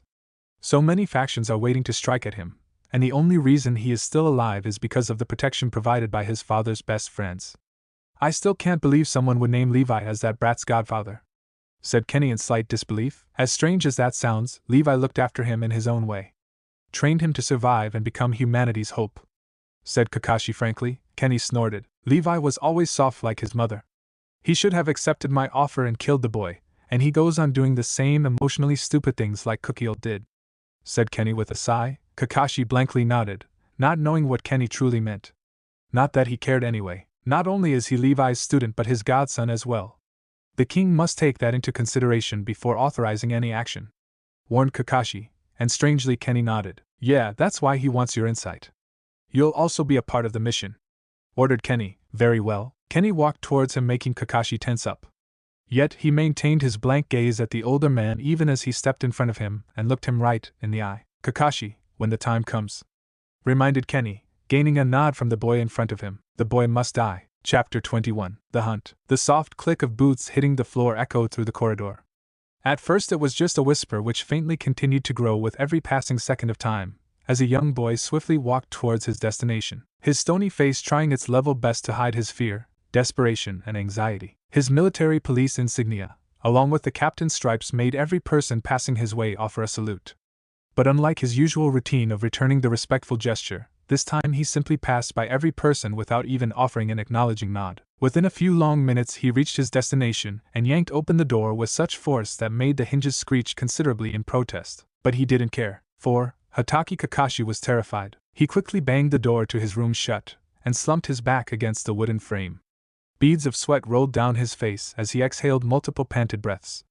His throat was parched, his hands trembling, his legs shaking. This was bad, very bad. A tirade of thoughts was continuously going through his panicked mind, and he simply didn't have the strength to channel them into a proper order. To think the truth would be this ugly. Naruto. Just the sheer thought of his young friend made him stop.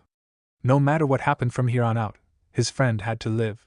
For that boy was the only hope humanity had, not only against the war with Titans but also against an enemy that has nearly brought their race to the brink of extinction. The truth he had learned, Naruto needed to know. It would rip apart the small world his friend had formed with so many difficulties and sacrifices. But not knowing the truth would have far grave consequences. But with the truth, Kakashi's friends would also learn about the things he had done. The sins he had committed. He had no doubt in his mind that he would lose both of his best friends forever. That thought made him feel hollow, his life empty without those two. But he clenched his fists. I made mistakes once, but I won't do it again, thought Kakashi fiercely. Whatever fate awaited him, it would not stop him from making sure that both of his friends learnt the truth about everything and stayed alive. No matter what. He took a deep breath to calm his frantic nerves. When that was done, he quickly bit his thumb, followed by a few set of hand seals. In the end, he slammed his right hand on the wooden floor of his room, covering it in a deep, white smoke. As soon as it cleared, a small dark brown-colored dog was staring back at him with an almost bored expression. Kakashi's eyebrows twitched. Yo, said the dog, raising one of his paws lazily. Yep, this was definitely his summon. What in Kami's name was Kenny thinking for giving him such a lazy-ass animal for a partner? It didn't matter now, despite this creature being a gift from Kenny Ackerman for Kakashi finishing so many missions in recent months. That man failed to understand the fact that summoned creatures were bound to their partners and loyal to them. Pakken and his gang may not be loyal to Kakashi before the contract, but now that it was done they were his trusted comrades. He was thankful for Kenny having some different summons, or else it would be quite hard to get the dogs to be loyal to Kakashi alone. Pakken, go to Castle Midas in Wall Rose. Get in contact with Owen Smith, said Kakashi hurriedly. Biscuits. Kakashi face-palmed. Of course, the little mutt always demanded payment before service. Sighing, he opened his cabinet again, and Pakken's small eyes slightly widened on seeing the entire packet being stuffed in front of him. The human couldn't help but admire the dog when he finished the entire pack of biscuits within a minute itself. And if the satisfied grin on Pakken's face was anything to go by, the dog was more than ready for his mission. Good, now did you listen to what I said? Asked Kakashi seriously. Yeah, contact Owen Smith at Castle Midas in Wall Rose. Should I use the usual route or the other secret one? Asked Pakken professionally, making Kakashi smile. Because for all his shortcomings, Pakken was quite serious when it came to completing tasks that was as long as he was properly rewarded before. The other one.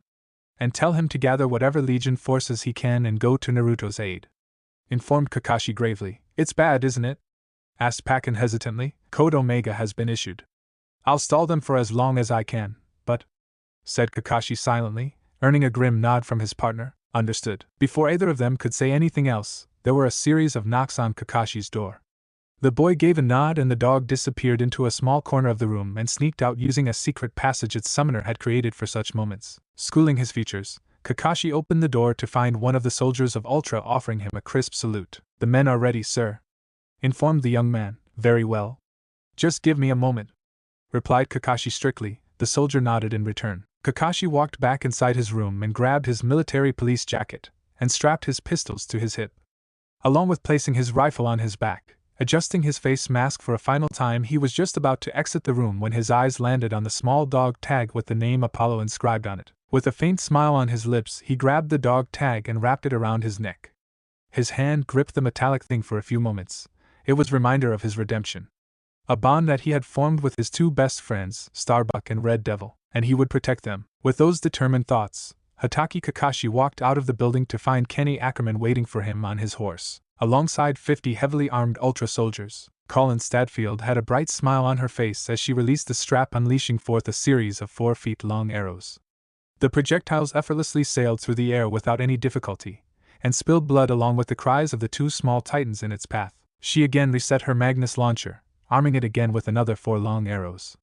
With a silent hiss, the weapon fired, and this time it hit the titans right in their weak spots, ending their miserable existence. Steams erupted from the decaying carcasses as the sound of clapping was heard in the vast fort. Colin placed a small strand of her shoulder-length red hair behind her ear, as the excited face of Heng Zoe appeared in front of her. The mad woman chuckled on seeing the accuracy of the deadly weapon both of them had developed throughout the past year. It was a great innovation of its kind, one which would surely aid the Legion in its missions outside the walls. "What do you think?" asked Colin. "I think Magnus has passed all our tests. I'll convince Owen to place the order for at least a dozen launchers of this series," said Heng gleefully, a mad grin arriving on her lips. "It'll be quite expensive, Heng," said Colin worriedly. "Oh, let Erwin handle it. We grunts should just be concerned with making this weapon work in field missions," replied Heng nonchalantly, and then went off to examine the corpses of the dead titans. Colin sighed and wiped out the bead of sweat present on her forehead. Being able to live outside the walls was something she had never imagined in her wildest dreams. Yet the Legion's discovery of Fort Petersburg was a miracle humanity had always hoped for. Who would have thought that humanity's first base outside the walls would be discovered by an accident? Colin could clearly remember her squad in full retreat from enemy territory with a bunch of aberrant class right on their heels. Their mission to capture an 8-meter class had been a success by using the tricks Naruto had used during his first victory. In a way, despite being not present physically, his teachings had helped her accomplish her mission without dying or being left behind in the process. Yet the deviant class titans had pursued her squad for miles, and if not for Levi's quick thinking along with the sacrifice of some of her comrades, did their squad escape their pursuers. By the time night had fallen, and they discovered another surprising fact. Titans weren't as effective at night as they were at day, with most of them simply going into some form of hibernation mode. It gave her squad the required luck and time to stumble upon Fort Petersburg. They found the fort's name written on the walls, and the entire structure was located deep inside the woods, giving them ample protection from most Titan hordes. That was 6 months ago, and now she was proud to say that Fort Petersburg was officially humanity's first territory outside the walls. It was a place from where the Legion launched many expeditions deep inside Titan territory, and there was always a small force of Legion soldiers permanently stationed in this place to keep control over it. It was also a place where they conducted several experiments on Titans, developed weapons and strategies, along with giving new rookies a first-hand experience of what being in the war was like. Her gaze settled on the captain insignia on her chest, making her smile a little. Now she could stand beside her friends side by side on equal ground. She now understood why Erwin separated the three of them and felt a little ashamed for her blasting out at the commander back then when the decision was made. It made her blush a little. While she still retained her fiery temper, she now also knew things were always not as simple as they appeared, although she felt tremendously guilty for not replying to either of her best friends. Especially Naruto. Kakashi was busy in his deep cover mission inside Wall Sina with the military police, and often didn't write much for obvious reasons. But Naruto did write to her, despite his lazy nature. He wrote her so many letters, most of which she received several months later due to her posting outside the walls and being busy with her other research on Shursui Uchiha. It pained her to great end for not being able to reply back to him, and could only imagine how hurt and disappointed he must be. The only solace she had was the fact that she had found some information that could be really useful to Naruto.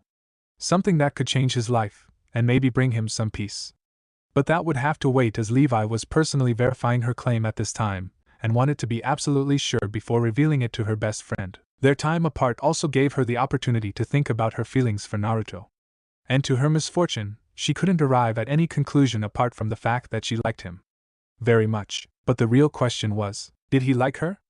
After all this time?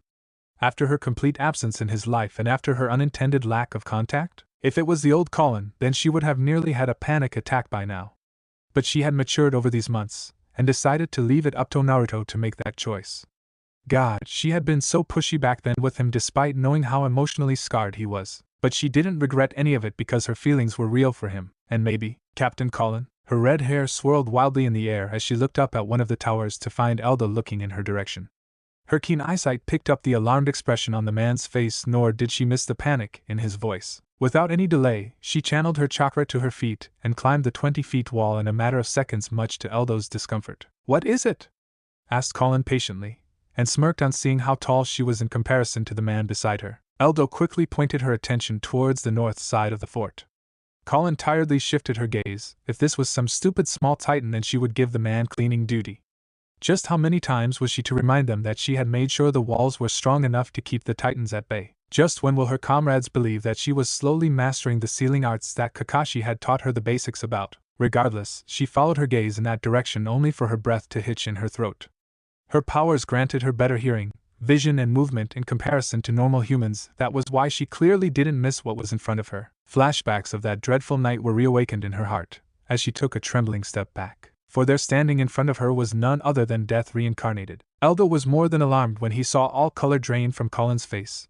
And was the young girl looking terrified? The sound of tinkling bells echoed through the area, and as the morning mist dispersed a little did Eldo realize he was staring at two men dressed in long black robes standing at a distance. One of them was insanely tall with bandages wrapped around his face, and nobody could miss the gigantic sword on the man's back or the wicked gleam in his demonic eyes. But Eldo felt more than terrified when he felt a power which he had only experienced from Naruto once during their mission to capture Titans, only this time it was twice than what the young boy had possessed. He saw Colin's eyes fixed on the shorter dark-haired man, who was also neutrally staring back at her with his pitch-dark eyes. "Uchiha Shursui," whispered Colin in horror. The man gave a faint smile indicating he had just read his name being whispered from the girl's trembling lips.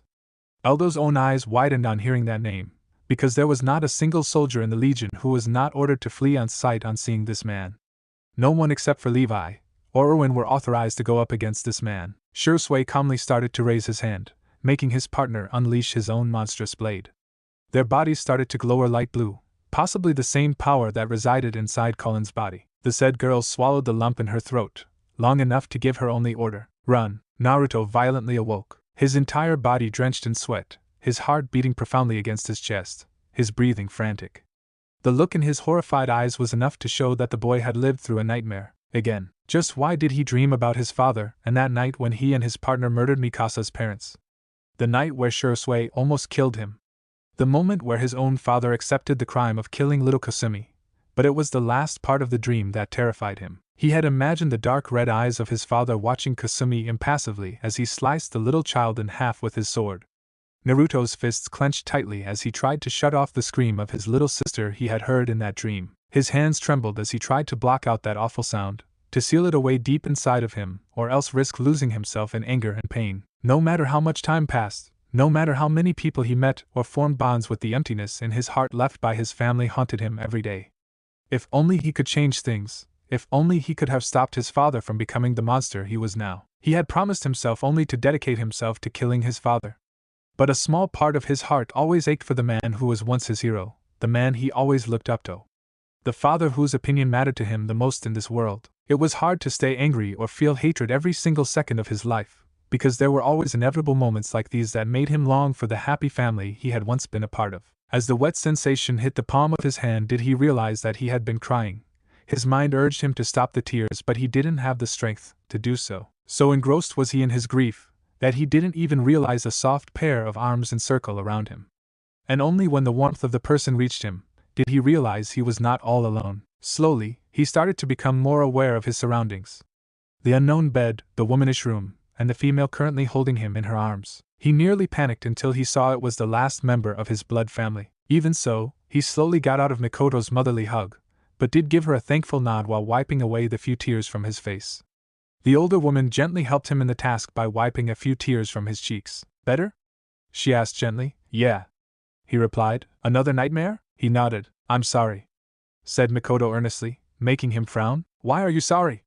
asked Naruto curiously. "Because my brother is the reason your life turned out this way," apologized Mikoto, and he didn't miss the pain as well as loneliness in her eyes. "You miss him, don't you?" asked Naruto straightforwardly. She flinched. He saw in her eyes the desperation to come up with some suitable lie or anything, but in the end she sighed and placed her hands on his shoulders. "Shursui's my elder brother, Naruto. No matter what has happened, or what he has become today, a part of me will always love him until the end," explained Mikoto soothingly. "I understand." His words shocked her.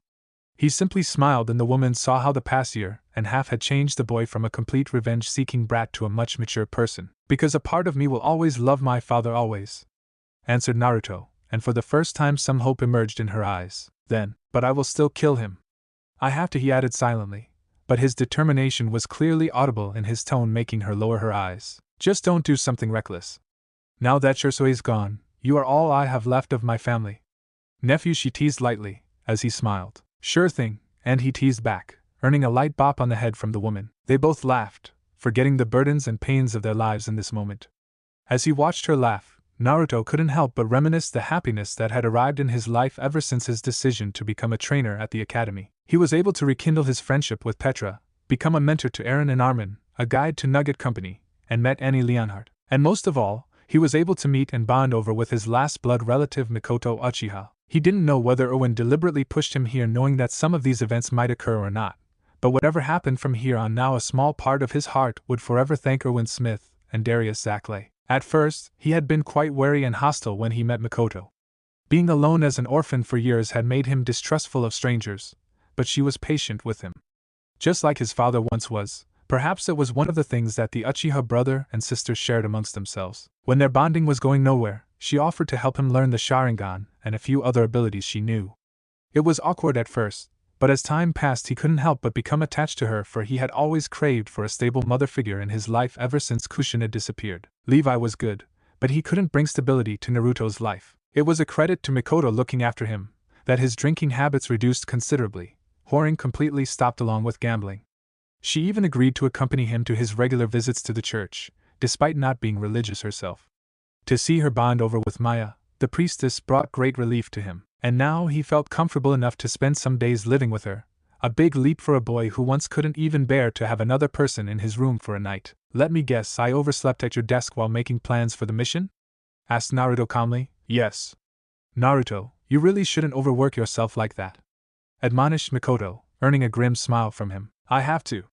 I can't help but be worried about my cadets. It's one thing to lead trained Legion soldiers on a mission and another to lead rookie cadets against armed robbers, rapists and murderers. The cadets didn't ask for this mission, but I did, so I can't help but feel that I have to go over every last detail in order to make sure there are no unwanted casualties, explained Naruto worriedly. She couldn't help but smile on hearing him call the Nuggets as his own. It went to show how far he had come as a person in just a year and a half. Everything will be fine, Naruto.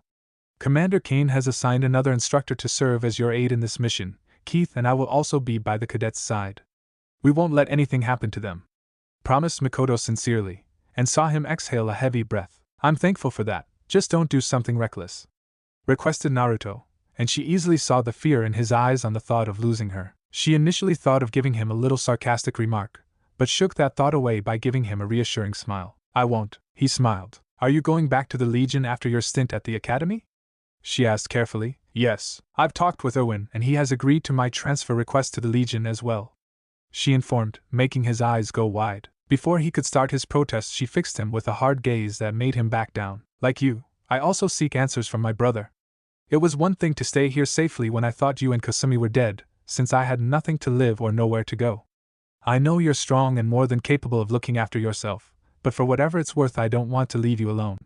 Please consider my request, Naruto, pleaded Mikoto, making him sigh. You're not going to back out no matter what I say, isn't it? Asked Naruto tiredly, receiving a brief apologetic look from her. I don't want to, but at the same time your opinion matters to me, that's why I'm asking you to let me by your side for both our sake, and to give me some closure, she explained. Naruto slowly got out of the bed and headed for the door. Fine, but I will kill him in the end. And nothing can change that, he promised, and walked out towards the breakfast table where a steaming plate of eggs awaited him. Mikoto couldn't help but think about his words. I wonder if you can really do that, Naruto. Kakashi yanked his horse roughly, making the animal shout as it tried to catch more speed. The wild winds continued to hit against his body, and he couldn't help but admire the rising sun in the sky. Behind him he saw a cloud of dust being created by the remaining ultra-military brigade soldiers following him and their top commander. Kenny had an eager smile plastered on his face as the cruel man yanked his horse more and more, much to the animal's suffering even as it tried to go as fast as it could. Slow down, Kenny. No matter how fast we go, it will take us an entire day to reach the destination, advised Kakashi. You don't understand, Kakashi. It's been so long since I fought an Uchiha. Hope this brat of yours lives up to his clan's reputation, said Kenny with a chuckle. Kakashi grimaced. If Kenny isn't enough of a threat, the bastard brought nearly half of Ultra to hunt you, Naruto, thought Kakashi worriedly. Just what exactly are we going to do? Asked one of the Ultras, much to Kakashi's relief. Kenny had been quite tight-lipped about their mission at the base and had not revealed any details. But perhaps now, the king's spies got information that Zackley just authorized a mission against a local group of thugs in Wall Rose. They go by the name of Night Raid, and the foolish military commander has assigned rookie cadets to take them out as a part of their final test," mocked Kenny. Many of the ultras chuckled on imagining the pitiful cadets going up against hardened criminals. Even Kakashi, who didn't laugh, couldn't help but agree that sending cadets against such people was not a wise move. "So what does this mean for us?" asked Kakashi seriously. "Well, of course there is still some sense left in the military. So they are sending a few instructors to lead this mission and guide the cadets. And it so happens that the leader of this mission is none other than our target Uzumaki Naruto," explained Kenny, a wicked smile shining on his lips. Kakashi couldn't help but feel mortified. "While the brat is busy leading his cadets against Night Raid, we'll attack from the rear and take him out, kill some cadets to make it appear as an unfortunate friendly fire accident," said Kenny deviously, making Kakashi's stomach churn. "But wouldn't the military commander question our presence there? Order an inquiry?" asked a female ultra hesitantly. Maddie was her name. Kenny snorted. "You fool, don't forget just who supports us from the shadow," barked Kenny. "The king," cursed Kakashi silently. "Yes, not only would Zackley lose his job for ordering such a disastrous mission, but the king will sweep this entire incident under the rug, and there is not a single person in the walls who can oppose humanity's ruler's decision. With one stroke, we would not only eliminate the last Uchiha but also take out Darius Zackley from his office. Nobody would see us coming," explained Kenny briefly, Kakashi's fists clenched. "By the time this group would reach Naruto's location, it would be night. Possibly the raid against the bandits would be in full swing and chaos would reign everywhere. If it happened, then Naruto would be in too deep a mess to even figure out a friendly force attacking him from behind. An ultra lead by Kenny Ackerman had enough firepower to take out his friend, not to mention the many innocent, young cadets who would needlessly lose their lives in this bloody political war. He had asked for Owen to come to Naruto's aid, but his message would take some time to reach to the Legion commander. Owen would have to gather his warriors, and then launch a rescue. There were simply too many variables, too many things had to happen for his friend and all the other innocents to survive this dreadful battle. Even then, many were going to die. His gaze swept over the 50 heavily armed ultras galloping on their horses alongside him. All of them were veterans. They knew how to fight, didn't hesitate to kill, and were blindly loyal to Kenny and the king. His right hand inched towards his thigh, and his eyes connected with Kenny's. The morning rays of the sun fell brightly on the small company of humans mounted atop their horses.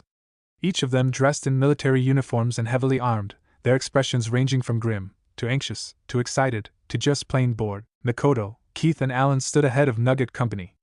The cadets and their leaders were all ready, and everyone's eyes were fixed on the tall blonde standing in front of them. The boys' veteran eyes swept across each of their faces, and every person tried to assure him as best as they could. Finally he spoke in a loud, clear voice and raised his sword in the air. "Nugget Company, it's time for some hunting." Chapter 22, Defiance. Kenny Ackerman had the briefest of second to shift himself out of the way of the incoming bullet aimed at him.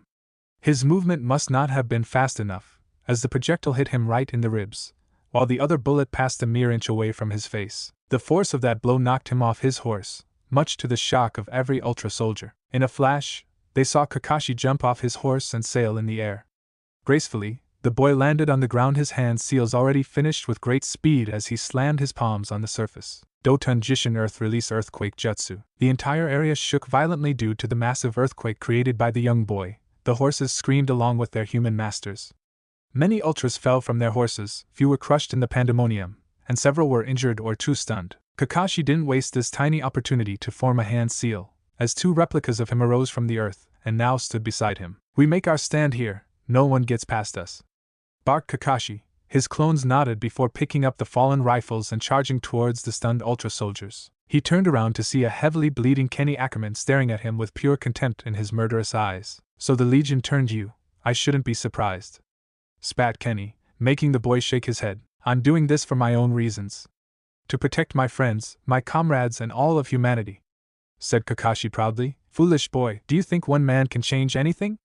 There were other fools before you who tried the same approach to change this fucked up world. All of them are buried 6 feet underground," snarled Kenny, as he brought forth his pistols and aimed it at the boy. "Not all of them," said Kakashi pointedly, which made his former mentor flinch. It was one of Kenny and Ultra's greatest failures, one which the Ripper still regretted it till this day. "Slowly but surely, I see humanity moving towards a better future. There are people coming forward who'll change this fucked up world, so that monsters like you and I are not born," suggested Kakashi, making Kenny snort in disbelief. Kakashi's eyes swept across the bright sun that now shined in the sky, the cool breeze that moved past him, Even the chaos of the ongoing battle between his clones and the remaining ultras didn't stop a small smile from arriving on his lips. Thank you, Naruto. Meeting you and Colin restored my faith in humanity, and I won't let anyone break it again, thought Kakashi fiercely. He threw away his empty pistols and unleashed his small, sharp tanto from his hip. I'll make you pay dearly for this treachery, boy. Your death won't be easy, snarled Kenny, and fired of his pistols. Kakashi quickly dodged the bullets fired at him, and started running towards a furious Kenny. Even in such a situation, the boy couldn't help but grin. Did you say something? It only served to infuriate his former mentor, as he started unleashing a storm of bullets at him. If there was one thing Kakashi admired about Kenny was the fact that the man was a great fighter. His skills with guns was commendable as he loaded and fired bullets as fast as Kakashi could move. Although, it hurt his ego, but Kakashi couldn't deny the fact that Kenny was stronger than him. Once I'm done with you, I'll kill your friend and end the Uchiha bloodline, spat Kenny, firing another round of bullets at his former student. He's stronger than me, than you. You and the royal family will get what you've earned through your war crimes against humanity, replied Kakashi defiantly, as he dodged the bullets coming towards him. Kakashi only had a moment to realize and act when Kenny raised two of his fingers. Dotondori Yuso Earth Release Earth Flow Spears. The young boy jumped in order to evade the several sharp spears that rose from the earth, his movement just being a fraction slower, as one of them struck him clean through his left leg. Kakashi bit back a scream. Defiance shined brightly in his eyes, as he stared back at his laughing mentor even as blood gushes out of the hole in his leg. You were always too slow, Kakashi, teased Kenny. The man's laugh died in his throat when he heard the unmistakable sound of sparkling. Confirming his thoughts, not a second later Kakashi's entire body was engulfed in lightning. The force of his power made the earth and ground break apart, the spears melting to unrecognizable liquid mud. Even the nearby ultras couldn't help but watch in awe the battle between two of the strongest fighters. Even Kenny was stunned. Kakashi's right hand was cackling wildly with lightning, and his murderous eyes fixed on his mentor who took a few steps back. With a thunderous battle cry, Kakashi leapt backwards much to Kenny's surprise. It slowly turned to horror when both of Kakashi's clones jumped away quickly as their original creator landed in the midst of a shocked group of ultras. The Legion captain slammed his tanto sparkling with electricity in the ground, and the next second blood-shrieking cries of the ultras echoed in all directions. Kakashi was merciless as he electrified his victims to the point where their skin turned dark black, and their steaming corpses fell to the ground. And all the while he made Kenny watch his men being butchered like cattle. I may not belong to any of the noble bloodlines, but to underestimate me is the last mistake you have made, Kenny, promised Kakashi. Very well. Kakashi prepared himself when he felt the chakra being called inside Kenny's body. His former mentor was going all out, and to go up against an angry, lethal Ackerman was a dangerous task. He had seen Levi, he had seen Kenny, he had even seen that little girl Mikasa all those years ago as she actually managed to stay conscious and bear Shursei's chakra power and Zabuza's bloodlust. If only he had more time, he could explain to Naruto everything. Make his friend be prepared for the adversaries and conflicts that were going to find him sooner or later, both inside and outside the walls. But for that to happen, he not only had to kill Kenny, survive the rest of Ultras, and make his way back to the Legion. A rather tall order. Even so, it only made him smile. The only easy day was yesterday, thought Kakashi, as Kenny took out his own secret tanto. Both the warriors stared into each other's bloodthirsty eyes. Even the ongoing battle between Kakashi's clones and the remaining Ultras was blocked out of their minds as they focused on each other. A silent gust of wind blew between them, and then they were right in front of each other, tantos clashing causing the birth of several sparks. Even if he had prepared himself for it, Kakashi still felt outclassed by Kenny's speed. He matched his former mentor's blows with as much force as he could, but Kenny's speed allowed him more attacking opportunities and he carved out Kakashi's flesh at every single moment. Kakashi didn't even have the time to cry out or glance at the ever-increasing cuts across his body. All he could do was try to keep on searching for that one opening. Never in his life he had wished so badly to have the Sharingan. But he would have to make do with what he had. If speed was not the answer, then power was the one. When Kenny tried to carve a rather nasty hole in his chest, Kakashi surprisingly allowed the weapon to hit his skin and bury a little deeper into his flesh. Even Kenny seemed momentarily surprised by the sudden invitation, and that was when Kakashi forced his tanto forward. The older man shifted himself a little, but he was too close to Kakashi and couldn't stop the tanto from piercing the right side of his chest right beneath his heart. Both of them jumped away from each other, blood oozing out of their wounds. Kenny from the bullet wound and the stab wound so close to his heart. Kakashi was in a much worse state. His entire body was covered in cuts, many of them quite deep. But it was the medium-sized hole in his chest that was the cause of alarm, Not only had Kenny pierced his chest but tore off quite a large chunk of his flesh while injuring his lungs. Kakashi was finding it hard to breathe with all the blood oozing out of his body. He just had enough time to see Kenny grab another pair of pistols from his belt and fire at him. With great difficulty, he moved out of the way only to hear two disgruntled cries. Turning around, he saw it was his clones that were hit, and both of them collapsed in a flash, destroyed. That was all he could think as the remaining 25's ultras were now glaring murderously at him. He could maybe create another clone to keep these men at bay, but he needed every ounce of his remaining energy not only against Kenny but to also survive the wounds on his body. Kakashi knew every second he bought with his blood, every ultra who died at his hands gave Erwin a chance to save Naruto. A chance for humanity to take control of their destiny and change this miserable world. Kill him, ordered Kenny. He summoned all his energy to perform an instant series of rolls on the ground, evading the constant shower of bullets being hailed at him by the ultras. All the while Kenny nursed his wounds while laughing maniacally, but Kakashi was not done. Even as he rolled, his hands rummaged through his pouch and he brought forth a set of combat knives. When the next shower of bullets missed him, the boy jumped high in the air and fired all of his 10 knives at the unprepared ultras. The sickening sound of bodies hitting the ground brought him little comfort, as every one of his targets was killed instantly as the knives struck them right in their heads, necks, and hearts. Only 15 more to go. Before his feet could touch the ground, a gunshot echoed through the area. Everything came to a standstill, as he felt a steady stream of blood erupting from his chest. Looking down, he saw the new hole in his chest and nearly collapsed on his knees. Turning back, he bit back another cry as Kenny smiled at him deviously. Cowards, all of them. But this was what life was inside the walls had reduced mankind to. It was what he wanted to change. His vision darkened, and the pain was simply unbelievable.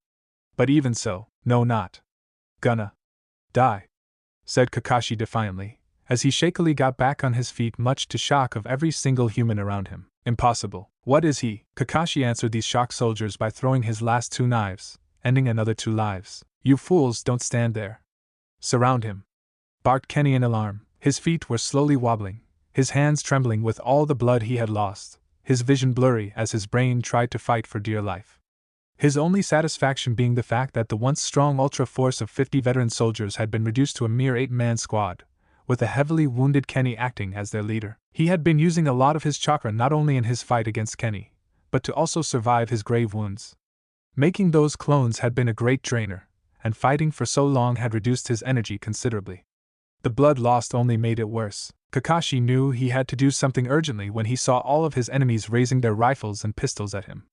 His speed was gone, and this time he would not be fast enough to avoid those bullets. Kenny smirked cruelly at his dying student. The man could not help but be stunned when the gravely injured boy gave a defiant cry as he jumped high in the air. Fire! Several bullets rushed towards the boy, who remained still, until Kenny was satisfied when he saw the first 2 bullets pierce the boy's chest and stomach. It was all over for the Empire. Suddenly there was a pull, and Kenny, who had been previously rooted to the ground, found himself sailing in the air. The movement was so fast that he had no time to react in defense, which allowed the remaining bullets to pierce all over his body. One hitting him straight in the eye, Kakashi gracelessly sprawled over the ground and vomited a large mouthful of blood. The 8 ultras were horrified when their leader fell to the ground, mortally wounded and howling in pain. Their mission a failure, their comrades butchered, they turned their hateful glares for the traitor who done such an atrocity, only to find not a single trace of that boy. The soldiers were just about to rush after the traitor, when a rasped voice stopped them. Commander, said one of the ultras and rushed towards a dying Kenny's side. Leave him.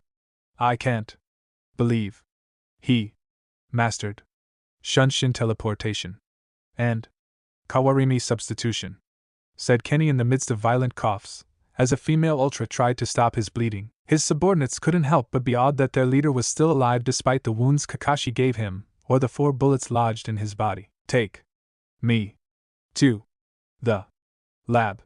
I'll need one of the serums, ordered Kenny, as his vision started to darken. Roger that, sir. Hurry.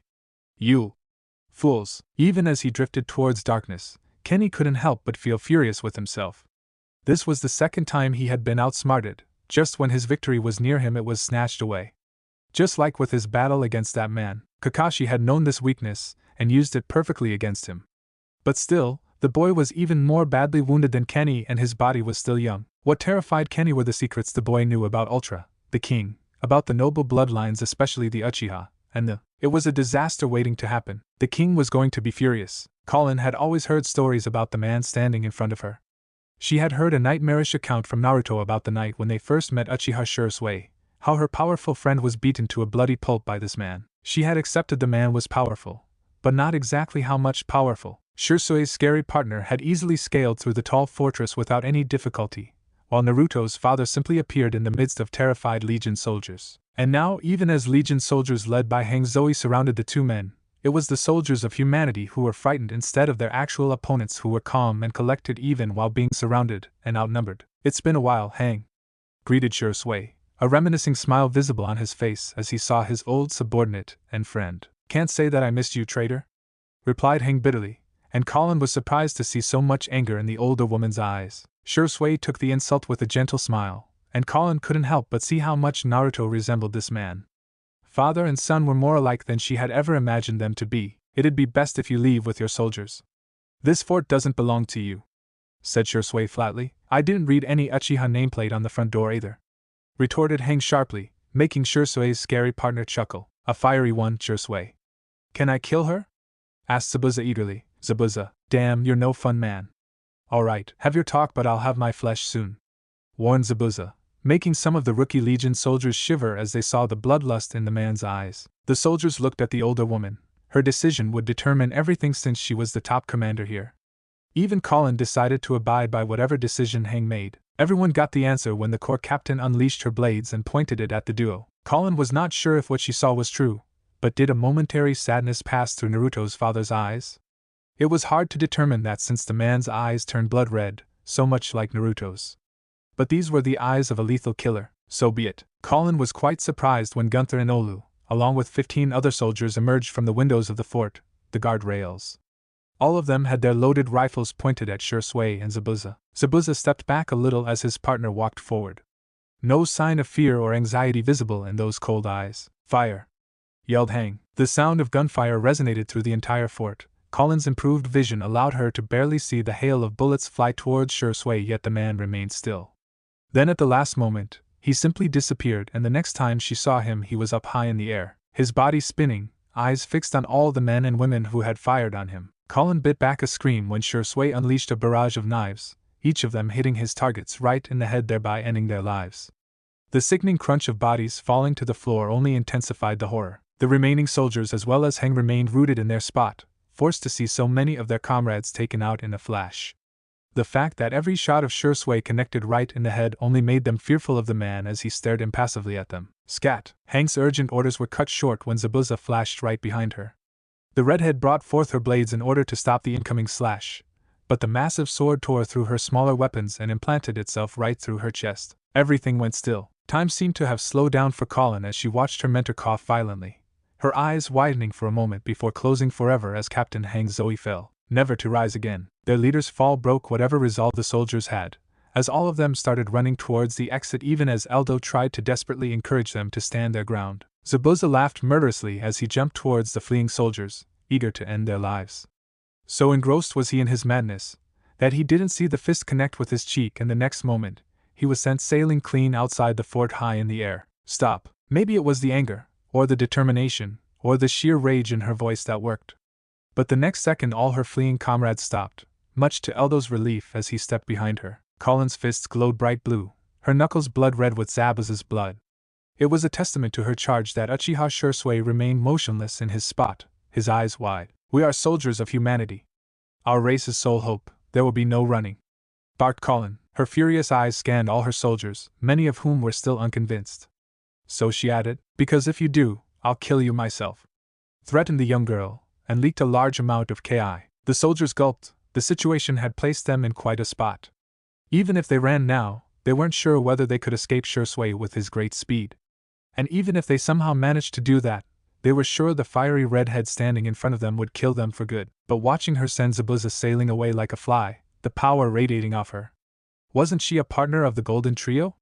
The three who defended Wall Maria against a full-blown Titan invasion. Maybe she could. She didn't turn back as her comrades steadied themselves and picked up their fallen rifles. They had to fight. Colin exhaled a deep breath. This was her first time as a leader. Always standing in the shadows of her two best friends had made her too dependent on other people. But watching Hank fall had unleashed an unending anger inside of her. She fought back her tears on seeing Hank's cold body still sprawled across the floor. She was a soldier, taught to control her emotions. Yet in this moment she could not help but feel an incredible rage at the man standing in front of her. Whatever he was once, Uchiha Shisui was now a true enemy of humanity.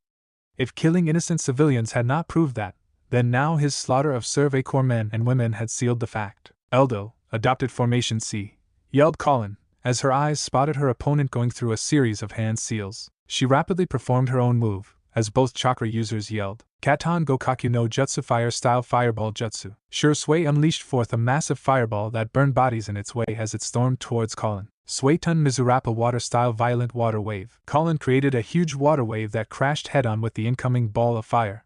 Hot steam rose from the collision of the two opposing forces of nature, as the soldiers scattered in different directions to not only avoid the steamy water droplets but also to take their positions. Just when the smoke was about to clear, Shisui emerged right in front of Colin. But unlike the others, the girl was prepared. Before Shisui's blade could attack the girl, she brought up a small parchment of paper. But the older Uchiha's powerful eyes saw what it was really, and his eyes went wide in shock as a blinding light emerged from the piece of paper. His vision went blank, much to the surprise of the Survey Corps soldiers. Colin threw 4 seals in different directions around the stunned man, and quickly raised her fingers. Kekai Kodai Fuin 4-corner immobilization seal. The seals glowed brightly as several dark-colored letters emerged from it, and bound themselves around the stunned man. Colin's urgent eyes shifted towards her comrades as she yelled, Fire! The ready soldiers opened their rifles, and the next moment Uchiha Shisui's entire body was riddled with bullets. As the man fell towards the floor, Colin felt something wrong. Her instinct was proved correct when the body disappeared into petals, much to her and the soldiers' shock. There was the unmistakable sound of piercing. Her eyes widened in horror as all her comrades started falling to the floor. A kunai embedded deep inside their skulls. Behind her, Eldo collapsed as well with a knife in his head. Colin's legs trembled as her resolve broke as she stood in the midst of the army of corpses. Her friends, her mentor, her subordinates. All dead. Never in her entire life had she felt so much despair and fear. She shakily turned around to find the real Uchiha Shisui standing high on one of the walls of the fort. His dangerous Sharingan trained right at her. There was an unmistakable anger in the man's blood-red eyes as he looked at her. Never could I imagine an Uzumaki breeding themselves with filthy commoners. Spat Shisui hatefully. Colin didn't know what the man was trying to say. Sure, she looked a little Asian, as the people used to say inside the walls. Yet, her father Gregor had always related her to his family and his culture. Her mother, Inoue, had bright red hair just like Colin herself, and had always been quite a loving yet fiery mother. Her eyes widened as the connections made itself known to her, the image and tales of Naruto's own loving yet fiery mother. Her ability at sealing, just like Colin's. The reason Uchiha Shisui had given Naruto for murdering little Kasumi for being the child of an Uzumaki, then wasn't Naruto also Kushina's child? Why did Shisui kill his daughter, yet leave his son alive? Why had humanity's greatest soldier turned his back on his race, his people, his family? Why was Shisui willing to kill his own Survey Corps comrades despite swearing to fight beside them and protect them? Why was there so much hatred and bitterness in the man's heart? She only had the briefest of moment to gasp as the man flashed in front of her. Their eyes met, and Colin knew it was the biggest mistake she could have made, as the next moment she felt Uchiha Shisui swim through her memories. Her time with her family before their murder, her finding Kakashi, both of them teaming up together, and finding Naruto, the encounter with Mikasa, meeting Owen Smith. Shisui swam through these memories with a dismissive glance, and Colin couldn't help but feel violated in the worst manner. Yet the man pressed on until he came across memories of Naruto training vigorously for years under Levi's guidance. The struggle and hard work put forth by the young boy in hopes of ending his father's life. Shisui watched those memories quite slowly and in detail, and Colin couldn't help but feel as if she had betrayed Naruto for being the reason such information was being passed to his greatest enemy. He also briefly saw their battle for capturing the 2 titans, their defense of Wall Maria, the promotion all 3 of them had received, and the new assignments they had been issued. And then came the moment where Shisui saw the night when she confessed her feelings for his son. The kiss shared by her and Naruto, and watching it again only reminded her that in this moment watching him kiss her so passionately was as close a thing for Naruto as love. And Shisui saw that. When the memories ended, Shisui remained standing in front of her in Colin's mindscape as the young girl felt extremely violated. She dared to look at the man only to find him looking at her with a strange, unrecognizable gaze in his eyes. It was as if he felt her disgust as he cut short the forceful connection, and she collapsed to her knees on the blood-stained floor. "You love my son?" asked Shisui. "Yes," she replied fiercely. Colin was shocked when an extremely regretful look appeared in the man's eyes as he spoke the dreaded words. Then I'm truly sorry, Colin. He stared at the people looking at him. Nearly a year and 6 months before, he had felt nothing but disdain and frustration at each of them. To train them had been a punishment, a kind of demotion from his post as a high-ranking officer in the Legion, and he had resented the military command along with his superiors for that. But time has a way of changing people along with their way of thinking and beliefs. As he looked into the determined eyes of every soldier he trained, he couldn't help but feel a sense of pride. They were not completely ready for war, but then again nobody ever is. Yet he could say with full confidence that no matter what branch of military these men and women would decide to serve under, they would be one of, if not the best in that field. Even his fellow instructors Keith, Mikoto, and Alan believed it, yet he knew Nugget Company had one final hurdle to clear. A battle that would give them a glimpse of the war that humanity has been fighting continuously for centuries, and he would be there to lead them through this challenge. His hands finished drawing the structure and rough sketches of the enemy stronghold on the rough soil beneath them. He and Mikoto had already conducted a scouting mission around the enemy base, and determined their numbers, positions, weak points. Mikoto had shown him quite a few new uses of the Sharingan with her amazing scouting skills. Owen had made a good choice by accepting her in the Legion. The enemy base is situated between these two mountains, so they have natural protection from the east and west sides because no one can scale down such steep mountains, suggested Naruto. What about this area, Captain? Asked Jean, the boy quite serious for a change. Maybe it was the fact that he got his ass kicked on multiple occasions for being sarcastic in the wrong moment by his cadets and leader as well. There's a small hidden passage here, Mikoto, and I believe that it is a backdoor night raid has developed to escape in case of an emergency, corrected Naruto. So that leaves the possibility of a full frontal attack or a sneak attack using this secret passage? Hinted Connie, but Armin shook his head. Neither of those options seem completely right. Most of the guards and defenses will be alert at the front, and even if we get across them, night raid can use the hidden passage to escape. And I don't think it's possible to enter through the hidden passage without sounding some kind of alert, advised Armin, earning a proud nod from his captain. The young cadet had great analytical skills, and Naruto could see the boy replacing Owen Smith someday. That was if Armin got over his confidence issues and lived long enough for such a time. But Naruto had faith. You're right, Armin. The hidden entrance is covered by an entire wall of cannons manned by vigilant guards every single second. Any assault there will result in grave casualties, and the possibility of success is too low, agreed Mikoto. The worried cadets looked at Naruto for guidance, which only confirmed the captain's worst fears. This was a problem he had often seen among all three branches of military. There were barely a handful capable leaders in the Legion, military, police, and garrison. In an event that such officers died or went out of contact, humanity's armies often faltered down, resulting into shameful defeats. But that was going to change. Keith watched curiously as the young captain took out a piece of paper from one of his jacket's pockets. But one glance at the content of the paper made the old man smile. Mikoto chuckled on seeing the flushed faces of the cadets as they stared at a handsome sketch of entire Nugget Company. Most of them looked a year younger, and were portrayed quite innocent, clueless, and smiling. All of them were in it. Look at these kids, I wonder what the hell happened to them? Asked Naruto nostalgically. No one spoke a word. Quite a few girls were sporting tears. The boys stared at the picture with mixed feelings of reminiscence, happiness, and self-realization. It was a testament to the nostalgia they felt, as not even the coldest or indifferent of them, like Annie, had a strange gleam in her eyes. Cadets, it's been a long and quite a tough journey. But each of you have trained and shed blood proudly for humanity, said Naruto respectfully, shocking quite a few of his students with his acknowledging of their efforts. Yet he didn't let that stop him and pressed on, knowing how important his words would be in determining a part of their lives. You are a special group of warriors, who share a bond nobody else can understand or create.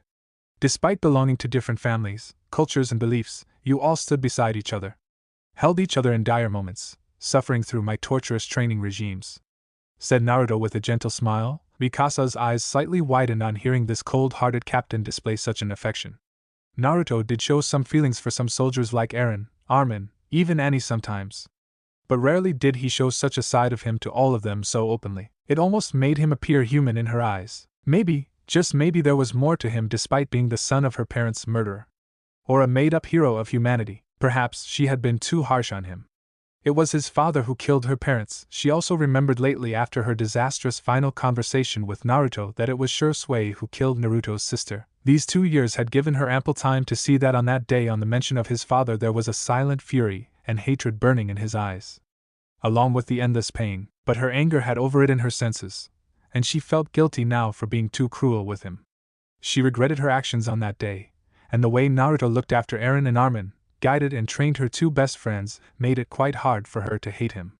But her pride always prevented her from even speaking to him. However, seeing this side of him made her want to reach out to him.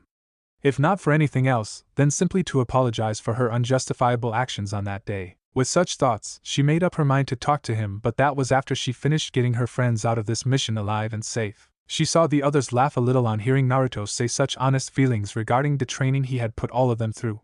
And even Naruto smiled, much to everyone's surprise, and somehow it made her smile as well. Before she could even be surprised at her own action, she felt someone else's eyes on her. Looking around, she found Annie Leonhardt's ice-cold gaze boring down on her. Mikasa glared back as fiercely. Annie Leonhardt was dangerous, and despite her former bitterness towards Naruto, she always felt wary for the captain for associating with such a girl. Then Mikasa tried to think this from his perspective. Naruto practically had no friends here apart from Petra Ral. The way those two acted with each other indicated that they had known each other in the past. He seemed quite close to Instructor Mikoto, but that didn't stop his need for friendship with others his age. Eren and Armin were a little more than acquaintances, but they were yet to get truly close to his heart. And with Mikasa's own cruel attitude towards him, the captain had no choice but to accept Annie when the girl initiated contact. If her initial reason to reach out to him was not enough, this just made it even more important. His next words drew her attention back to him. "I'm proud to have trained each and every one of you," said Naruto proudly, and gave all of them a full salute. Mikoto couldn't help but feel a sad smile arrive on her lips on watching her nephew resemble his mother so closely. Naruto's skills were just like his father, but he had a way with words and he always lead from the front. Both on and off the battlefield the boy was a leader. He was a hard ass, but by the end of his assignment at the academy, most of the cadets from Nugget Company and several others from different battalions also felt that he was a leader worthy of leading them. He was a hero. Quite soon these cadets would join the military, and Naruto's fame would spread even more. He was already a war hero for the civilians, but now he would be getting increasingly popular with the military as well. Her nephew may not see it now, but Mikoto could see what game Erwin Smith was playing. It was one of the reasons why she wanted to be beside Naruto, to not let him be alone again with the wolves around him. He was powerful and good-hearted, but quite naive to the ways of the world. She smiled on seeing the cadets smile back at him. "I believe in each and every one of you. That is why I want to offer you all a choice," said Naruto carefully. The cadets had just stopped saluting him when his words made them quite self-conscious as they looked back at him quite seriously. "This mission is your test. To make you prepared for war, I have no problem in leading this mission personally and taking most of the burden from your shoulders. And if you want it, then I will do it, no questions asked. But remember this, there will come a day when I fall in battle." He saw many of them flinching. Several seemed appalled on even imagining such a scenario, yet he spotted a few grim-faced ones who knew a little reality of war. "Make no mistake, no one is invincible. Not even me, and I may fall. When that happens, it will up to you and your comrades to carry on. You will have to lead, and it is no easy task. But if you guys take such a responsibility from this point on, you will be more than ready to face the Titans. So you can either assign me the entire responsibility or decide to choose a few leaders from yourselves, with the instructors like Keith, Mikoto, Alan acting as advisors. They will accompany you in combat, and I will also be on the battlefield fighting, and will be at a call's away if you need my help," explained Naruto properly. There was a lot of murmuring after that declaration, and Keith was thankful they were still far away from the enemy base.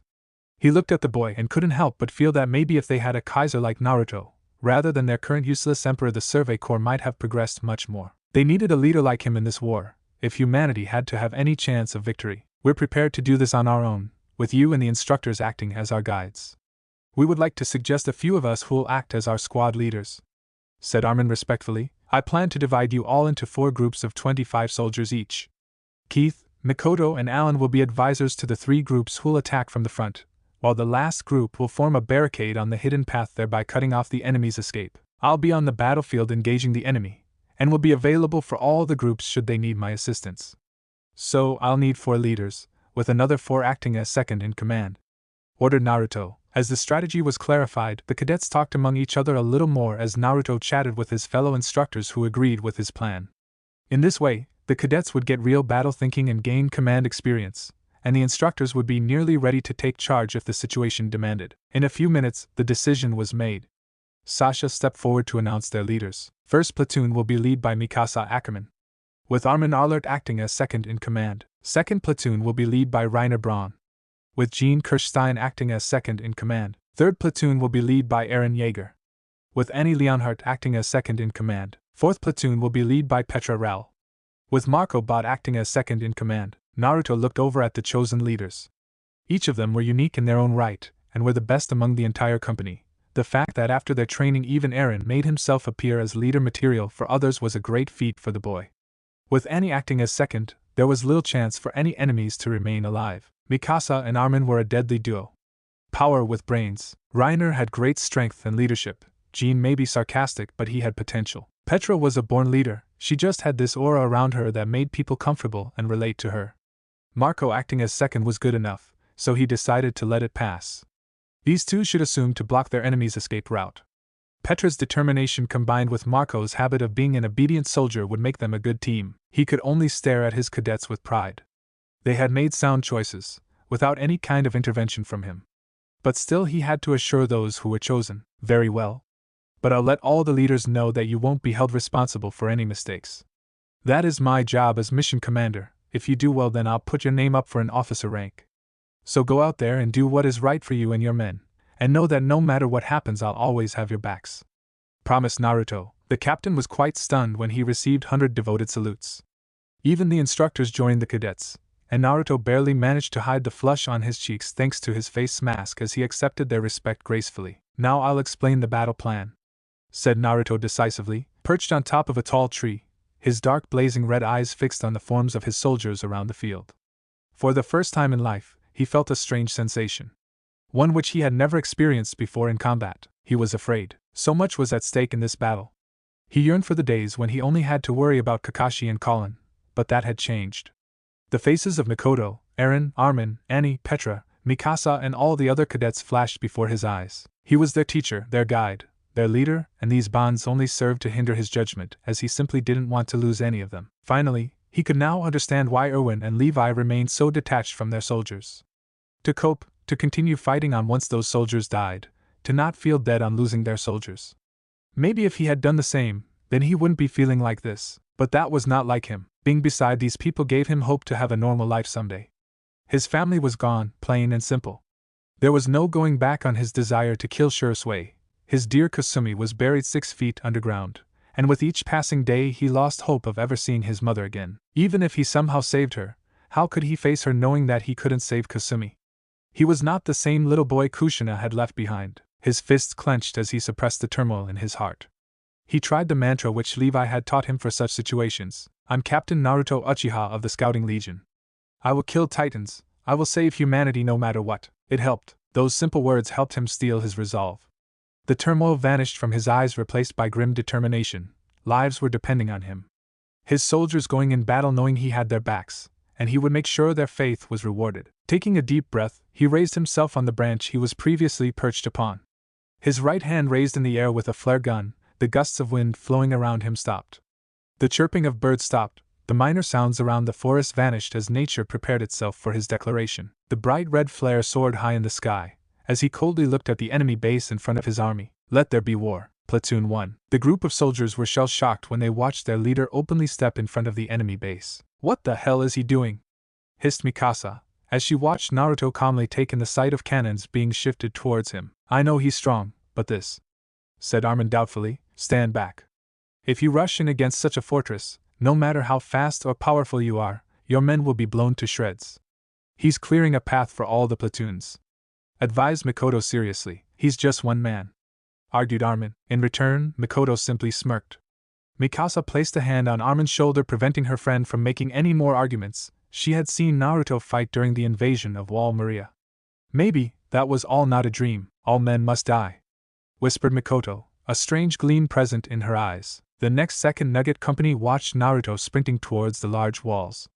Around him explosions of varied fashions happened, as the bandits and thugs desperately tried to blow him to shreds. An unending rain of bullets were being fired at the captain, as Mikasa realized how devastating it would have been for the Nuggets to go straight up against such a powerful defense line. Yet Naruto continued his 100-meter charge, dodging everything thrown at him with a natural grace and tremendous speed. The others around Mikasa were simply not able to see their captain, while Mikasa was barely able to see glimpses of him. She looked around and saw Mikoto proudly staring at her nephew through her own Sharingan, so much like Shursui. said Mikoto sadly. Mikasa closed her eyes. Of course, he had those murderous eyes. She tried to block off those unpleasant memories of her parents' murder, and focused on Armin's next words. He truly leads from the front, said Armin, awe and pride visible in the boy's eyes. Mikasa was quite surprised with Armin's open admiration of their captain. Usually, that was Eren's doing, but the sight of Naruto single-handedly facing off against the barrage of explosions, bullets, shrapnel, made her fear for him. But yet he continued on. Suddenly she saw him jumping high in the air. Katan Hozenka no Jutsu Phoenix Sage Fire Technique. Mikasa felt the cadets beside her gasp in shock and disbelief, as they watched Naruto create and unleash several large fireballs which struck all around the giant outer wall of the base. The sounds of great explosions echoed throughout the terrain as the gunpowder and ammunition being used by the enemies exploded, along with the unfortunate human guards who were burned alive. Within a span of 20 seconds, the once mighty wall broke down from the series of unending explosions. The enemy's front line had collapsed. Armin quickly nodded at her, as Mikasa swiftly got up on her feet. She unleashed her blades, her eyes on fire as she yelled in her most ferocious voice, "Charge!" Mikoto quickly fired the hooks of her 3D gear, as she sailed alongside the entire first platoon with Mikasa and Armin at the front. She saw Mikasa give a signal, as all of them neared towards the broken walls. Their gear would be useless due to lack of trees, and it signaled the beginning of close combat. "Strikers with Mikasa, shooters with me," relayed Armin. Mikoto nodded in satisfaction as the soldiers split into their respective groups. A group of 7 went Mikasa as the girl came across 2 recovering enemy soldiers. Without hesitation, Mikasa jammed her blades through the men's throat. The soldiers around Mikasa were not disturbed by the murders, as they simply pounced on any recovering bandit and ended their lives. Armin and the rest of the group quickly took position alongside the broken walls. She had to admit, the young boy was quite good at formations and guidance. Watching him direct the cover fire in the most needed direction, thereby helping Mikasa advance, was a sight she would never forget. Mikoto herself unleashed several knives on a group of bandits trying to creep up behind Armin and his men. With Mikasa's power and Armin's intellect, First Platoon made devastating strikes on the enemy's entire right flank. Naruto was already deep inside the base, creating havoc and a pile of bodies, thereby preventing their enemy from mounting any form of defense. And that was when the next platoon charged in. Platoon 2. Reiner Braun tore through the broken shards of the wall with brute force, sending debris and dust sailing everywhere. Behind him, he heard Jean curse, and looking ahead made Reiner realize why his second-in-command had cursed out loud. Unlike the collapsing right flank where Mikasa was causing havoc, Night Raid had managed to set up a series of trenches and bunkers as a second line of defense, and second platoon had walked right into their crosshairs. Jean froze as a splash of blood connected with his cheek. He felt the crunch of a body hitting dirt. He looked down to see it was none other than their instructor Alan, who now sported a small hole in his forehead. There was only the time to hear the boom. Reiner had already hit the ground in order to evade the incoming fire of bullets. Turning around, he met the sight of his instructor lying dead. The next second, a cannon bomb exploded extremely near his squad. Reiner saw a large chunk of his platoon getting blasted in different directions. He closed his eyes on seeing Franz being burned alive. He saw Jean and Connie, bloodily wounded, lying motionlessly in a corner. At least 3 of his men were torn to shreds. The remaining were completely disoriented with the aftermath, an easy target for the smirking bandits, torn between helping his struggling men or charging straight through the enemy in front of him.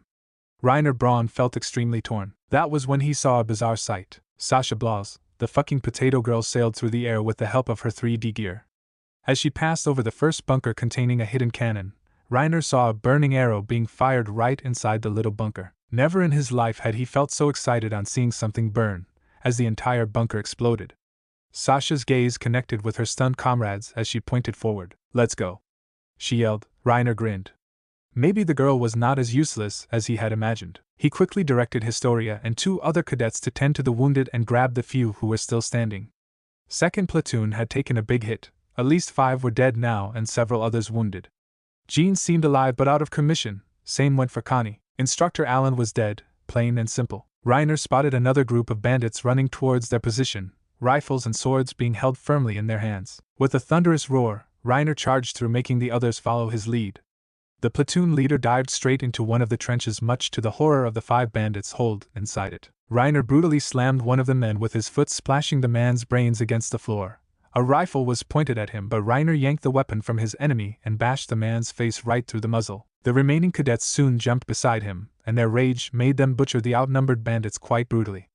As the sounds of the dying men echoed all around him, Reiner spotted an entire crate of cannon ammunition rounds lying a few feet behind the burning bunker which Sasha took out. Looking for the redhead girl, he found her taking cover behind one of the destroyed bunkers.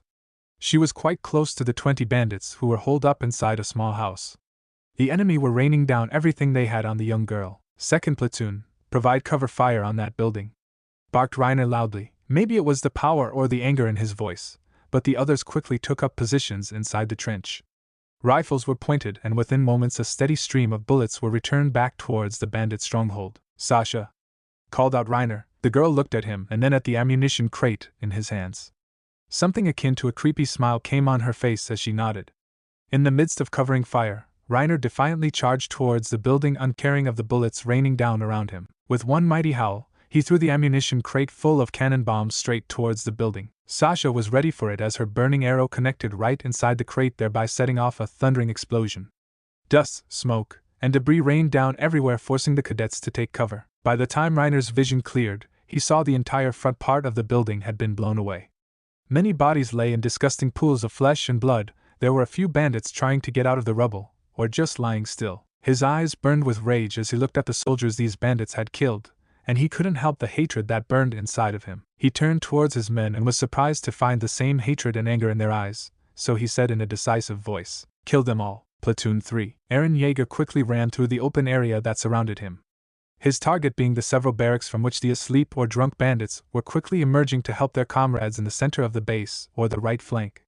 Eren knew he had to stop these men here or Reiner and Mikasa would be annihilated. Behind him, his squad followed him with as much pace. Beside him, Annie was also running, although she didn't look as anxious as him. In fact, she appeared quite cool and collected. "I'll handle the left flank, you take the right," said Annie flatly. Before Eren could even say anything, the girl sprinted towards the left side and quickly killed 2 alarmed bandits who had just emerged from their barracks.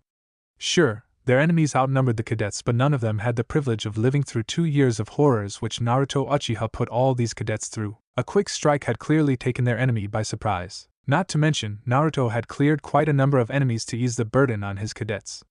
Now it was up to them to fulfill their mission, and Eren was determined to do so. There was no space for using 3D gear or time to use rifles and reload them. This was a battle of swords and blades. So he unleashed his own, and with a wild battle cry he jumped at 2 vicious bandits. The 3 of them clashed blades against each other, as the other cadets soon contacted their own opponents. Eren ducked and made a clean sweep through one enemy's head, another through a man's neck, and another deep inside a boy's stomach. Beside him, he saw Nick, Mylius, Mina, Thomas, and so many others fighting harshly to kill their opponents. Many bandits had already fallen, but the element of surprise which the cadets had on their side had now wore off. It was now an open battle, and both sides were evenly matched in numbers. Incoming. Before Eren could understand what was happening, he felt someone's strong hands grab him from behind and throw him backwards just as a powerful explosion rocked the position he was previously standing on. As he crashed and rolled on the rough ground, he heard the unbearable sound of a man's scream, along with the agonized screams of 2 of his soldiers. He saw Annie glance in the direction of the explosion. For a moment a pitiful expression arrived on her face before she jumped back in battle. A few cadets hastily rushed towards the explosion spot. Eren followed as briskly as possible, despite his blurry vision and the hammering inside his ears and heart. When he cleared through Mina's crying form and Thomas' defeated look, he soon found out just who had saved his life at the last moment. Lying flat inside a pool of flesh, blood, and guts was Lieutenant Keith Shadis. The dark-skinned man had lost his left arm and both his legs. Eren also spotted 2 injured but alive cadets lying not far away from Keith. He looked at Mina for help, but the tearful girl only shook her head. Eren felt tears arrive in his eyes as he knelt beside the old man, who slowly opened his eyes. "Did the cadets survive the bomb?" asked Keith tiredly, as he spat out more blood. Eren gingerly grabbed the old man's hand, making Keith look at him. "You survived. Then I have no regrets," said Keith with a small smile. "Lieutenant, please hang on, I'll get you out of here," pleaded Eren, but was stopped as Keith placed a gentle hand on his chest. Keith's eyes shifted off towards the far side, where all of them saw a glimpse of Naruto decimating another group of bandits with renowned fury. There was no man or woman that could stop that officer, which made Keith smile. "I'm able to die in battle, fighting alongside Kaiser Uchiha. I'm dying with honor. Please don't summon me back," requested Keith, making the young cadets around him shed more tears. The boy gripped Keith's hand more protectively as tears continued to spill from his eyes. "Please forgive me, Lieutenant. I caused you more trouble than you needed these 2 years," said Aaron sadly, making Keith chuckle. "You're so muck like your mother, Aaron. Looking at all of you gives me a hope for a future I never saw. Can you promise a dying man something?" asked Keith, even as he struggled to stay awake. By now, majority of the bandits had been killed and several had fled. Annie and the rest of the platoon soon came around their wounded instructor. 2 of the cadets were injured, but they would probably make it. Maybe he wasn't so worthless after all. He did create a wonderful generation of humanity's next soldiers. "We'll do anything you ask, Lieutenant," promised Aaron, making Keith smile. "Free humanity from its chains, everyone." His words earned him proud nods from his cadets, even as Annie struggled to say or even do something. The girl was conflicted, that was for sure. "We will, sir," promised Thomas. "Thank you for everything and for saving our lives," said Boris gratefully. Aaron helped the dying man raise his right hand in the national salute which all of them had learned throughout their lives. With his dying breath and trembling hands, Keith Shoddy said his last words: "Long live the Reich." As the old man's eyes closed and his arm fell to the ground never to rise again, the tearful cadets praised humanity's empire with the same salute as well. Aaron got back on his feet and gave a full national salute to the fallen man. His soldiers followed the example. Even Annie Leonhardt. Lieutenant Keith Shoddy's was 48 years old. His military career and battle history spanned larger than both Captain Uchiha and Nugget Company's entire experience combined. But that became a thing of the past, and in the midst of his cadets he breathed his last. After sending the man's body respectfully away from the battlefield, and making sure that his 2 injured soldiers were shifted away from the front line, Aaron gathered his remaining soldiers. All of them were not surprised to find his eyes burning with fury, but there was also something else that was never seen in the boy's eyes before. It was when he spoke next, did his soldiers realize that the naive, innocent Aaron Yeager had died tonight to be replaced by a new warrior. "We follow the plan. Annie, you take half of the soldiers, I'll take the rest. We'll hit the bastards from both sides," commanded Aaron. "Sure," replied a surprised Annie. Stealing back his nerves and holding back the tears threatening to spill from his eyes, Aaron Yeager charged forward. All of them would pay. Platoon 4. Petra Rao felt nervous. The horrifying sounds of gunfire, explosions, screams echoed from the enemy base continuously. It was madness in there, and she felt helpless standing here covering the secret passage the bandits might possibly use to escape if things got too hot for them. One thing was for sure, their enemy could never have dreamed of such a massive strike, that too on their base of operations. She looked at her platoon. Marco, her second in command, was also nervous but had managed to keep himself steady.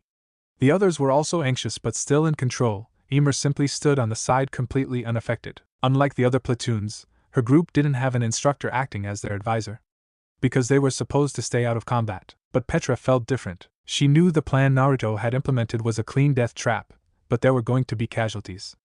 And she simply didn't see the benefit in keeping 25 armed soldiers on standby, while the rest of their comrades fought for their very lives. And what if the enemy forces hastily rushed towards her position? What if they were more than what her inexperienced platoon could handle? A wild animal is at its most fiercest behavior when cornered, and once the bandits feel cornered they could resort to anything. Night Raid was already being assaulted, but if somehow there was a surprise attack from their rear they would be destroyed. She closed her eyes. This had to be done. "Listen up, I want 2 sharpshooters," commanded Petra. 2 of her best marksmen confusedly stepped forward, obeying her orders. Petra knew this could just be a hunch, but if it was true then this could turn the tide and hopefully help in saving some lives. Emer eyed her interestingly. "Petra," said Marco hesitantly. "Trust me, Marco," she said firmly, making the boy nod uncertainly. She ordered her shooters to take up positions, and made them aim at the wall full of cannons. Petra couldn't clearly see just where the defenders were, but she had to do this. There was a completely open 100-meter field between her and the rear entrance wall. Her soldiers were staring at her warily, but Petra continued looking at the wall full of armed cannons. After a few moments of observation, she had finally made up her mind. "All right, here's the play. I don't think the defenders are manning the cannons right now. Most probably they have been called to support their falling front, or there are simply no defenders at all. Whatever the case, we need to go inside," said Petra seriously. "But our comrades are dying, Marco," What if they need our help? What if when those bandits try to retreat they outnumber our platoon? What then? It's best to strike now than to be cornered later, argued Petra. That seemed to silence most of them, but nobody had agreed to her plan yet. Fine by me, said Aimer frankly, as she stepped beside a stunned Petra. It had the desired effect, as seeing a decent soldier like Aimer find the plan reasonable, then the others didn't find much risk, and soon one by one the rest of them agreed. Marco still seemed skeptical, but he nodded as well. All right, I'll go ahead. Aimer, pop smoke before I charge. Marco, count till 10 and then lead the rest of our men behind me, instructed Petra. But that would leave you exposed, said Marco in horror. It has to be done. You guys chose me platoon leader. I'm making you disobey orders. The least I can do is take this risk. If I'm killed, then it will clarify that the wall is actually manned. Marco, you can then take command, lie in wait for the bandits to come out. And they will come out because Naruto wouldn't let them live, promised Petra. She saw the others look at her in a new light. And was there admiration in a few people's eyes? She shrugged that away. She was clearly dreaming. When everyone was in position, she took one last breath. Aimer threw the smoke canister, and a second after Petra wildly charged through the open field, her rifle in hand. It was the longest and most dangerous run of her life. The silence was deadly, and every second she anticipated a bullet or mortar blowing her to shreds. Yet despite the dangers, she pressed on and on, her eyes fixed on the walls that were nearing towards her. She must have completed the necessary time, as she heard the battle cries of her squad as they saw her near the walls, and not a single shot was fired at her. Petra quickly used her 3D gear to scale the high walls, and was quite surprised to find many of the bandits preparing their horses.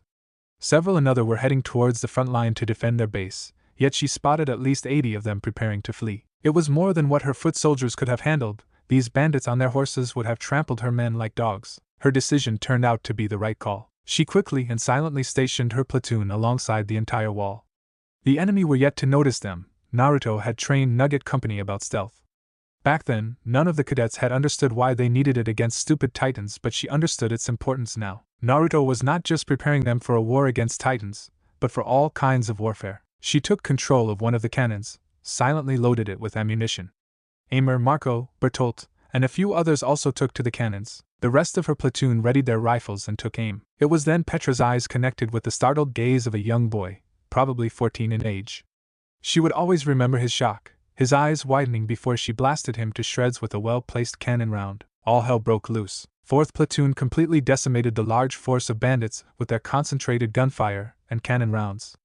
There was no opportunity to hide, no time to counterattack. Bodies upon bodies hit the ground, and despite the growing bile in her throat, Petra continued to fire and direct her platoon to do the same. Showers of blood, guts, and gore flew in the air, along with the howling cries of the dead and the dying members of Night Raid. Beside her, she saw Aimer calmly killing anyone who came in her crosshairs with precise cannon fire. Within an entire minute, it was all over. With the entire rear flank of Night Raid done for, Petra yelled for her comrades to charge forward.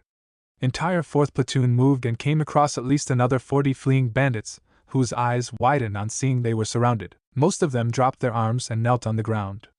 Petra was about to order a ceasefire when she spotted her comrades, bloodied and wounded. Eren and Reiner were out for blood. Mikasa and Armin looked furious and sad respectively. Her heart stopped as she spotted fewer comrades than what had initially been assigned to the other 3 platoons. Her eyes finally connected with Naruto. The captain's body was full of blood, flesh and grime. His sword stained with the blood of countless enemy soldiers. His dark red eyes gave him the appearance of a demon, making the last of the bandits scream and beg for their lives. It was as if a unanimous agreement passed between all the cadets and their leaders. The bandits' eyes widened, their mouths opened to yell, scream. Eren, Mikasa, Armin, Reiner, Petra, Marco, Krista, Annie, Bertolt, Mina, Thomas. Every single cadet raised their rifles. Naruto coldly watched as entire Nugget Company executed the last 40 bandits in cold blood. One by one the dead bodies hit the ground, along with splashes of blood spreading across the faces of his cadets. There was no mercy, no quarter given. Night Raid was history, and all that remained in the bloody night were memories of a bloody slaughter. Chapter 24. Unsaid words. Eren sat alone in a corner. The cold winds of the night had long since soaked away the tears on his cheeks. His hands had stopped trembling, as he now numbly stared at the body lying beside him. A few feet away from him lay another 7 bodies, cadets who'll never become true soldiers, who'll never get a chance to fight for humanity. They were told in training that this could happen, that it was a part of being a soldier. Yet he couldn't help but feel hollow, greatly in Keith's case. If only he had been a little faster, if only he had been more aware of his surroundings, then the lieutenant wouldn't have had to die for him. It was an enormous burden which would never go away from Aaron's heart, and the boy knew that. He was supposed to protect the members of his platoon, and yet Armin and Mikasa had tried to console him, but for once their words and reassurances felt hollow to him. They had not lost any men, so they wouldn't understand how he felt. And even if they had, Aaron knew his friends were emotionally stronger than him. He died with honor. That voice brought Aaron out of the endless sea of despair he had been drowning in, and looking up made him come face to face with Naruto, who had an extremely somber yet calm expression in his dark eyes. "Does the pain go away?" asked Aaron sadly. Never. Those cruel words would have made most people cry, yet Aaron couldn't help but smile a little. Maybe this was what he needed, not sympathy or false convincing, but just the plain truth of being a soldier. Of what it meant to be in a war. "Have you lost men in combat, Captain?" questioned Aaron. "Yes, I have. During the invasion of Wall Maria, I lead a squad of garrison soldiers. Brave men and women who gave up everything they had. They sacrificed their lives paving the way for me to seal the walls. They saw something in me, just as Keith saw it in you. Aaron, no person gives up their life for someone else unless they genuinely care for them or know that they are important," said Naruto patiently. Aaron only weakly nodded. He was surprised when Naruto knelt down and placed a hand on his shoulder. "This was what I was hinting at when I started training you guys. In war, people die and there are times where you can do nothing about it. The pain never goes away, but with time you learn to deal with it. One day, the roles would be reversed. You'll be in the position I am now, and I in Keith's. I don't want that, but in war you can never tell. You have to get stronger, try to do better next time, and keep moving forward. Because a soldier never quits, a soldier bears the pain and fights for his nation," explained Naruto with a small smile. Aaron looked at the tired faces of his comrades as they sat silently around the destroyed enemy base. Some cadets were talking, some were weeping for their fallen comrades, many were in shock, and few were just numb. Only a handful remained indifferent, and even those were quite few. "You're a nice person, Captain. Why do you try to be different in front of us most of the time?" asked Aaron honestly, making Naruto smile. "Maybe being the meanest son of a gun makes people fear me. Or maybe I just enjoyed terrorizing young rookies." "Are you complaining?" said Naruto with a faint smile, as he tried not to look at Keith's corpse. The guilt would come later, the dead could wait. It was the living that needed his help right now. His efforts bore fruit, as Aaron managed to give him a weak smile. "No, Captain. We're just glad to have a good leader," said Aaron proudly, and saw the older boy give him an amused look. "From what I've heard, they've always had one. That there was always one cadet Nugget Company could count on. Led them head on in every assignment, motivated people when I grilled them to the ground, kept the cadets focused towards the war against Titans, and kept the spirits up many times at his own expense. All the good things a good combat leader does." "You have no idea who I'm talking about, do you, Aaron?" asked Naruto curiously. "No, sir," replied Aaron, genuine confusion clear on his face making Naruto give him a proud smile. "Hell, it was you, Cadet Jaeger," said Naruto with a chuckle. Aaron's eyes widened in shock. His lips opened and closed several times trying to utter a word, but failing miserably. "You are the unofficial leader of Nugget Company ever since the beginning. Just continue being who you are, Aaron Jaeger. And one day I promise you that we will free this world from the tyranny of the Titans," encouraged Naruto. Mikasa couldn't stop the tears from arriving in her eyes as she saw Aaron cry. Her foster brother suddenly hugged the captain, who too seemed stunned for a moment. But unlike her fears, Naruto didn't push Aaron away but instead placed a comforting hand on the boy's back. She didn't hear the words which Naruto said to him, but it was enough to stun Aaron. His eyes were as wide as saucers and he hastily got back on his feet even as Naruto smiled. He offered the captain a firm salute before rushing off towards Krista to help the wounded. When most of the cadets weren't looking or were too busy with themselves, Mikasa saw Naruto place a trembling hand on Keith's chest. Her eyes widened as she saw 2 large tears fall from his eyes, and the words he said would echo for a long time in her heart. "I'm proud to have known you, my friend. And we'll meet again. But not yet. Not yet. So wait for me at the shore." With one last salute to Keith's shotties and the 7 martyred cadets as well as Instructor Allen, the captain allowed the bodies to be taken away by the soldiers. Wordlessly, he simply continued checking on those who needed his help, consoling those who needed him, encouraging every cadet that they did good, yet all Mikasa saw was Naruto's desperate attempt to hide his own pain and be there for his people. He continued his duty for an hour even as her gaze followed him, and it was only when Petra cornered him did he then allow himself to be whisked away. And somehow it made Mikasa's desire to reach out to him soon intensify even more. You did good out there today. Better than I expected.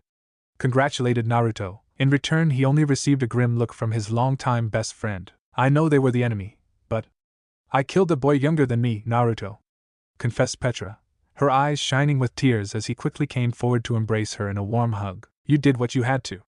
We all did, consoled Naruto, as she cried inside his dirty shirt. All my life, I prepared myself to kill titans. Never did I imagine I'll have to kill my own people, said Petra tearfully, making him gently rub her back as his other hand caressed her short ginger-colored hair. I know, said Naruto gently, his voice barely above a whisper. He felt her despair, her regret, and it broke his heart. She had to be strong, not just to kill but also to endure the horrors of war. Even Naruto himself knew that he was still trying to adjust to war. It was never easy and the process never ended. So, he simply settled for holding her in his arms, and softly laid a gentle kiss on her forehead. You displayed good thinking today.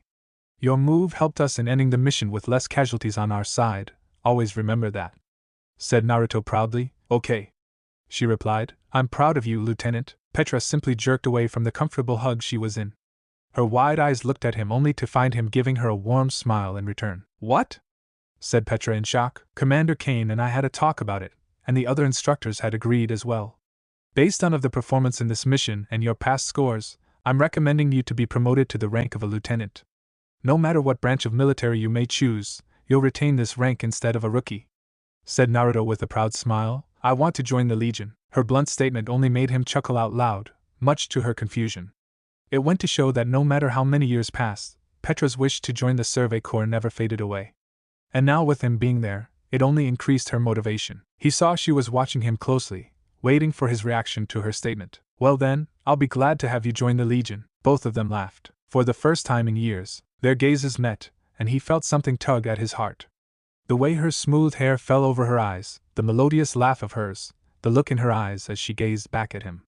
She was his only link to a life he had once cherished, a person from a time where he was just a young, innocent boy. Unlike Colin's fire, or Annie's understanding, Petra gave him comfort in a life full of conflict and sadness. She was the one he went to if he needed help, if he just needed someone to listen to him.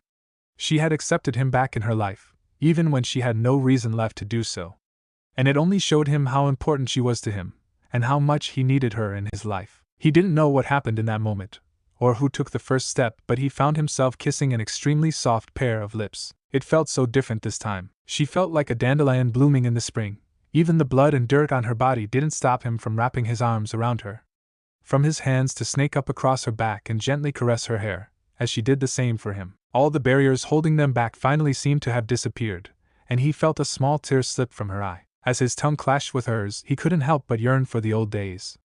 To just go back in time. Oh, how much he wanted to change things. To not let his father become the monster that he was now. To be so much more nice and understanding towards his mother. To simply wrap up Kasumi across him, and never let her out of his sight. And to simply enjoy the normal days with his best friend Petra. He wouldn't even want to join the military police like he had desired a few years ago. He would do everything to keep his loved ones happy, even if it meant joining the Legion. Do everything in his power to just go back home. She must have sensed what he yearned for in his heart, and how he couldn't get it no matter how much he tried. So, she did the only thing she could by wrapping herself around him and kissing him.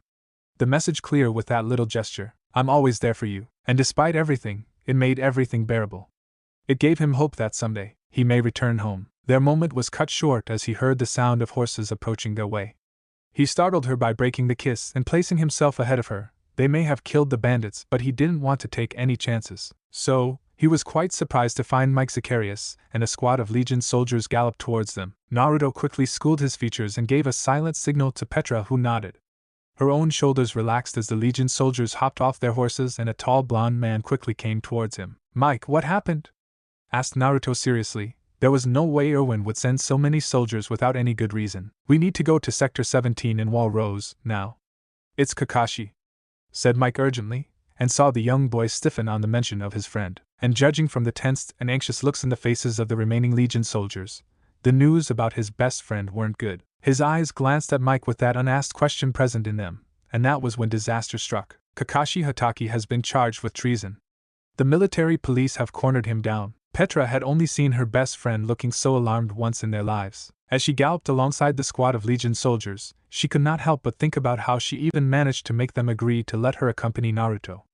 It was completely out of line, but Naruto didn't object.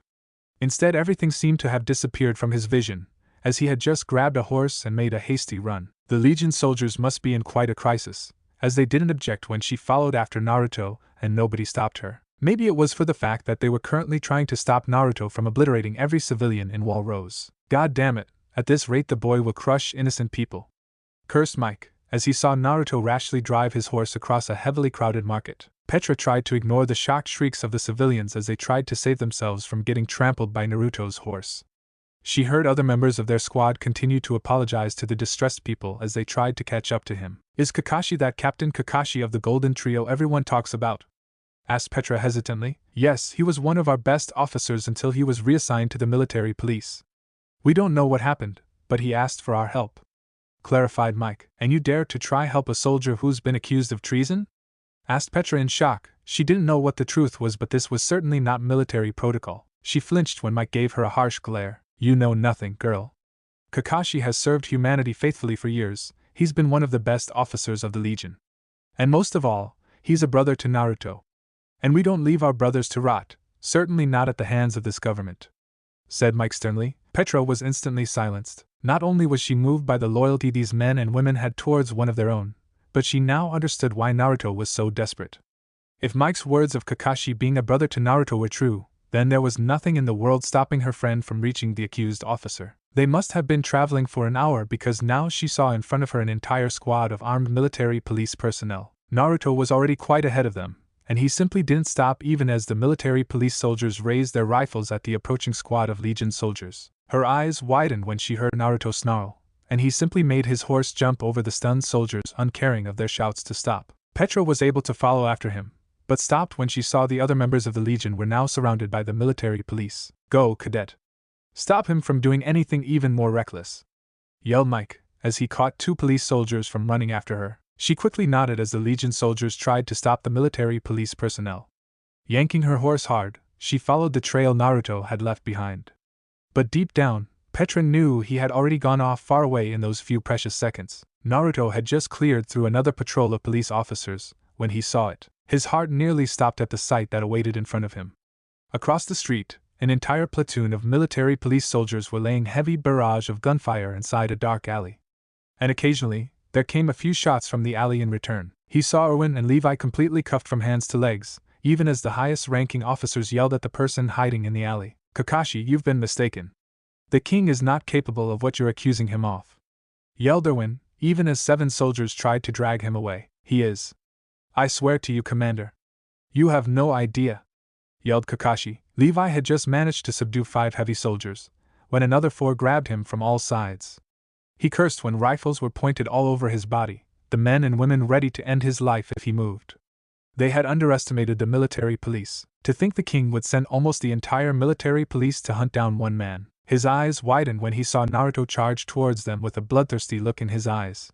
Most of the soldiers grabbed their chests as they felt a monstrous killing intent descend on them, making them fall to their knees. Naruto didn't stop as he simply ran inside the dark alley, and he saw for the first time the bloodied form of his best friend. A boy who was a brother to him in every way. Most of Kakashi's uniform had been torn or cut. There were serious wounds across his body along with at least 2 bullet holes across his chest. And a squad of military police had almost surrounded him. Stand down, Captain! Stand down! Yelled one police officer. Kakashi's wild eyes burned as he glared hatefully at the approaching group of soldiers. Get away from me! Roared Kakashi, as he tried to raise his pistol to fend off his pursuers. Don't do it, Kakashi!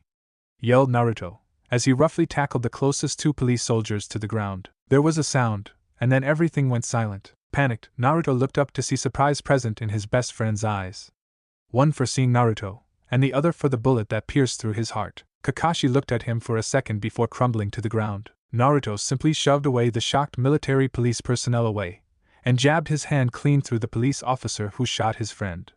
The man coughed blood and his eyes widened in horror as Naruto brutally ripped his heart out of his chest. The Sharingan wielder glared at the remaining trembling police officers with his crazy red eyes boring right down to their souls. Call for help.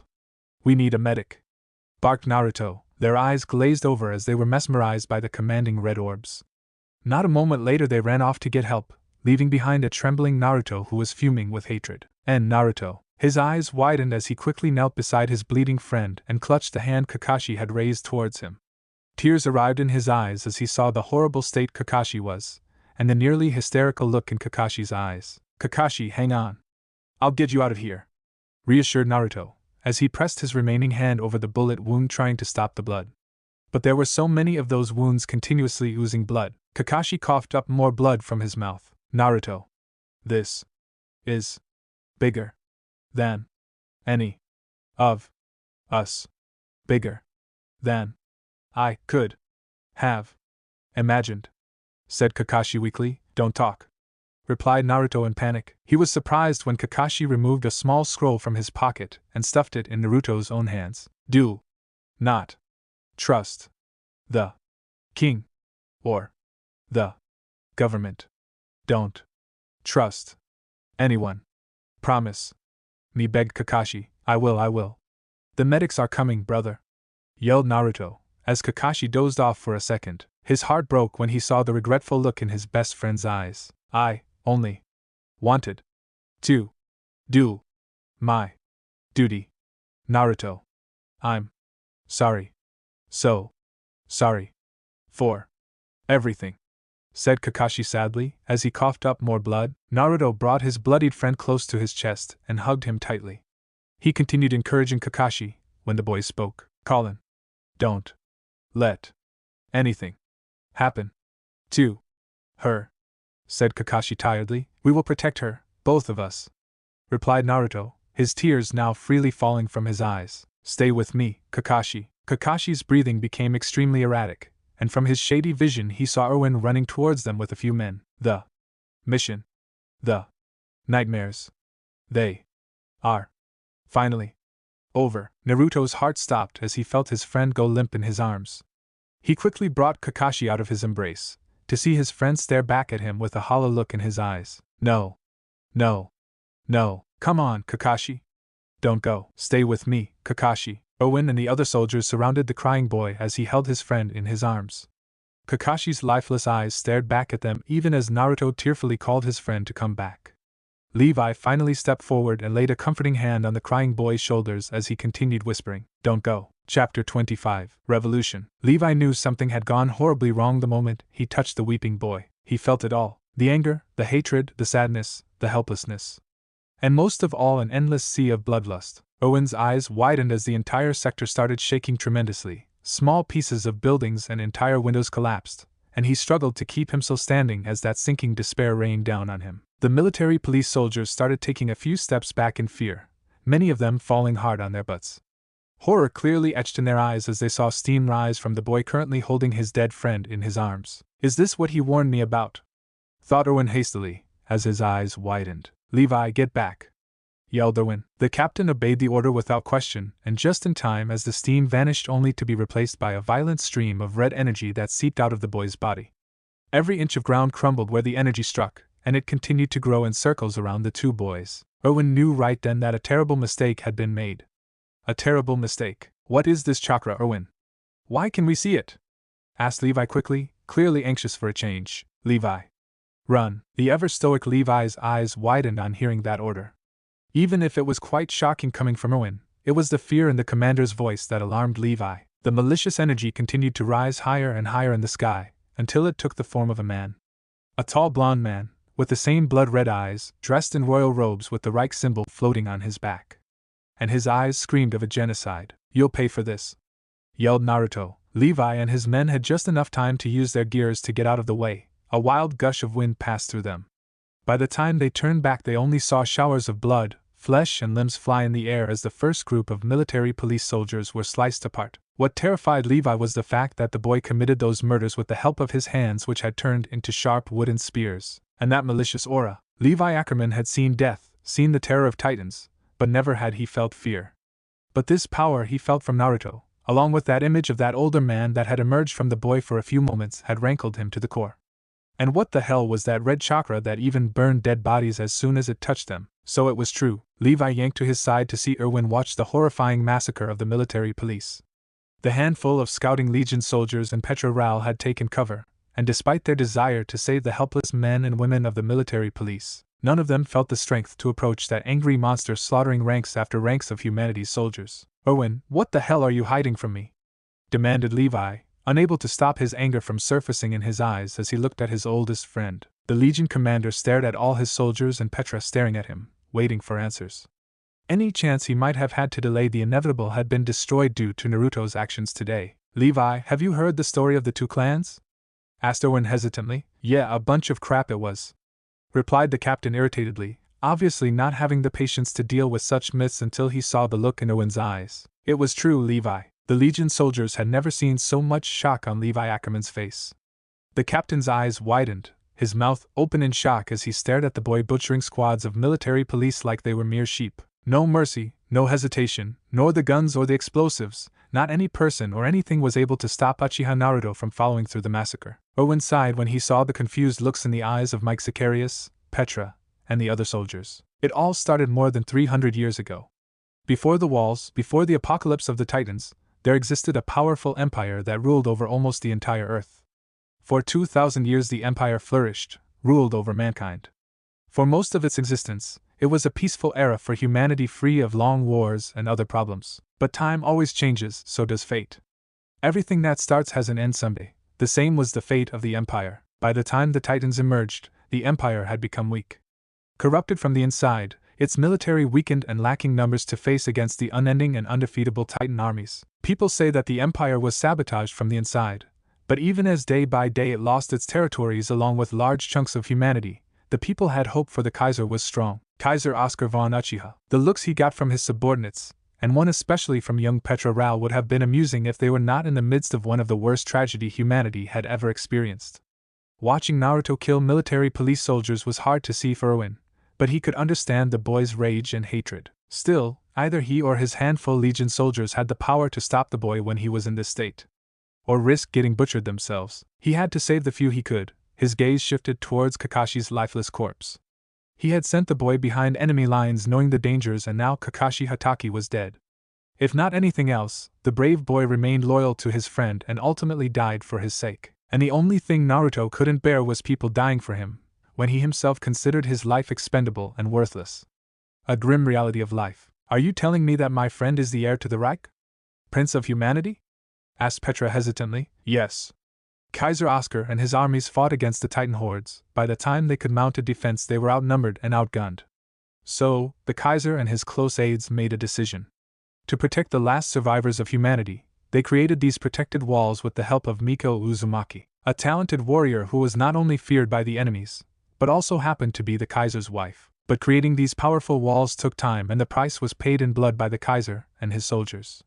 For months they bought time, so that Miko could create these walls. When that was done, the Kaiser and what was left of his soldiers made a last stand, allowing the last remnants of humanity to take cover behind these walls. The Kaiser died in battle, and his son Prince Kagami took the throne. Supported by his mother and Rommel Ackerman, who became the next military commander, the Reich continued its war against the Titans. Complete silence prevailed in the district. The sounds of battle had long since died down. The district full of mangled corpses and buildings set on fire. Large chunks of wood lay scattered everywhere. Petra miserably saw her best friend kneeling on the ground, and around him lay a river of blood and corpses. His anger and power had faded, leaving behind the shell of a broken man. It brought tears to her eyes as she ran towards him, ignoring the protests of the Legion soldiers behind her. She didn't care if he attacked her or even harmed her, but the sight before her only brought back bad memories of the night Kasumi died. She didn't care if he was a prince, or if he had some dangerous powers. All she knew was that he was a boy that had been her best friend from the beginning. And she was never going to leave him again. Levi was relieved when Naruto still remained motionless, even as the young female cadet hugged him fiercely. With the threat out of commission, he turned towards Irwin with a piercing gaze. How do you know so much? If what you say is true, then the government and royal family would desperately try to hide this from the public and military, suggested Mike. Irwin, if what you say is true, then the monarchy will come for him. Now that he has slaughtered the entire military police, There's no way he would ever receive a pardon," said Levi frankly, receiving a stern gaze from his leader. "It was never about submission, Levi. The rebellion failed last time, but not this time. It's time to restore the true heir to the throne. He's the only one who can lead us in this war against Titans just like his ancestors. But Naruto can't do that with the current Mad King ruling humanity. There will be a civil war.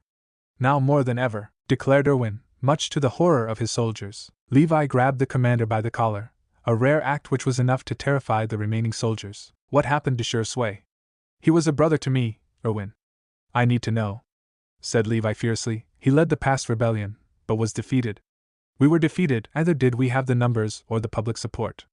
Our coup failed, and I don't know Shui lost hope.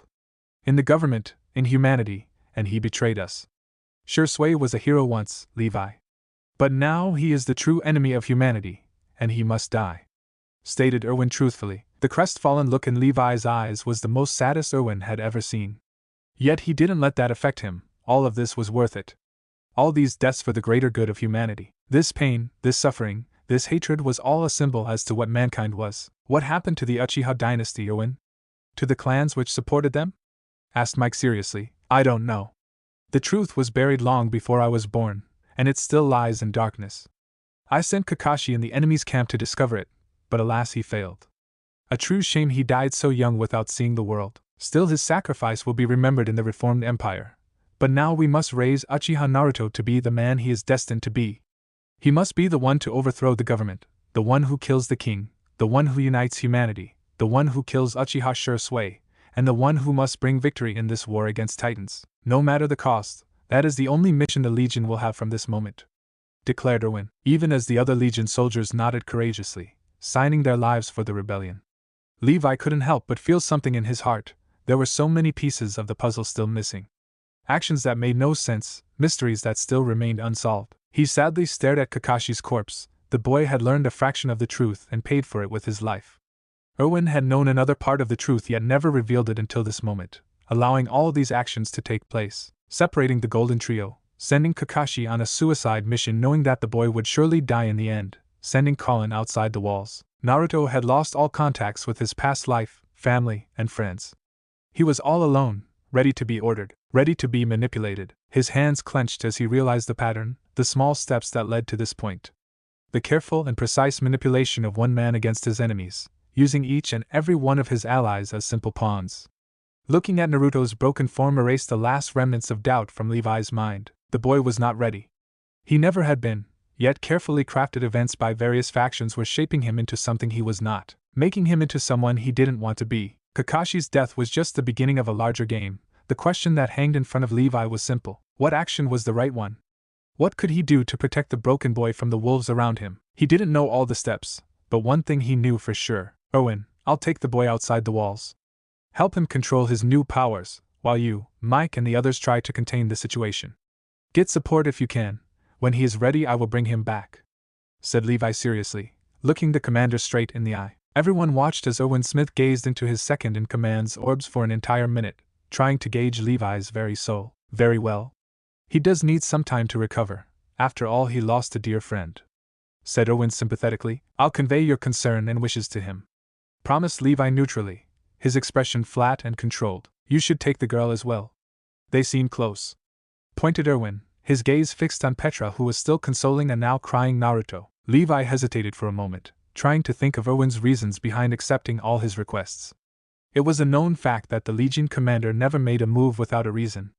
No matter what the others thought or Erwin believed, Levi understood the commander had willingly sacrificed Kakashi like a chess piece. It was true that Kakashi had done a few wrongs in his earlier years as a spy for the military brigade, but he had turned to the light side when given the chance.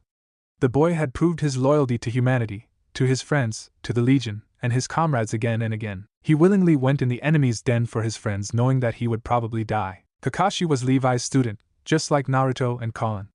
He may not say that out loud, but training these three brats had been the best decision Levi had ever made in his life. These three were the siblings Levi never had, and watching two of them getting torn apart like this had shaken the absolute trust he had in Erwin Smith. Certainly not after discovering that the commander had known a fraction of the truth, and still sent Kakashi to his death. Kakashi didn't deserve to die like this, a disgraced soldier. Butchered like an animal. This had to stop before any more tragedies occurred for the greater good. You should get them out of here soon. The King's Guard would soon be here after all this warfare, suggested Erwin. Very well, replied Levi flatly, and saw a sad smile arrive on Erwin's face. I think it's time you let Naruto know that you are his godfather. It'll help you get close to the boy, now that he needs family and friends more than ever, suggested Erwin, receiving a narrowed gaze from Levi. I'll think about it. With those last words, Levi started walking towards the two teenagers in front of him. He couldn't help but feel that the entire world was a jungle, with predators all around him. He couldn't trust the government, the king, Erwin, or all those Legion soldiers loyal to their commander. The military was certainly going to hunt Naruto like never seen before. Trust no one, certainly not in this fallen world, never again. He slowly knelt beside the teenagers who were hugged close to each other. With a swift, non-lethal chop to the neck, he knocked the unstable boy to sleep. Petra gave him a grateful smile and allowed Levi to carry Naruto on his back. She didn't say anything, didn't ask anything, but simply followed after Levi. As the captain got on his horse, she helped a sleeping Naruto to position behind the captain's back. When that was done, she brought her own horse and got on top of it. Determination and courage shone in her eyes as she gave a firm nod. Levi couldn't help but smile inwardly. He already liked this girl. She was not one of the annoying types, by some strange luck. Petra respectfully placed Kakashi's corpse on her horse, helped by Mike. The government would simply allow his corpse to rot, but Levi knew Naruto would want to give his friend an honorable funeral. That was the least they could do for Kakashi. He never looked back even once or risked showing his doubts to the ever-sharp Erwin Smith. Levi was never one for politics, in fact he hated it. So, he wasn't sure who was friend or foe at the moment. All he knew was the fact that he had to protect these kids, and train Naruto to be the strongest warrior humanity had ever seen. Powerful enough to make his own decisions instead of being manipulated like a pawn his entire life. Kushina would have wanted that. The sound of firm footsteps echoed through the grand chambers. The setting sun had already dimmed the light coming through the windows, and unlike the poverty-stricken walls of humanity, these chambers held every kind of luxury and grandeur a man could ever dream of. Starting from the most beautiful velvet carpet, to the grand seats that were filled by the ministers, to the high steps, and to the throne. The person stopped at the footsteps of the stairs and knelt respectfully, his fair skin and long hair gracefully floating downwards with him. When he opened his pale eyes to address the man in front of him, pin-drop silence prevailed in the room. The ruler of humanity gazed back at him neutrally, and the man still felt the power from his leader. He was no doubt the strongest human. I have news for you, my king. Chapter 25. Ghosts. Levi and Petra watched the solemn boy continuously stare at the funeral pyre burning in front of them. Unlike the anger that overcame him before, this time he was deathly silent even as his best friend was cremated in front of him. The only true sign of his suffering was the sight of his clenched fists, as he watched another one of his loved ones leave this world. There were no tears in his eyes or sadness, but what was present was a lot of anger and hatred towards those who made him feel such pain again. They both saw him opening the scroll Kakashi left for him, and if possible his gaze only hardened after reading the contents. We need to leave the walls before sunrise tomorrow, suggested Levi. He's right. The government must have already ordered a kill order on you at sight. We need to leave before anyone finds us, advised Petra worriedly. She flinched when Naruto glanced back at her, and there was no shred of pity or fear left in his eyes. All that was left was terrifying anger. This government has lied to us all this time. It has hunted people of my kind and bound humanity in a cage for so long. For that it shall burn to the last man, said Naruto fiercely. What? Asked Petra in shock. What did Kakashi discover? Asked Levi patiently, despite the alarming situation, because he had a feeling his student was on the verge of committing another grave treason, and he could not afford to lose his cool. He discovered the current monarchy is originally a clan who served the Uchiha dynasty. When the Titans attacked, my ancestors made humanity take refuge in these walls. Yet they never gave up their desire to defeat the Titans and continued the war until they were overthrown, revealed Naruto bitterly as he glanced at the letter. Overthrown? Asked Levi seriously, as some of his worst fears started coming true. The war against Titans was not yielding any victories and more of humanity was dying every day. Yet the Uchiha monarchs never relented and were supported in this decision by the Ackerman clan, who were a cadet branch of the Uchiha. Many of the noble clans supported the Uchiha. All except one, explained Naruto gravely. Levi remembered the Soul family that had ruled over humanity for as long as he could remember. Hyuga, answered Levi, earning a nod from Naruto and a concerned look from Petra, who was yet to grasp the gravity of the situation. The Hyuga were tired of warfare against Titans and wanted to stop the war. They believed the walls would keep humanity safe, and they were supported in this philosophy by the Uzumaki clan. Together both these clans collaborated with civilian wealthy families to form a powerful nexus which eventually overthrew the Uchiha and their allies. People with our powers were originally called shinobi, and our race would never surrender against titans. The Hyuga and Uzumaki knew that, so they made sure all the warmongers were silenced forever, explained Naruto bitterly. Levi grimaced as a few things started to become a little clearer to him. If this was true, then it explained why Shursui hated the current government and Uzumaki clan. It even explained why he led a rebellion against the current government, but it still didn't explain why he turned against entire humanity itself. It still didn't explain why he killed his own daughter and not his son. It still didn't explain what was Kushina's fate after all these years. The Survey Corps officer knew vague rumors about the great massacre that happened in Wall Sina 2 decades ago. Hundreds if not thousands of people started to get abducted and were never seen before. Many of them were even murdered by the dozens, and no one questioned the barbarity, as fear ruled over everyone. Shursui's own parents and entire family was a victim of these massacres. Levi's own mother was only saved because of her status as a whore that usually made people avoid her and Levi as well. But why would the Hyuga do that? Asked Petra hesitantly. If Naruto's information was correct, then weren't they shinobi as well? The Uchiha and Hyuga had never looked eye to eye from time immemorial. It is said the first Kaiser defeated the rebellious Hyuga clan during the final shinobi war. Instead of eliminating them, he spared their lives, making them a part of the Reich. The Hyuga obeyed the New World Order but always resented it and its philosophy. All Kakashi was able to discover that the current king and his ancestors disagreed with the former Uchiha monarchs over some important matter, explained Naruto bitterly. What was it? Questioned Levi cautiously, but was disappointed when Naruto shook his head. He didn't know, but it was important enough to make the Hyuga stage a rebellion and massacre the Uchiha along with their allied clans. After that, they not only consolidated their power by wiping out memories of people but formed Ultra or the military brigade to hunt down chakra-wielder children inside the walls. Either those kids would be captured and eventually serve the Hyuga or be killed. All Kakashi was able to discover was the fact that the Hyuga are hiding something very important inside Wall Sina. Something for which they butchered thousands of their own kind and betrayed humanity all this time. Petra didn't know what to make of all these revelations. She was sure somewhere deep inside lay a bitter truth that had led to all this chaos and bloodshed, but it was yet to become clear to her. But what she did understand was one simple fact. What are you going to do? She blinked when both her and Levi asked the blonde boy that question at the same time. She eventually gestured Levi to take the lead, considering he was their senior officer and Naruto's teacher. Not to mention godfather. Do you want to regain what your ancestors lost? Is that your desire?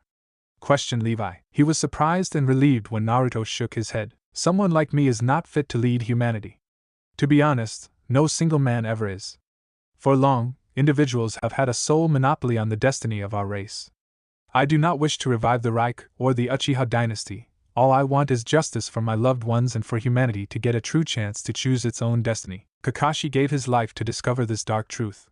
I will make his murderers pay in blood for their crimes, pledged Naruto, as he walked towards the burning pyre and picked up the falling ashes of his beloved friend. It was another pain that was heavy for his heart to bear. Kakashi and Colin became his world when Kasumi was killed. Now one of them was dead, and he had no idea about the whereabouts of the other. He had lost his family again. Revenge is not the way of the Corps, Naruto warned Levi, but deep down he knew it was too late when he saw the ironclad hate in Naruto's eyes as the boy looked at him. It is mine. Petra watched a lone tear fell from his eyes as he glanced at the lighter in his hand, one which he had picked up from Kakashi's corpse. She wanted to comfort him, but a part of her knew it was already too late for that. A part of him died with his best friend, just like he lost a part of him every time someone close to him went away from him. First his father, then his sister, then his mother, and now a boy who was his brother in all but blood. What are you planning to do? Asked Levi hesitantly. Naruto glanced at the burning pyre of his friend and then back at Levi with no hesitation. Burn them all. Petra stiffened as she realized the true implication behind his words. It was the king and the government that ultimately ordered the military police to murder Kakashi when the military brigade failed. By doing that they had directly earned Naruto's eternal hatred. The king has an army, warned Levi, only to receive a cold smirk from the blonde boy. Then I'll make mine, answered Naruto confidently. I still think it is best if we lay low outside the walls for the time being until this storm blows over. Colin is there, and at least for her sake you must not go forward with this madness of yours, said Levi frustratedly. His words brought a pained grimace on Naruto's face as he stared at Kakashi's pyre. You think I can ever face her again after I failed in saving Kakashi? I can't. All my life I have been running from my enemies, my father, Ultra, Titans, and the king. Not anymore, decided Naruto seriously. Your father led a rebellion from the shadows to overthrow the king and the government in the past. He failed, warned Levi again, It's because Shursui had many things to lose in his life. I barely have anything left to lose anymore, yet even so I will fight. I don't care what the outcome will be. But I'm not running anymore, confessed Naruto. He couldn't describe in words as to what he had lost because of Erwin's fucked up plan. If only he had known that this would be the outcome, he would have never allowed his best friends to be separated from him. A part of him utterly loathed Erwin Smith and the Scouting Legion for using Kakashi the way they did. Levi had finally told him about Kakashi's past as a child ultra spy and how he turned himself around after he met with Colin and Naruto. It only served to worsen Naruto's pain, as he now knew Kakashi went in that hellhole for his friends knowing he would die. He was far better a person than Naruto could ever hope to be in his life, and nothing would ever fill the pain in his heart. He didn't know whom to trust anymore. Every person was playing their own game, be it the king, the government, the Scouting Legion, or the Bloody Titans, and it was innocents like Kakashi who paid the price every day for that. An evil that had spread its roots deep into humanity, and one which had to be purged completely. Levi and Petra both flinched when Naruto removed the Survey Corps emblem from his arm and threw it in the funeral pyre. Is this your choice? Asked Levi calmly. They lost my loyalty the moment they sent my friend to his death and kept that a secret from me all this time. From this day, I shall fight for what I believe to be right, said Naruto honestly. You'll blame the entire Corps for the actions of one man? Questioned Levi hesitantly, but deep down he had also seen the blind devotion and faith that most Legion soldiers had in Erwin. Most probably they would believe and do anything the commander asked of them, whether it was right or wrong. He had seen it himself with his own eyes when the Legion soldiers actually never questioned Erwin once for his choice of sending Kakashi to his death. The spectators are as much guilty of the crime as the culprit. We all have ourselves to blame for the mess our race is currently facing. My friend gave his life in the hopes of cleaning it. I will fulfill his dying wish, or I shall die trying, answered Naruto sadly. There will be no going back once you walk down this path, said Levi finally. The veteran officer himself fought back his own sadness as he saw Naruto pick up Kakashi's dog tag of Apollo and hang it around his own neck alongside his own dog tag of Starbuck. If that gesture alone wasn't enough to show what Kakashi was to Naruto, then the boy's next words sealed the fate of his own life. It's already too late to go back to the life I once had. I don't know what is wrong or right anymore. All I do know is that I have to do what I feel is right. I will do my duty and face the consequences of my actions as a soldier of humanity. He looked back at his teacher with what he hoped to be a convincing look. If Levi truly didn't want him to go through with this rebellion, then it was very likely that he would try to stop Naruto at all costs, which could either result in either one's death or both in worst scenario. Naruto was yet to understand the true extent of his new power, and Levi had speed along with years of experience on his side. It would not be pretty for anyone if they were pitted against each other. You're wrong. He blinked when Petra looked at him, and her gaze was one of disappointment. You haven't lost everyone you care about, idiot, she said sadly. Naruto lowered his gaze as memories of his childhood with her came flooding back in his heart. Those walks near the lake in Zingashina, the games both of them played with Kasumi, the weekly party they both had at a small inn by saving up their entire week's pocket money. It felt like an altogether different life that had long since departed. Yet she was still here.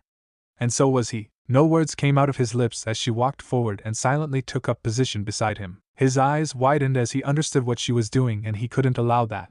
She was one of the last shreds of light left in his life, and he couldn't allow her to wither away in the storm he was about to create. He could only think of one thing that would make her back down. If you're going to tell her about how you were too late to save her father in order to push her away, then save your breath.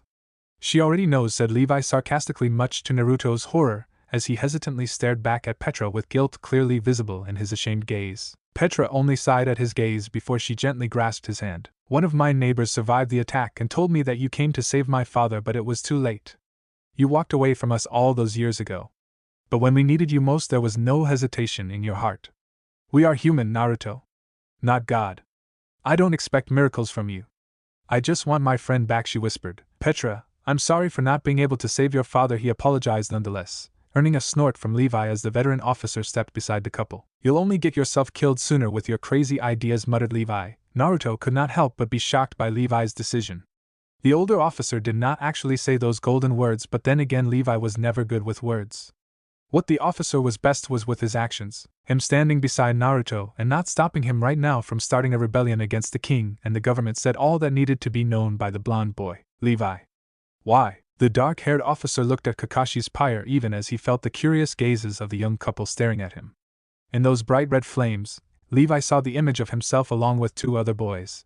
Had it truly been so many years already? Had they both changed so much that he could not even recognize them anymore? His two friends who were his brothers in all but blood. And now they were both gone. One of them was a traitor, and the other had become someone that Levi couldn't even recognize. It hurt worse than death to see your family be torn apart, and be helpless to stop it. Looking at Naruto could not help but remind Levi of himself. They both had the same eyes. You're not the only one who knows what it means to lose dear friends. Levi Ackerman walked away towards the horses with those words and was soon joined by Petra as the girl decided to help the officer with whatever he had in mind. But Naruto stood there as his mind was stuck on Levi's last words. For the first time, he saw a heavy shadow hanging over Levi Ackerman. All his life he had always believed Levi to be unbreakable, the finest soldier of humanity. But only now did he see a glimpse of the pain that Levi kept buried deep in his heart. Levi was haunted by the ghosts of his own past, and bore the guilt of his own failures just like Naruto had his own. The only difference was the fact that Naruto's failures were Kakashi and Kasumi, while Levi's were Shursui and Erwin. Levi, he whispered as the older officer mounted atop his horse as Petra did the same. Their eyes met, and this time the momentary vulnerability was gone from Levi's eyes.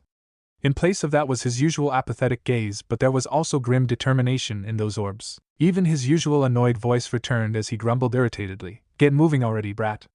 We have a rebellion to plan. Thanks a ton for watching, Shinobi Squad. I hope you had as much fun as I did putting this epic what if together. Make sure to smash that like button, subscribe, and hit the bell icon so you never miss a single twist in the story. Drop your thoughts, theories, or even wild ideas in the comments. I read every single one.